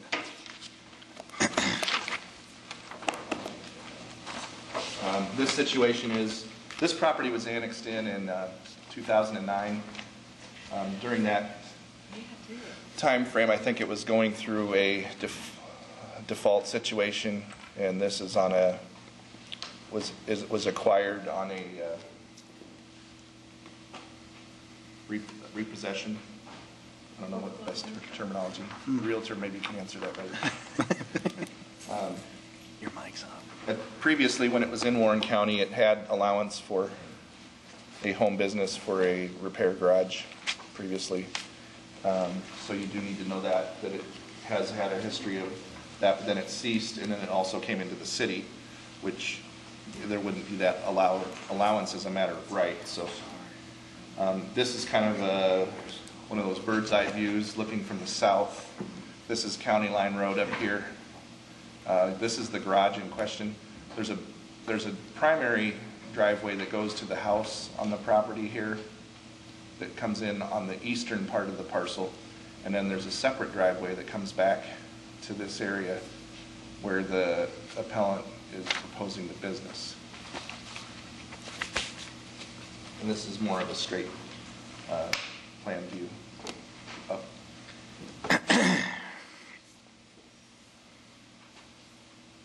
So let's see here. You have, this is the drive coming in to the area where the business would be located, and a separate entrance to the residential dwelling over here. Looks like they had a trampoline at that time. This is a shot looking to the south from County Line Road, down that drive entrance that goes back to the area where the repair would occur. And this is getting a little closer in to see how the building is set up. And the view from the house of the building. Nice building. Looks like And then sort of give you a sense of how proximate it is to the deck in the house, to the building. And then this is the area to the south of the repair garage along the neighbors that abut to the south. And that's also a rear yard. So if you go back to this original aerial, you can see that this backs up to the rear yards of this these homes that are on the cul-de-sac.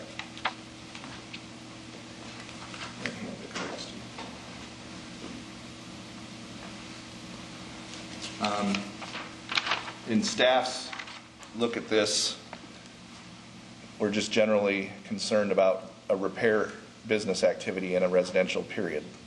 I think, operators can do things to limit that. I had some discussions with some of the neighbors, and they said that the previous person that owned it before that had the business, there were times when it seemed like a junkyard. And I don't know if that was because there's a number of vehicles awaiting to be repaired. Do you have a consent map? I do. I'll show you that. You're trying to match up the cards, sorry. So just the basic activities that come along with general motor vehicle repairs by their nature seem to conflict with nearby residential property. Now, there may be some folks here used to it because it did exist as that previously. Under the criteria that we have in our ordinance, I just don't believe we can definitively say that those protections are provided here. So we as staff are recommending denial of the request. And then in addition, if they do grant it, there is standards that would say only half of it can be used and that there should be no outdoor storage. If the appellant wants to seek use of the entire building, they would need to request a variance for that provision. And so if there's some growth over time where they want to expand into the whole thing, the difference there too triggers building code provisions. When it's part of a residential garage, it's looked at still as a residential garage, whereas when it has a business, then and the entire thing is used for business, then they would look at the area of the building, and a number of things might come into play in terms of the commercial buildings require a more definitive frost footing, and that may have that. I'm just wanting to point out that if the entire thing gets converted to this use, there may be building code things that also come into play that might require some additional investment for the applicant. Have you been on the property? Yes. Have you looked inside the garage? No. So you don't know if there's a lift there or not? No, I don't. Okay. Could you show us a picture of the garage again? The dormer might indicate that there is. That was what I was thinking. Yeah. So I would assume that that might be the bay that they're looking to use, or. And I guess I wouldn't get too excited about this, except I wouldn't want him doing oil changes on the property. I'm not arguing whether it's set up for this or not. I'm not sure what code enforcement for building code that Warren County had when this was built. So if it is allowed, there still would need to be a look at how this fits into the building code as well. And it may be just fine. We would have to make sure that occurred if it was granted, though. Anyway, did you take these pictures, or are these the applicants? These are the applicants' pictures here. When you were out, I don't see anything outside, but I see some of the cards indicate, that there's some noise and there's some things. Yeah, when I was there was nothing going on. Okay. So the use is not occurring now, but at one time there was a use by others? Yeah, it wasn't when I was there. There were certainly discussions with neighbors that the previous user that owned the house before it went into repossession. Do you have the county records so we can see when this person bought it? I have the county. So they would be aware that it was zoned residential and that they couldn't have a business on there. The record shows what the zoning is in Des Moines, which is A1 currently. So it's agricultural is what we're looking at here. The what? Lots of crops. It's agricultural. When it comes into the city on an annex, it's agricultural. So this is agricultural property here. Yeah, A1. Right. So, we're looking at it as if it was on a farm. And if a farmer... When it's brought into the city, it's brought in as A1. Right. Unless there's a reason to read. How long ago was it brought into the city, roughly? 2009. Okay, so that was almost 3 years ago. How come you guys haven't done a rezoning for all this? Well, we haven't rezoned a number of areas that.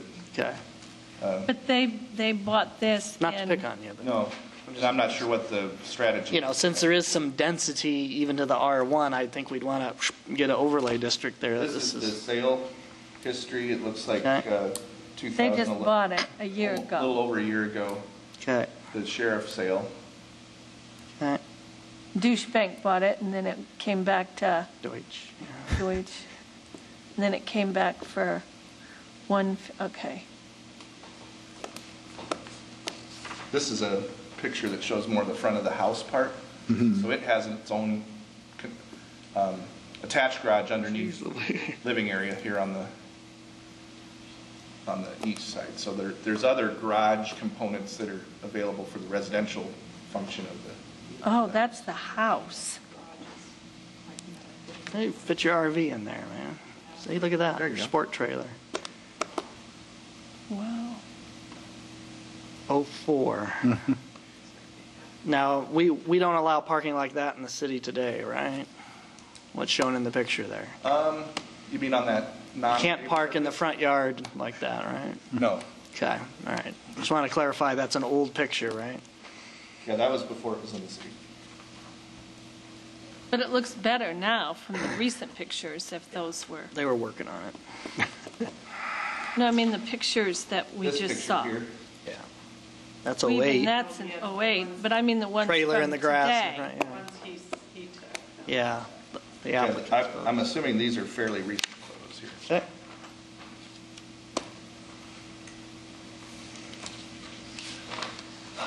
Okay, any other questions for staff? Thanks, Eric. Applicant, representative of the applicant?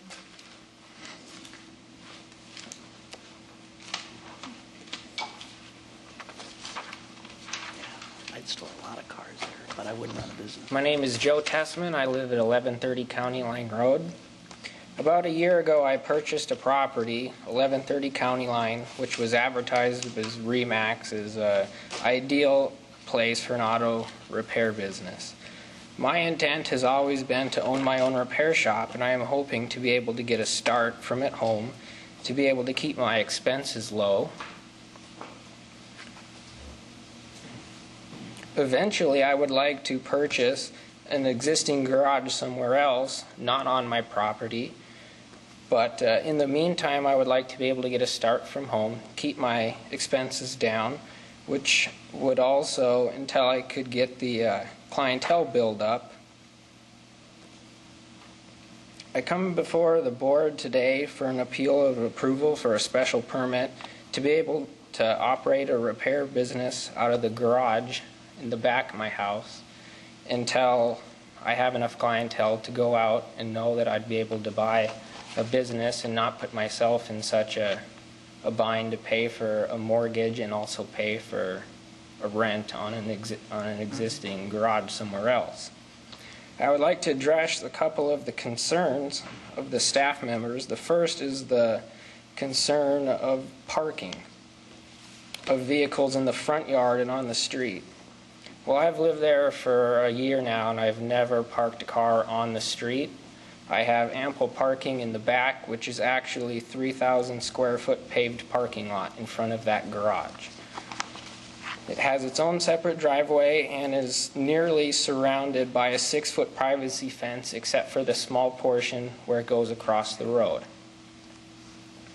I also have a large driveway in the front of my house that went to the RV garage, which that is paved on half, and the other half in front of the RV garage is gravel.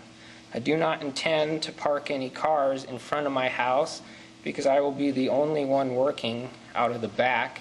It doesn't make sense for me to ever take on more work than I could handle out of the back garage, parking cars in the back parking lot away from the community, being able to see behind the privacy fence. The second concern raised is the noise produced.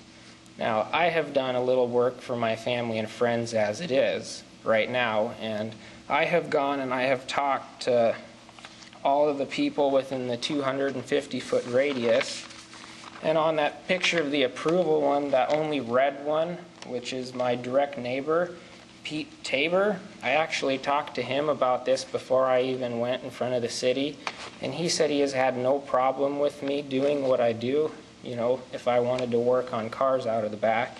And I just want to show you that I'm missing 4 signatures as far as the people within the 24 or 250-foot radius. This is my neighbor who supposedly turned in the red card as denial. But I have talked to him. He was the first person I talked to before any of this went on. Here's the second page. You can see this house here is vacant. No one lives in there. So I don't know how to contact an owner as far as get a signature. On the cul-de-sac behind my house, there are these 2 houses and then these other 2 houses that I have not been able to contact. I've been back there 5 times. No one has been home. This one house told me they didn't want to sign any sheets. They wanted to fill out a card and send it back. So that's why I don't have those signatures.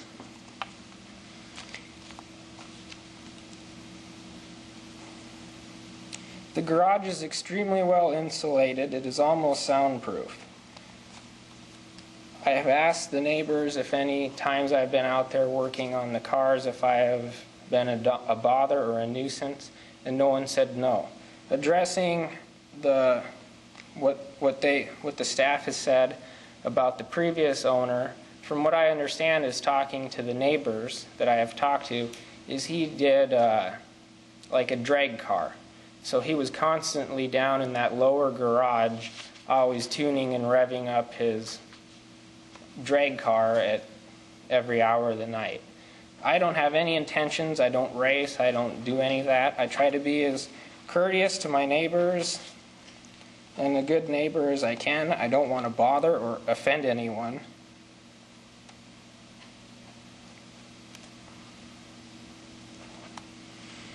I want to reiterate that I will not erect any sign for what I'm applying for. Mm-hmm. I think I believe my good reputation will provide me with more than enough business to be successful just by word of mouth. Since I am the only mechanic, I would only plan on working on 2 vehicles per day. I am a hardworking, honest young man who only wants to make a living to provide for my family as much needed service to the community of Des Moines, that being an honest mechanic who does quality work at fair prices. If you should grant me a special permit, I would not do anything to jeopardize the livelihood and the reversal of your decision. I believe that if any of you would come out and see my property, you'd understand why I feel like this is, not an ordinary situation where I just want to work out of a garage. It was set up at one point and operated as an auto repair shop. When I bought the house, it was from foreclosure, and so it lost any kind of grandfather from the time I bought it and then. The house was in very poor condition when I've got it, and I've already done all the necessary repairs that the city had required me to do when purchasing the property because it was technically unlivable when I bought it. So I guess that's all I really have to say. And I guess I do have a couple pictures I wanted to show you. And those were the pictures that I had submitted with my application. You want to just hand them to Cindy and send them on around? Okay. Take a look at that. See if anybody has any questions. Sure. I have a couple of questions. First of all, you did a really nice job presenting, so thank you very much. Where do you change the oil? What do you do with the oil? Well, I don't really change much oil, but what I would do is, you have a drain pan, you catch it, I dump it back in containers. I can take it back to any auto parts store. I can take it to any garage. They dispose of oil properly. Okay. They also take the oil filters. And do you do this? Do you have a job that you work during the day? Yes, I work full-time at the Drake Garage. I've been there for 3 years. And I've just always had a goal of mine to open and own my own repair shop. Sure. I bought this place and figured it would be a great way to get a start to kind of help me out in the process of, Sure. because it's pretty expensive to, So do you just work like for family and friends? As of things- now, I do, and I mean, I've done a couple little things for some of my friends' friends and stuff. Mhm. But I would continue to work for a while until I felt like I could do this as my own business to get a start.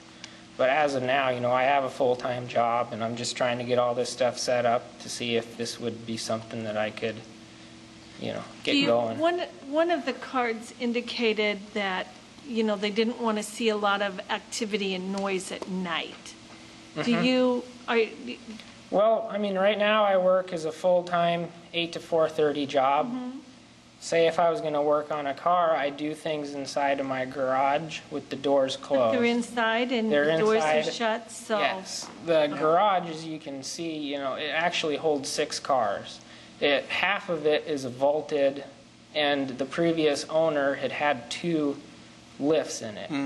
They were taken when I had bought the place, so there's currently not a lift in there right now, but there's definitely room. It's overhead, it's extremely tall ceilings, and it is heated and air conditioned, and I mean, it's extremely well insulated. When you're outside with the door closed, if I'm running an air gun or something, you can't hear anything. That's what I wanted. And I talked to my neighbor Pete, which is this guy right here, before I had even gone about doing anything, and at 1140 County Line. He told me that he had some problems with the previous guy because he just wasn't considerate, didn't care, this is my property right here.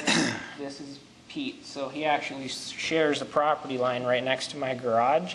And he told me whenever I have ever been out in the garage doing anything, he said he has no complaints. He's never heard me. I try to be as courteous and stuff. I realize it is a residential area, so I'm just trying to be as polite as I can. Okay. Mel? That's all my questions.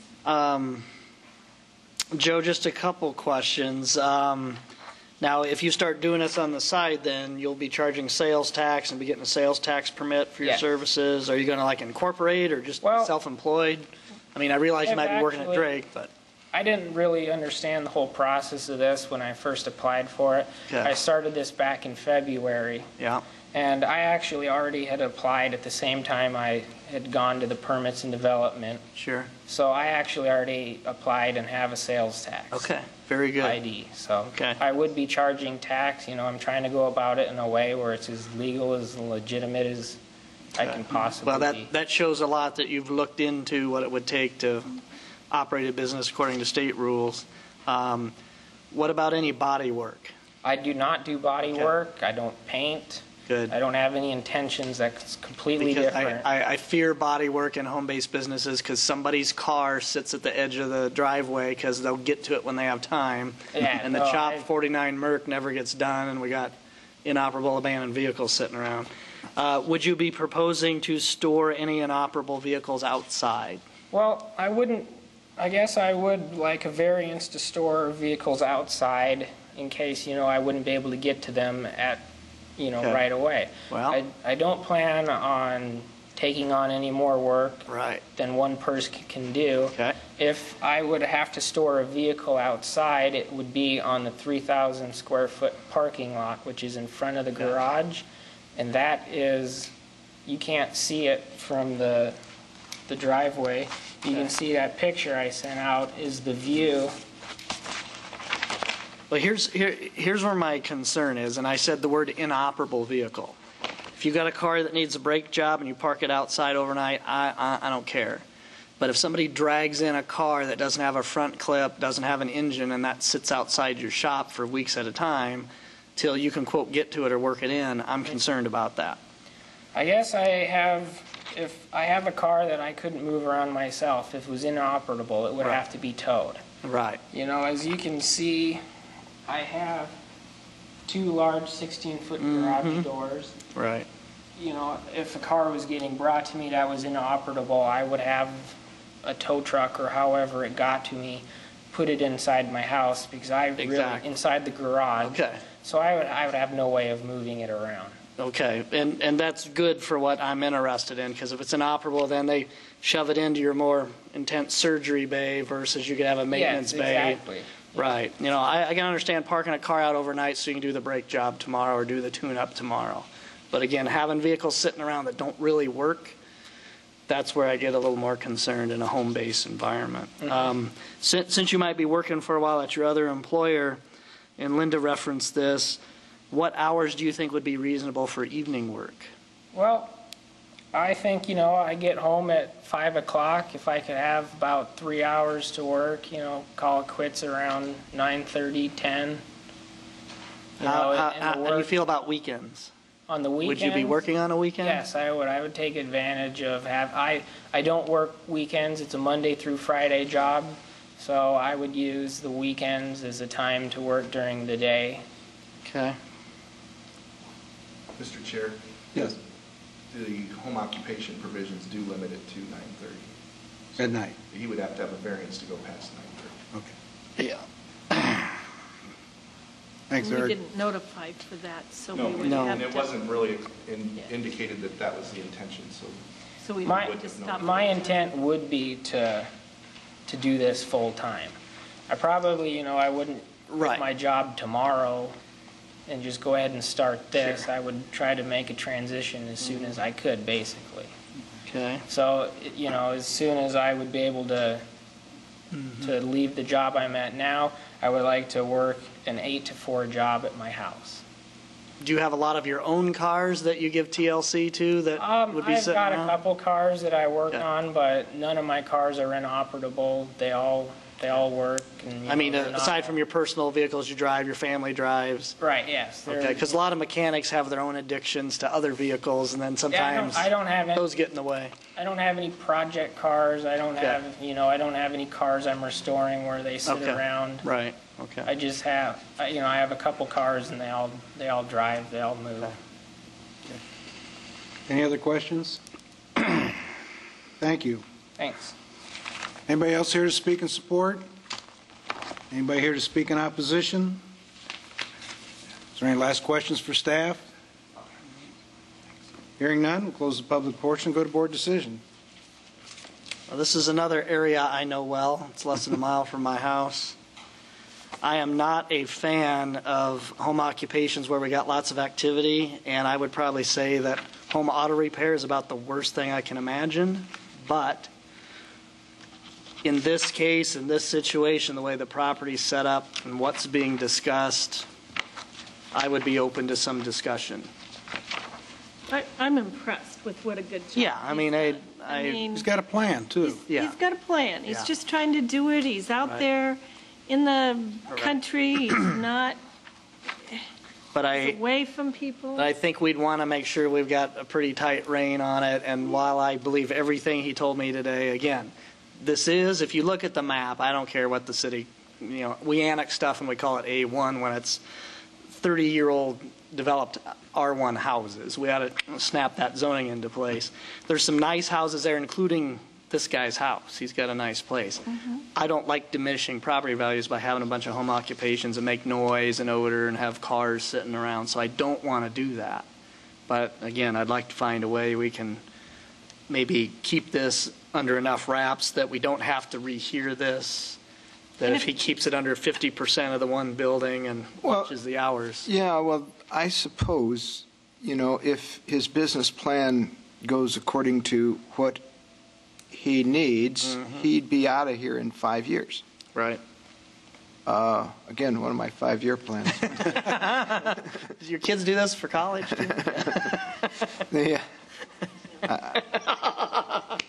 I think that I'm in favor of granting him a permit for the and what's he requesting? A variance? Home occupation, yeah. And a home occupation special permit. And I'm in favor of granting that. I do think there maybe ought to be a time limitation on it, so he doesn't come here when he's 70 years old and say, if you only give me another 5 years. But I think that probably the way he is speaking about this, he will, and with his experience at Drake Garage, I mean, they're good teachers. You know, they're showing him how it works and how you have to, you know, hire people and how you have to let them go if they don't work out, you know, and how you charge for your time and that kind of thing. I think we ought to give him a permit for limited I think so time. too. But I don't think a limited amount of time, I mean, granted, he's got a plan. He wants to get out of there. He works in a garage. He knows the benefits of having a garage, because then you can open it up, do a lot more. I don't think he wants to be in this house doing this 5 years from now, even 10. I don't want 2 employees down there working on the cars. Yeah. Right. Well, don't home-based occupations, aren't they limited to the occupant only anyway? No, it would allow up to 2 non-resident. But you could limit that as a condition. Let's see. I'm looking at. To go that way. Yeah, because that's condition B, no more than 2 non-resident individuals. So 3 of them could work, including himself. Or 3 sons and Yeah, right. Himself and 2 other workers. Right. Or, you know. Okay. So the point I was trying to make is you could limit it by not.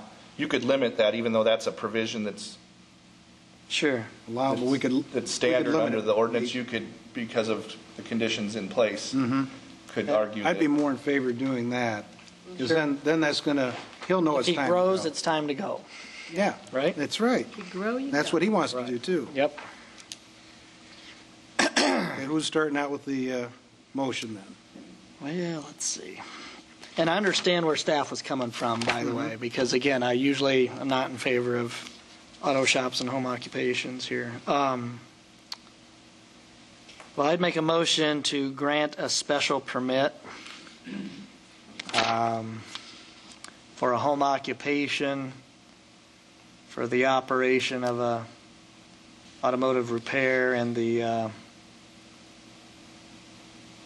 30 by 60 foot detached garage, having the separate drive entrance, subject to the requirements of home occupations as listed in the city ordinance, except barring 10B. I believe that's correct. As he would be limited to the only individual that shall be engaged or employed in the business shall be the applicant himself. I want to just ask the applicant, do you understand where we're going with that? Yes, I do, and I agree. You know, I don't have any intention of hiring anyone else. I'm looking to get a start until I feel comfortable enough that I can find a place. So we like to hear. Okay. And the rules of home occupations already say, 10F, there may be no outside operation, storage, or display of materials or products. So your materials would be what you work on and with, so would your products. So no outside storage of jacks, car lifts, engines. So pretty much you got to keep it inside. Okay. Do I hear a second? I'll second that. Okay, been moved and seconded. Any further discussion? Just one clarification. Is there a requirement that he has to limit the structure use to no more than 50% of its area? Is that in here? That's in here. Where is that at? Well, or is that in a separate area? If you look at the. And I don't want to change that, but I just want to make sure the applicant understands that that's a requirement. G? And if it got beyond that, he could come back and request a variance to that provision. I'd like to see that. It means the business is booming, but I'd rather like to see him branch out. Yeah, so not more than 1/2 of the area of one floor level of the dwelling or accessory building shall be used for such business. Now, the other thing is we didn't recommend in favor of this, so if we had recommended in favor, we would also have included ensuring that he complied with building codes. Right. And that doesn't fall into the. Okay. Right. Which he'll have to regardless of what we say. Right, but just to let him know that. I mean, if you add it in as a condition, then we'll put it on the decision in order as well. All right. I'll amend that to say that he must also comply with all appropriate building codes. Already, but yeah. We want to make sure. Let's rethink that. Okay. Okay.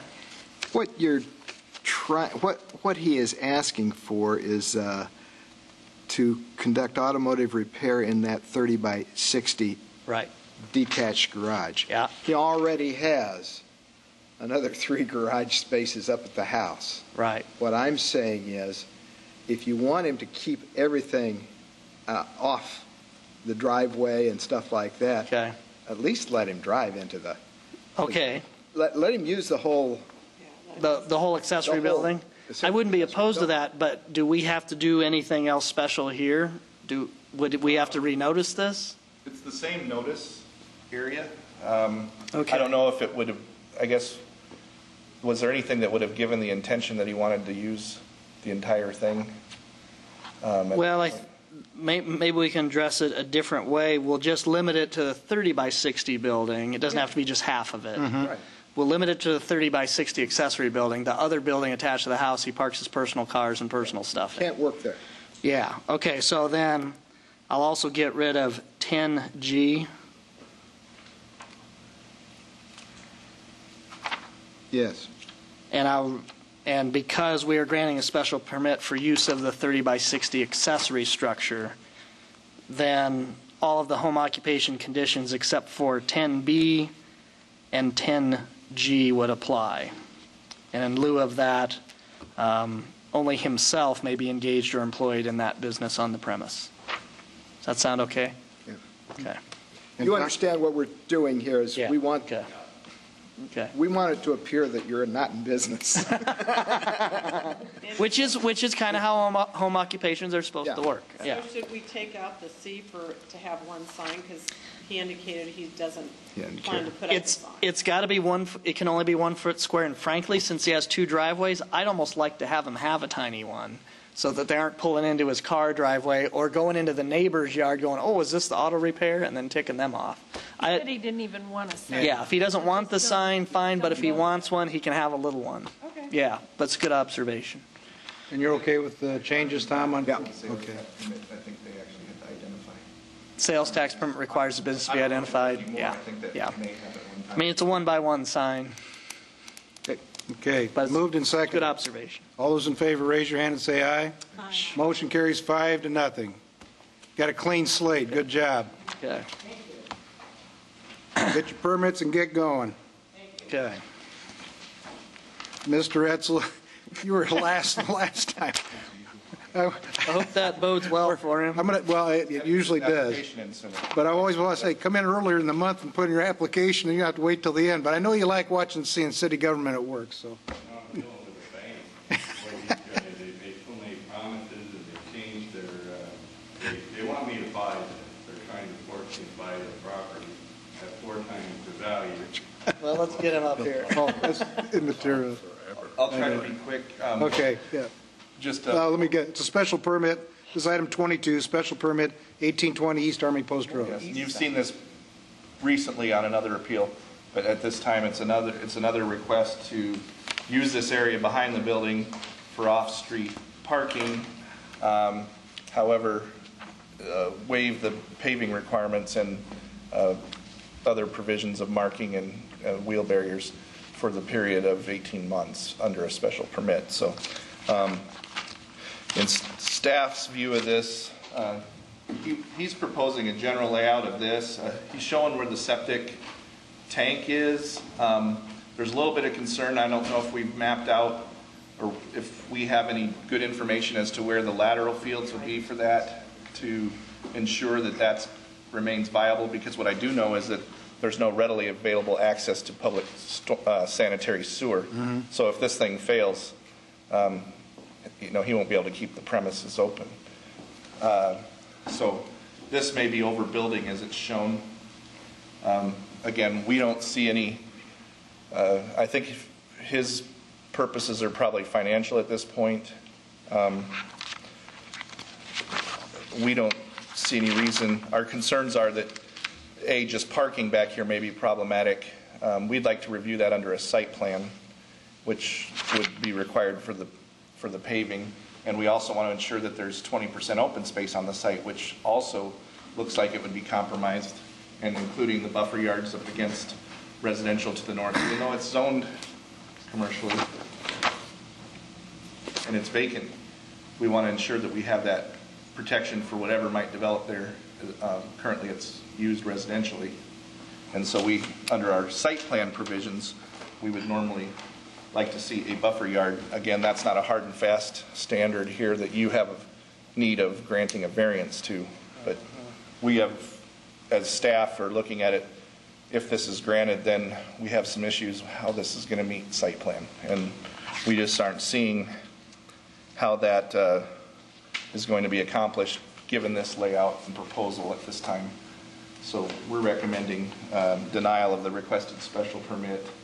I guess one thing I would add is if you feel inclined to grant it, I think we would want to look at, you would want to ensure that it met all the other provisions besides the paving, including the landscaping requirements and some assurance that the septic function for the building is protected.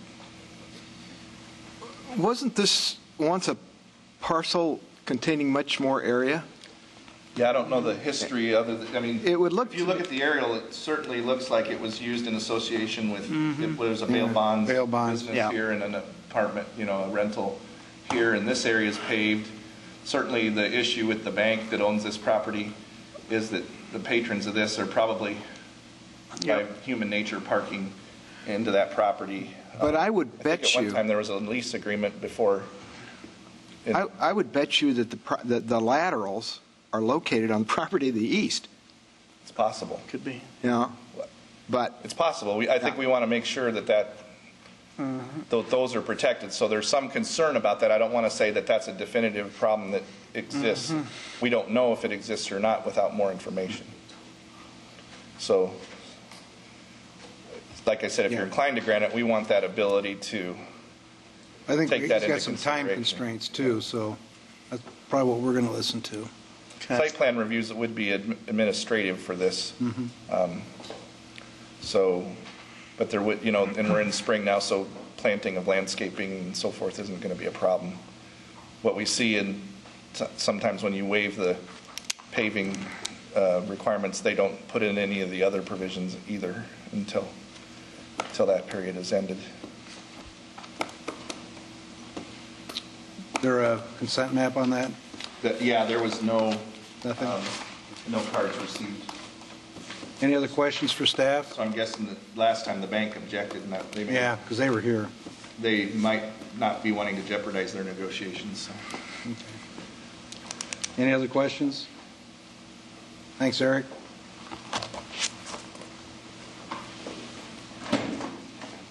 Well, welcome back. Sorry I had to come back, but when we left the other day, I stood outside with I know the guy. we are, but the guys upstairs know. Yeah, just let. I'm sorry. When I left the other day, I need stood. your name and address. Robert Etzel, 2709 Scenic Place.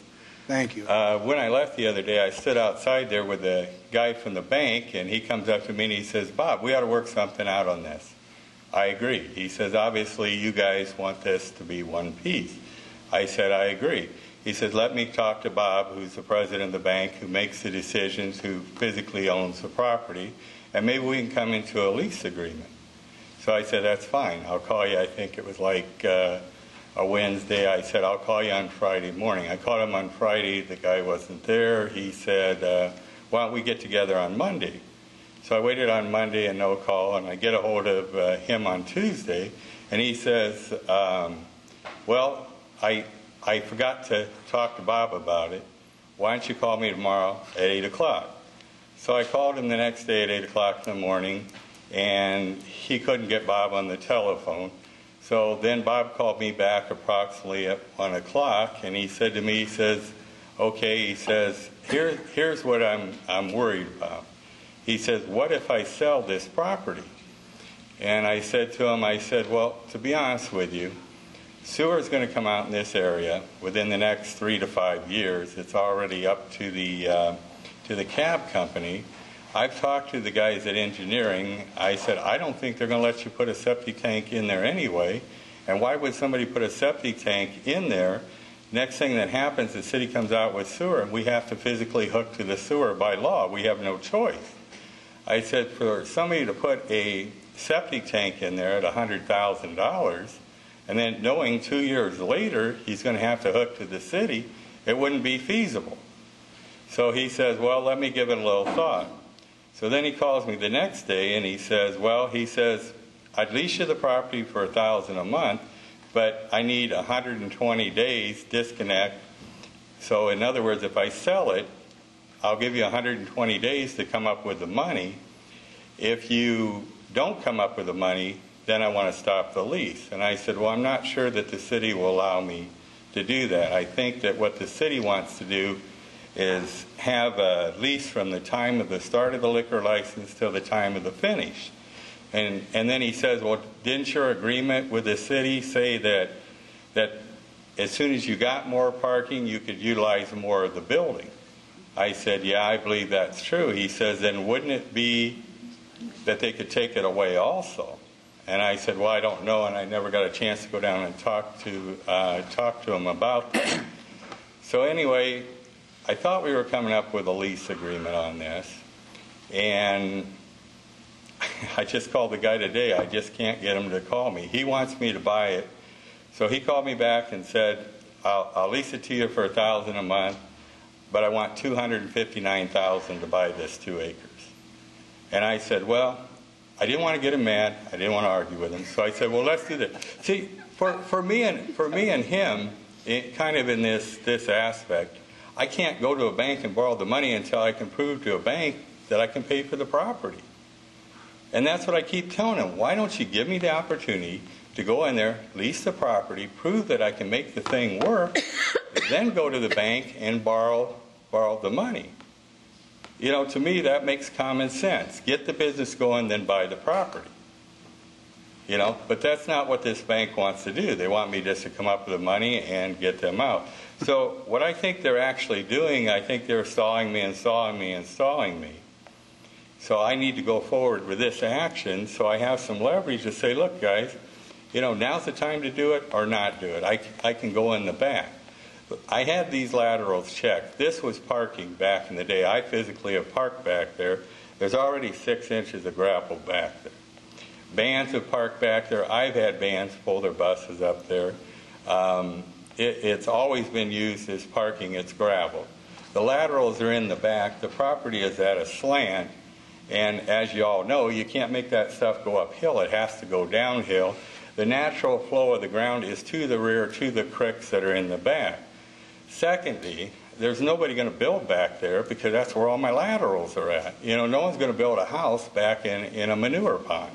I mean, that's just the truth.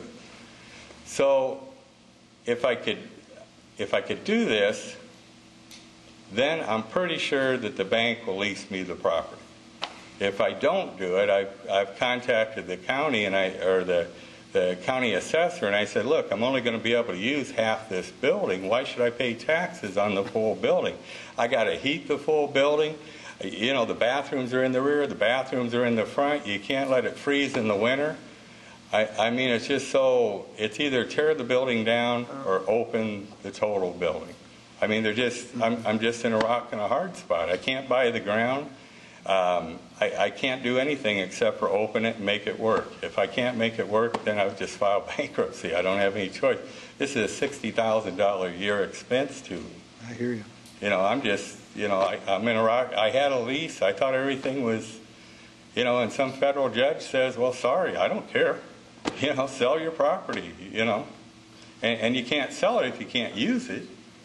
Well, I remember when you came the last time, we wanted you to at least get half of the place started up, and I was hoping you'd be back here requesting this. So. Oh, thank you. Yeah. Any questions? Was this about 2 months ago? Yeah. I don't know. Okay. No, I had to leave early that 2 months ago. Now, Bob owns this property now or not? Yes. Okay. So Bob owns the lot here, the subject property, but he'd like to buy the lot to the east to really expand. Is that what this discussion's about? He needs that for Since parking. you weren't here, what happened is that... Bob owns this. Yeah, I own the building. I physically own the building. Okay. And I leased the parking, and I leased the parking from Jamie Ellis. Okay. And you haven't operated anything in this building yet? Yes, I operated this for 8 months, but I also had Casey Barbecue. Yes. And I had a chance to open another Casey Barbecue on Douglas.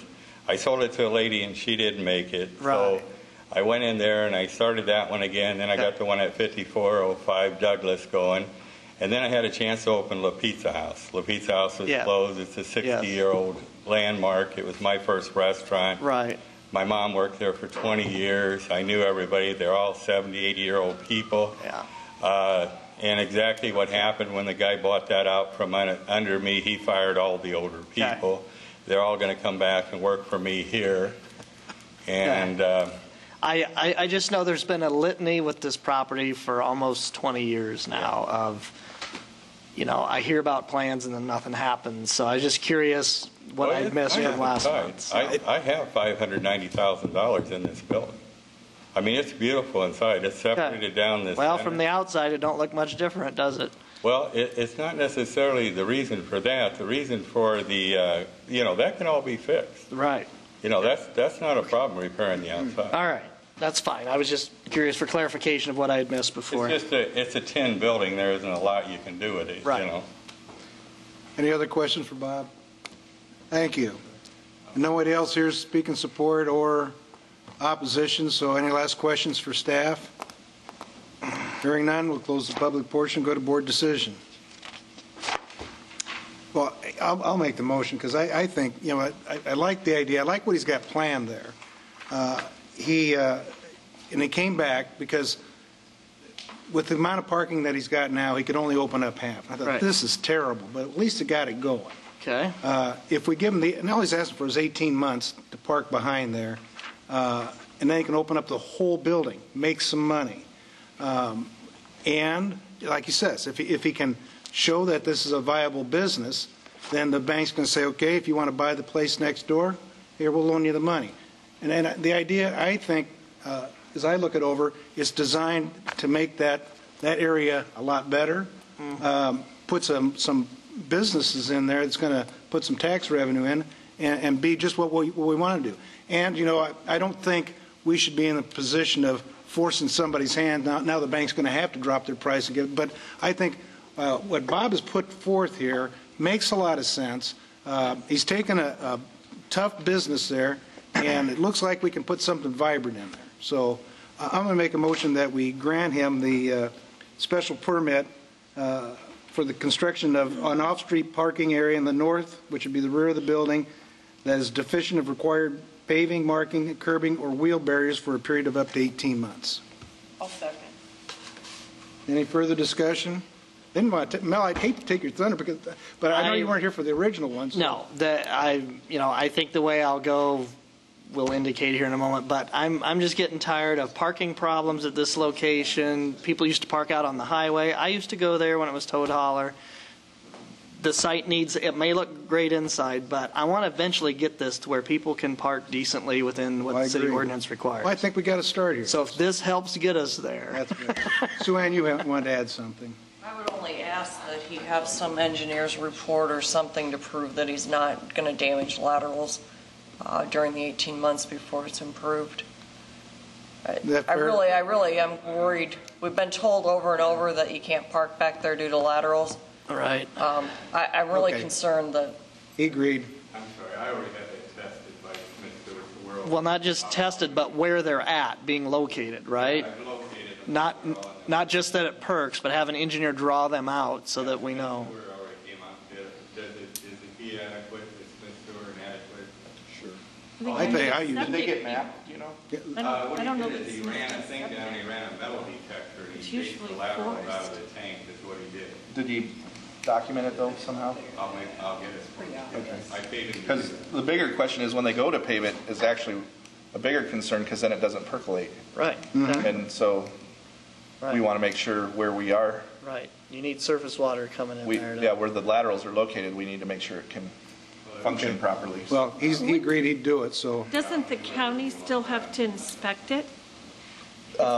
I mean, the county has to inspect all the septics, and I mean, my fear would be that the laterals it's an would existing fail. system, but I don't know if there's an inspection. If the laterals I think fail, at the time of sale there's a requirement. Yeah, but I don't think there's anything else periodic. But what if we allow it and then the laterals fail and then you're discharging out into, and you're damaging the land? Yeah, that's the problem we're concerned about, but there's no sanitary sewer readily available, so he would have to design a new system. Right. And that would be very costly too, so. I already said about It would actually be more costly to bring the sewer close enough to hook onto though, so. So I think it's far enough away, we would allow a new system to be built on an acre. Again, it would have to meet a design approved by an engineer. So. And while Eric's there, you had no comments from the Easter Lake Neighborhood Association? You know, I didn't have any contact from them. Okay. All right. And Linda, I know you got to go, so Yeah. I don't want to push this any. No, Oh, okay. got a motion and a second. Yeah. Is there any further discussion? Okay. All those in favor, raise your hand and say aye.